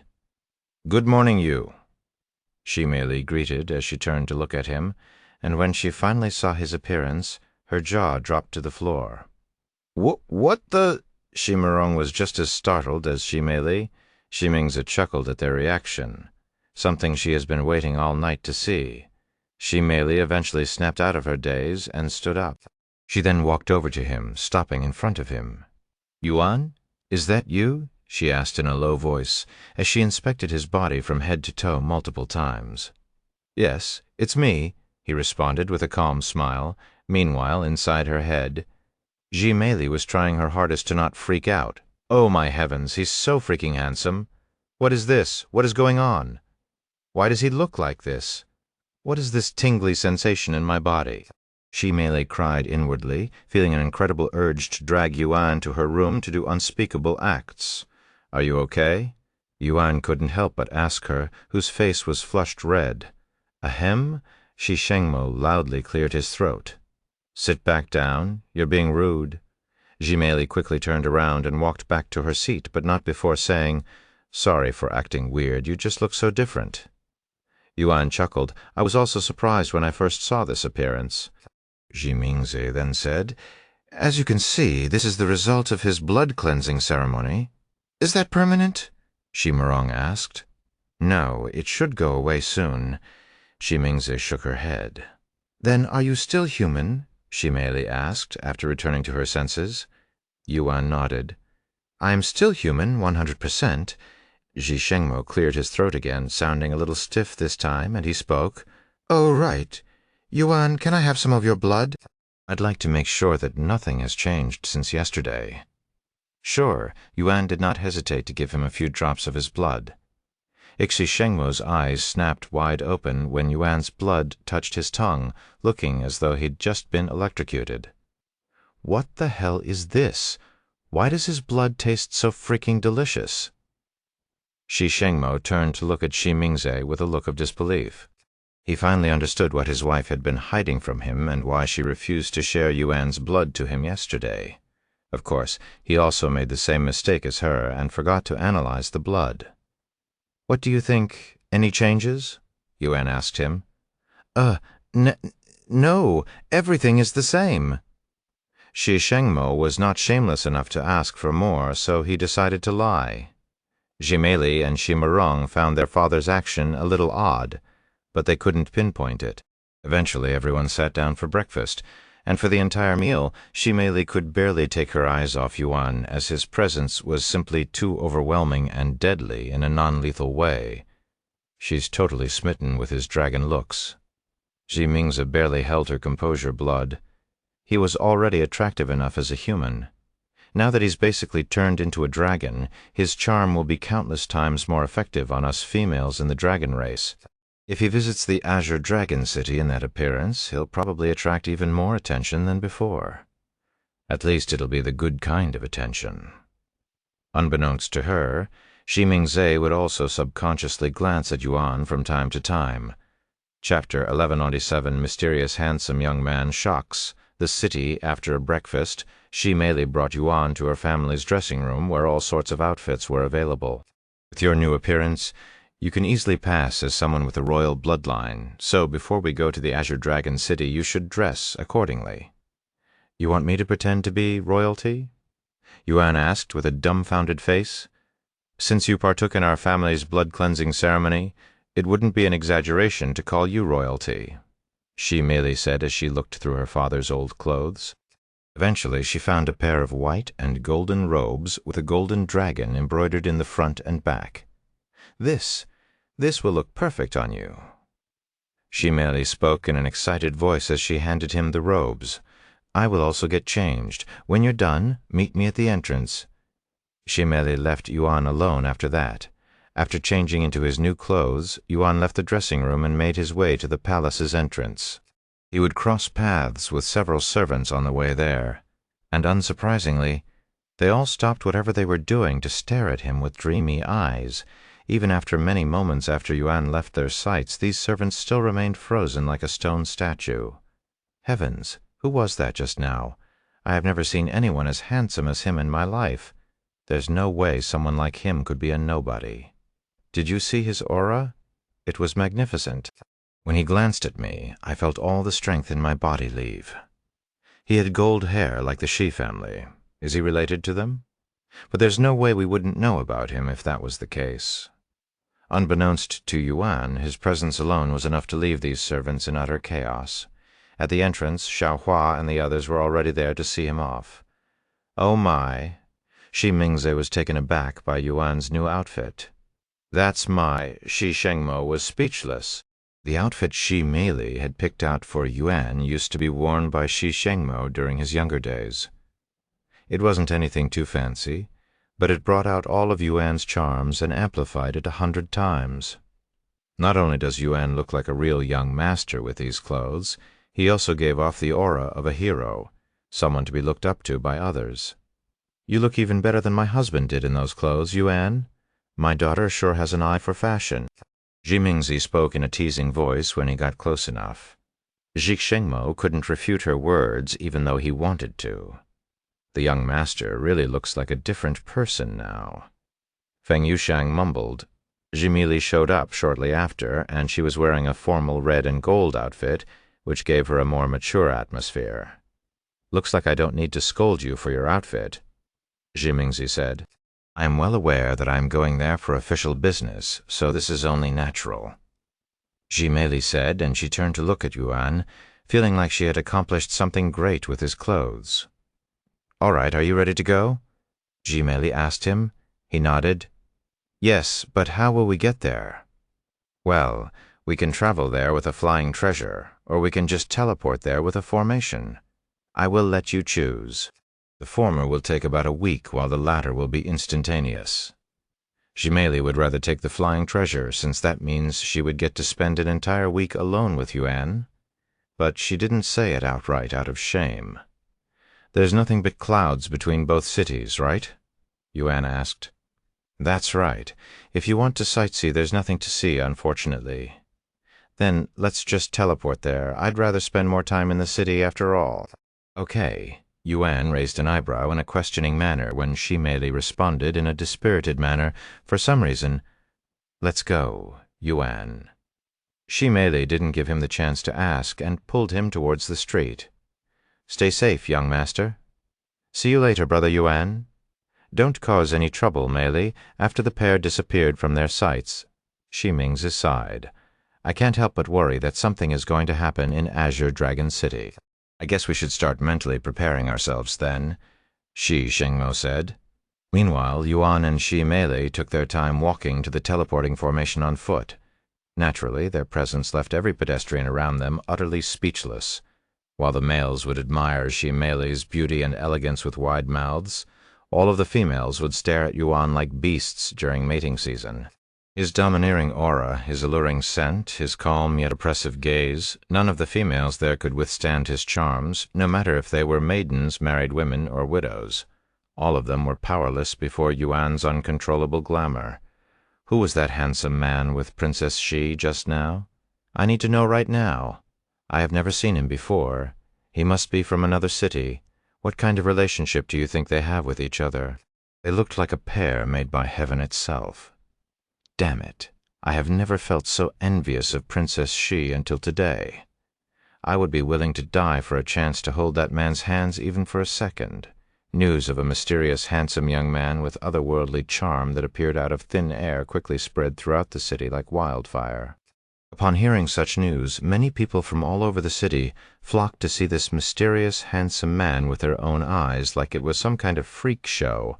My God, he's actually even more handsome than I expected. How can such a perfect being exist? Just who is he? Why does nobody recognize someone as eye-catching as him? There's no way he really popped out of thin air. Seeing how much attention they were getting, Yuan was beginning to wonder if he should have traveled with the flying treasure instead. Chapter 11.19.8 Azure Dragon City. MI 11.19.8 Azure Dragon City. Upon arriving at the teleport formation, Ji Meili led Yuan directly to the front of the line. When the manager there noticed Ji Meili, he immediately rushed over to greet them. "Welcome, Princess Shi. Where would you like to go today?" "The Azure Dragon City." "Understood. Please give us a minute to prepare the formation." While the manager arranged the formation, everyone in that area was staring at Yuan and Ji Meili. "I wonder what they're going to do in Azure Dragon City. Judging by Princess Shi's formal wear, she's probably there for some important business. Perhaps with the Azure Dragon family, since there has been a rumor about the Shi family and Azure Dragon family finally getting together. Despite the amount of years the Azure Dragon family and the Shi family have coexisted in this realm, they have never joined together as a family, and would rather mind their own business within their own city. In fact, they rarely contacted each other, only doing so during unforeseen events. However, the Azure Dragon family finally decided that it was about time they joined together. Shi Shengmo agreed when he was confronted about it, hence the current situation. Once the teleport formation was prepared, Ji Meili and Yuan entered it, teleporting directly outside the Azure Dragon City. "Yuan, I'm going to meet with the Azure Dragon family first. You can look around the city until I am done. It shouldn't take long. I will find you when I am done." "All right." Yuan didn't bother asking her how she would find him in this vast city, as he was sure that she had her own unique ways. "See you in a bit, then. Try not to cause any trouble," Ji Meili said to him as she flew away, entering the city through the sky. When the guards saw that someone was trying to enter the city through the sky, their initial reaction was to stop them. However, after seeing this invader's face, these guards halted inside. "It's the Ji family's little princess. Captain said that she'd show up sometime today and be on the lookout for her." One of the guards then went to notify the Azure Dragon family of Ji Meili's arrival. Meanwhile, Yuan approached the city through the front gates. The guards were stunned when they saw him who gave off the aura of a royal, but they didn't recognize him in the slightest. "Who is that?" "I don't recognize him either." Once Yuan was close enough, one of the guards approached him in a respectful manner. "Greetings, young master. If you don't mind me asking, where are you from, and what business do you have at our humble Azure Dragon City?" "I'm from ancient Dragon City, and I'm here to sightsee," Yuan calmly responded. "Just to sightsee?" The guard wondered inwardly. "So this is your first time visiting our city? Can you put your hands on this for a second?" The guard showed him a crystal ball. Yuan placed his hand on the crystal ball. It shone bright blue a moment later. "Thank you very much. Here is your pass. You may stay in the city for a maximum of 3 months. If you wish to stay longer, please come back here." "All right." Yuan entered the city after accepting the guest pass. Compared to the ancient Dragon City, which has a more traditional feel and a serious atmosphere, the Azure Dragon City was much brighter and felt more exciting, almost like comparing a street filled with bars with a street filled with stores. The buildings were also built differently, as well as the pedestrians' fashion. Yuan stood before the entrance for a good minute, admiring the view. Once he was satisfied, he started wandering the streets. Naturally, his appearance immediately attracted those around him, causing them to stare intensely. "Who is that handsome young man? There's no way I wouldn't recognize someone as eye-catching as him. He's probably not from this city. Gold hair, that's a signature of those from the ancient Dragon City." Sometime later, Yuan took notice of a certain scent in the air that made his mouth start to salivate. He immediately followed the scent, which led him to a tall restaurant that had 7 floors. He approached the entrance, where a handsome young man was standing with a pamphlet in his hands. "Good morning. May I have your name?" the young man asked him when he approached. "Yuan." The young man began looking through his pamphlet. When he didn't see Yuan's name, he asked, "I don't see your name. Do you have a reservation?" "I don't. There's no walk-in?" "Unfortunately," the young man shook his head. "Is that so, then? Can I make a reservation right now?" "In that case, I will put you down for next year." "Next year? The wait is that long?" Yuan was baffled. The young man nodded with a smile. "Our Azure Dragon's Retreat is the highest-rated restaurant in the entire world across all 3 cities, after all. In fact, our longest wait time was 12 years, so you're quite lucky to only need to wait a year." Yuan sighed. "I see. Forget it, then. Sorry to bother you." Just as Yuan turned around and began walking away, a clear voice resounded from somewhere above him. "Please wait a moment." Yuan turned around and looked at the sky to see a figure jumping out of a window from the 7th floor of the restaurant. This figure landed right in front of Yuan. I happened to overhear your conversation. If you'd like, you can eat with me and my friends." This individual was a beautiful young lady with light blue hair and golden eyes. She had a pale complexion, and her cheeks were rosy for some reason. Seeing this as a chance, Yuan didn't refuse and nodded. "If you don't mind having me, of course not. I am the one who invited you after all. By the way, I'm Azure. Nice to meet you." The blue-haired girl smiled at him. "Azure?" Yuan's body instinctively froze for a second as another individual with the same name appeared inside his head. He quickly snapped out of it and smiled back. "Nice to meet you, Azure. You can call me Yuan." After their brief introduction, Azure led Yuan inside the restaurant, Chapter 1199, Azure Dragon Family, 1099, Azure Dragon Family. Once they entered the restaurant, Azure led Yuan straight to the 7th floor of the restaurant, where only 2 rooms existed on the entire floor. Azure's room was on the left side of the building. Inside, there were 4 other people sitting around a long table that was filled with delicious-looking food and fragrant drinks. 2 young men and 2 young ladies, all around the same age as Azure. "Sorry for that just now," Azure said to them with an apologetic smile on her face as she entered the room. "Why did you jump out of the window so suddenly? That surprised us." "Forget that. Who is that beside you?" one of the ladies asked her with sparkling eyes. "Let me introduce you to a new friend that I've just made. This is Yuan. He'll be dining with us." Azure introduced him with a bright smile. The ladies looked up and down at Yuan with glistening eyes, while the 2 men had slight frowns on their faces. "Where did you come from, Yuan? I have never seen you before." "Oh, I'm Zhu Ling. My name's Li Na. Nice to meet you." The ladies introduced themselves while the men remained silent. "Come, sit over here with me, Yuan," Azure said to him as she walked over to her seat by the window. "Azure, you sly beast. I was wondering why you had been staring outside the window with a dazed face," Li Na said to her, using divine sense. "Hands off, you 2. "I found him, so he's mine," Azure said to them. "Hey, that's not fair. You already have Guo Xing and Wang Jun here," Zhu Ling said. "Nonsense. You know, we're not in that kind of relationship." Azure glared at her. "Either way, you know that they've been trying to court you for over 1,000 years now. If you flirt with this new guy whom you've just met, they will definitely get jealous."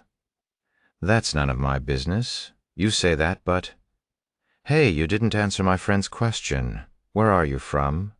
Guo Xing, a handsome young man with a naturally stern face, suddenly spoke to Yuan. "Ancient Dragon City." "What about your family? Which family are you from?" Zhu Ling asked. "Just an ordinary family, eh? No way, you look like you belong to some big family," Li Na exclaimed. The 2 men smirked a little when they realized that Yuan didn't belong to any prominent family. "It's true."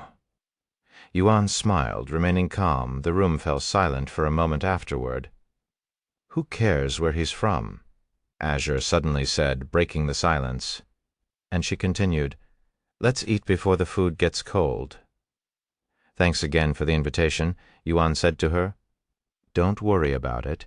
If there's anything you want to eat, feel free to order them. It's my treat.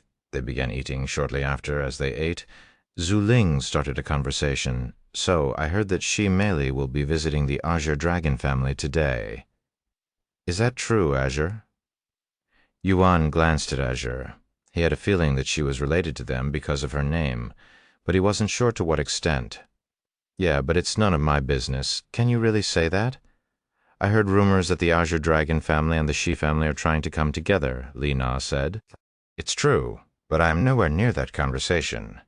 My eldest brother is the one who's trying to marry Shi Mei. Azure shrugged. Do you really think that Shi Mei will agree to it? Wang Jun said, and he continued, I mean, your brother already has multiple wives. I don't think the princess will accept someone like that, considering her status. He has multiple fiancées, not wives. He's saving that first spot for the princess.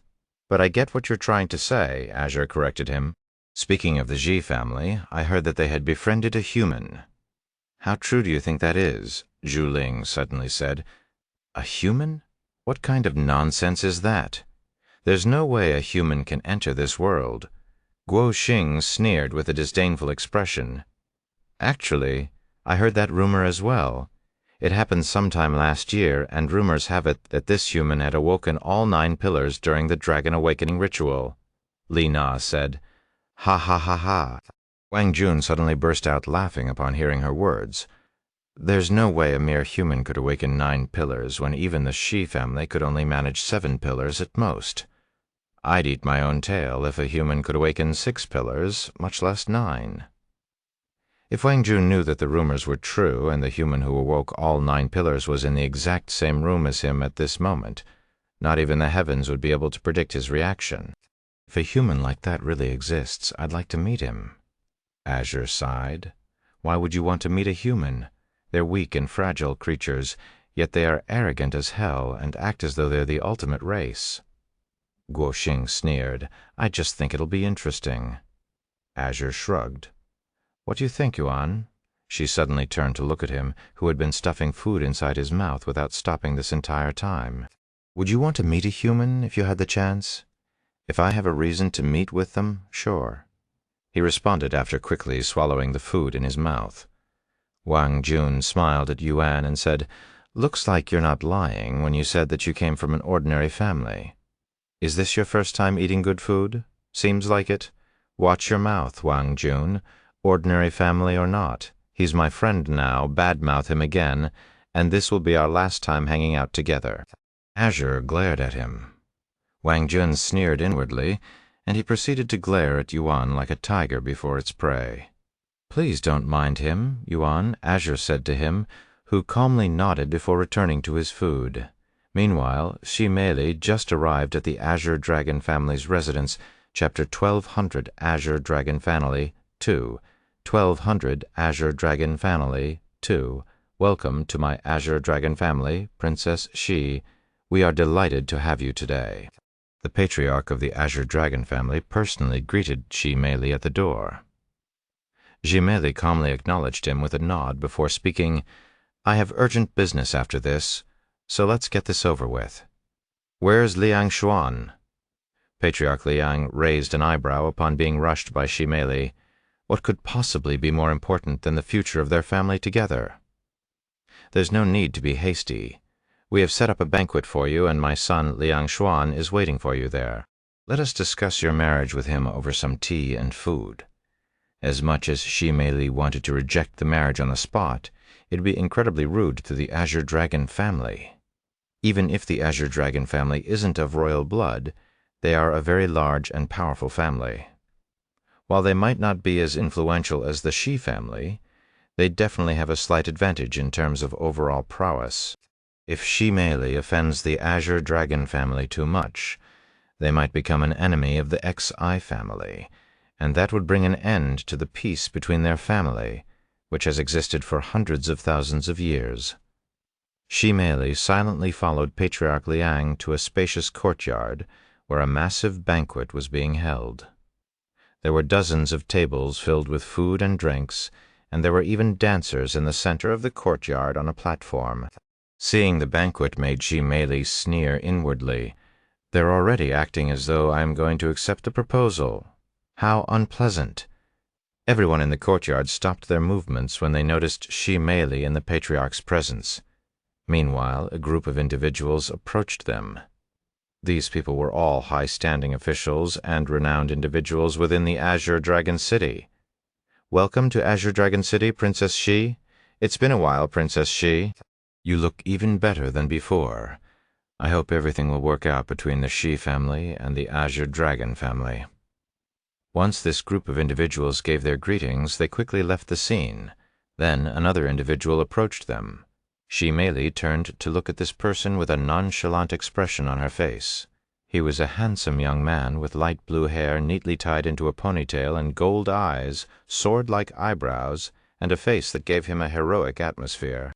This person stopped in front of Shi-Mei and proceeded to give her a courteous bow. "Good morning, Princess Shi. You look even prettier than the rumors say, and I'm grateful to be graced by your presence today." Shi-Mei remained nonchalant and spoke, "And you're exactly as the rumors say, Liang Xuan. Do you flirt like this with every woman that you meet?" Liang Xuan did not take offense to her words and even laughed at it. "I am only speaking the truth. Anyways, why don't we sit down first? There's plenty to discuss, after all." Liang Xuan turned around and started walking towards the main table, expecting Shi-Mei to follow him. However, he stopped a few steps later when he noticed that Shi-Mei hadn't moved in the slightest. "Princess Shi? Is there something wrong?" he asked her with a puzzled look on his face. "I hope you didn't prepare this banquet specifically for me, as I will not be participating in it." "Why not?" Liang Xuan was taken aback. "Because I won't be staying for long, and I have other businesses to attend to." Patriarch Liang proceeded to speak with a slight frown on his face. "I'm sure this other business can wait a little longer. What could possibly be more important than your marriage with my son?" Shi-Mei turned to look at him with a sharp gaze, and she spoke. "You make it sound like I am already engaged to him or something." "Unless my father lied to me, we are not yet in that kind of relationship." "Not yet, but we will be soon." Liang Xuan spoke with a confident smile on his face. "And what makes you think that?" Shi-Mei frowned. "I will tell you after we sit down and enjoy the banquet a little. What do you say?" After a moment of silence, Shi-Mei spoke in a cold voice. "Sorry, but I have no intention of playing whatever game you're suggesting. If you're not going to tell me now, I will just reject your proposal and leave." The smile on Liang Xuan's face immediately disappeared, and he sighed out loud. "I wanted this marriage to work properly and without any troubles. But you're making that very hard, Princess Shi. And you've only just arrived. I will ask you one last time. Will you have a peaceful conversation with me while seated, or are we going to do this the hard way?" Liang Xuan's previous demeanor had completely disappeared. He was now filled with arrogance, his aura a little tyrannical, almost like that of a wild beast. Shi-Mei narrowed her eyes at him. "Since I am benevolent, I will disregard this disrespect once and act like it never happened. Or what? You'll report it to your father?" Patriarch Liang suddenly spoke. "What?" Shi-Mei turned to look at him with wide eyes. "Have they gone mad?" she wondered inwardly. They are clearly acting hostile towards her, but she couldn't understand why. She hasn't officially rejected their proposal yet, so there was no reason for them to act in this manner. In fact, they have been acting a little weird since the beginning, which gave Shi-Mei a bad feeling. Now that I think about it, why would the Azure Dragon family suddenly propose to work together when we've never really been that close? Why now? What is their motive? Shi-Mei asked herself. Before she could think of anything, Patriarch Liang suddenly swept the courtyard with a sharp gaze. When the people there felt his gaze, they all silently left the courtyard, leaving Shi-Mei alone with the Patriarch and Liang Xuan. Seeing this, Shi-Mei instinctively prepared for battle. Patriarch Liang smiled coldly after seeing her reaction, and he said, "Relax, we're not going to attack you. That would be unbefitting of us, especially considering our stature. I made them leave so that we can talk privately, just as you wanted." Shi-Mei loosened her muscles a little, but she was still on guard. "I can't wait to hear whatever nonsense you're going to spew next." Jmeli said with a somewhat nervous smile.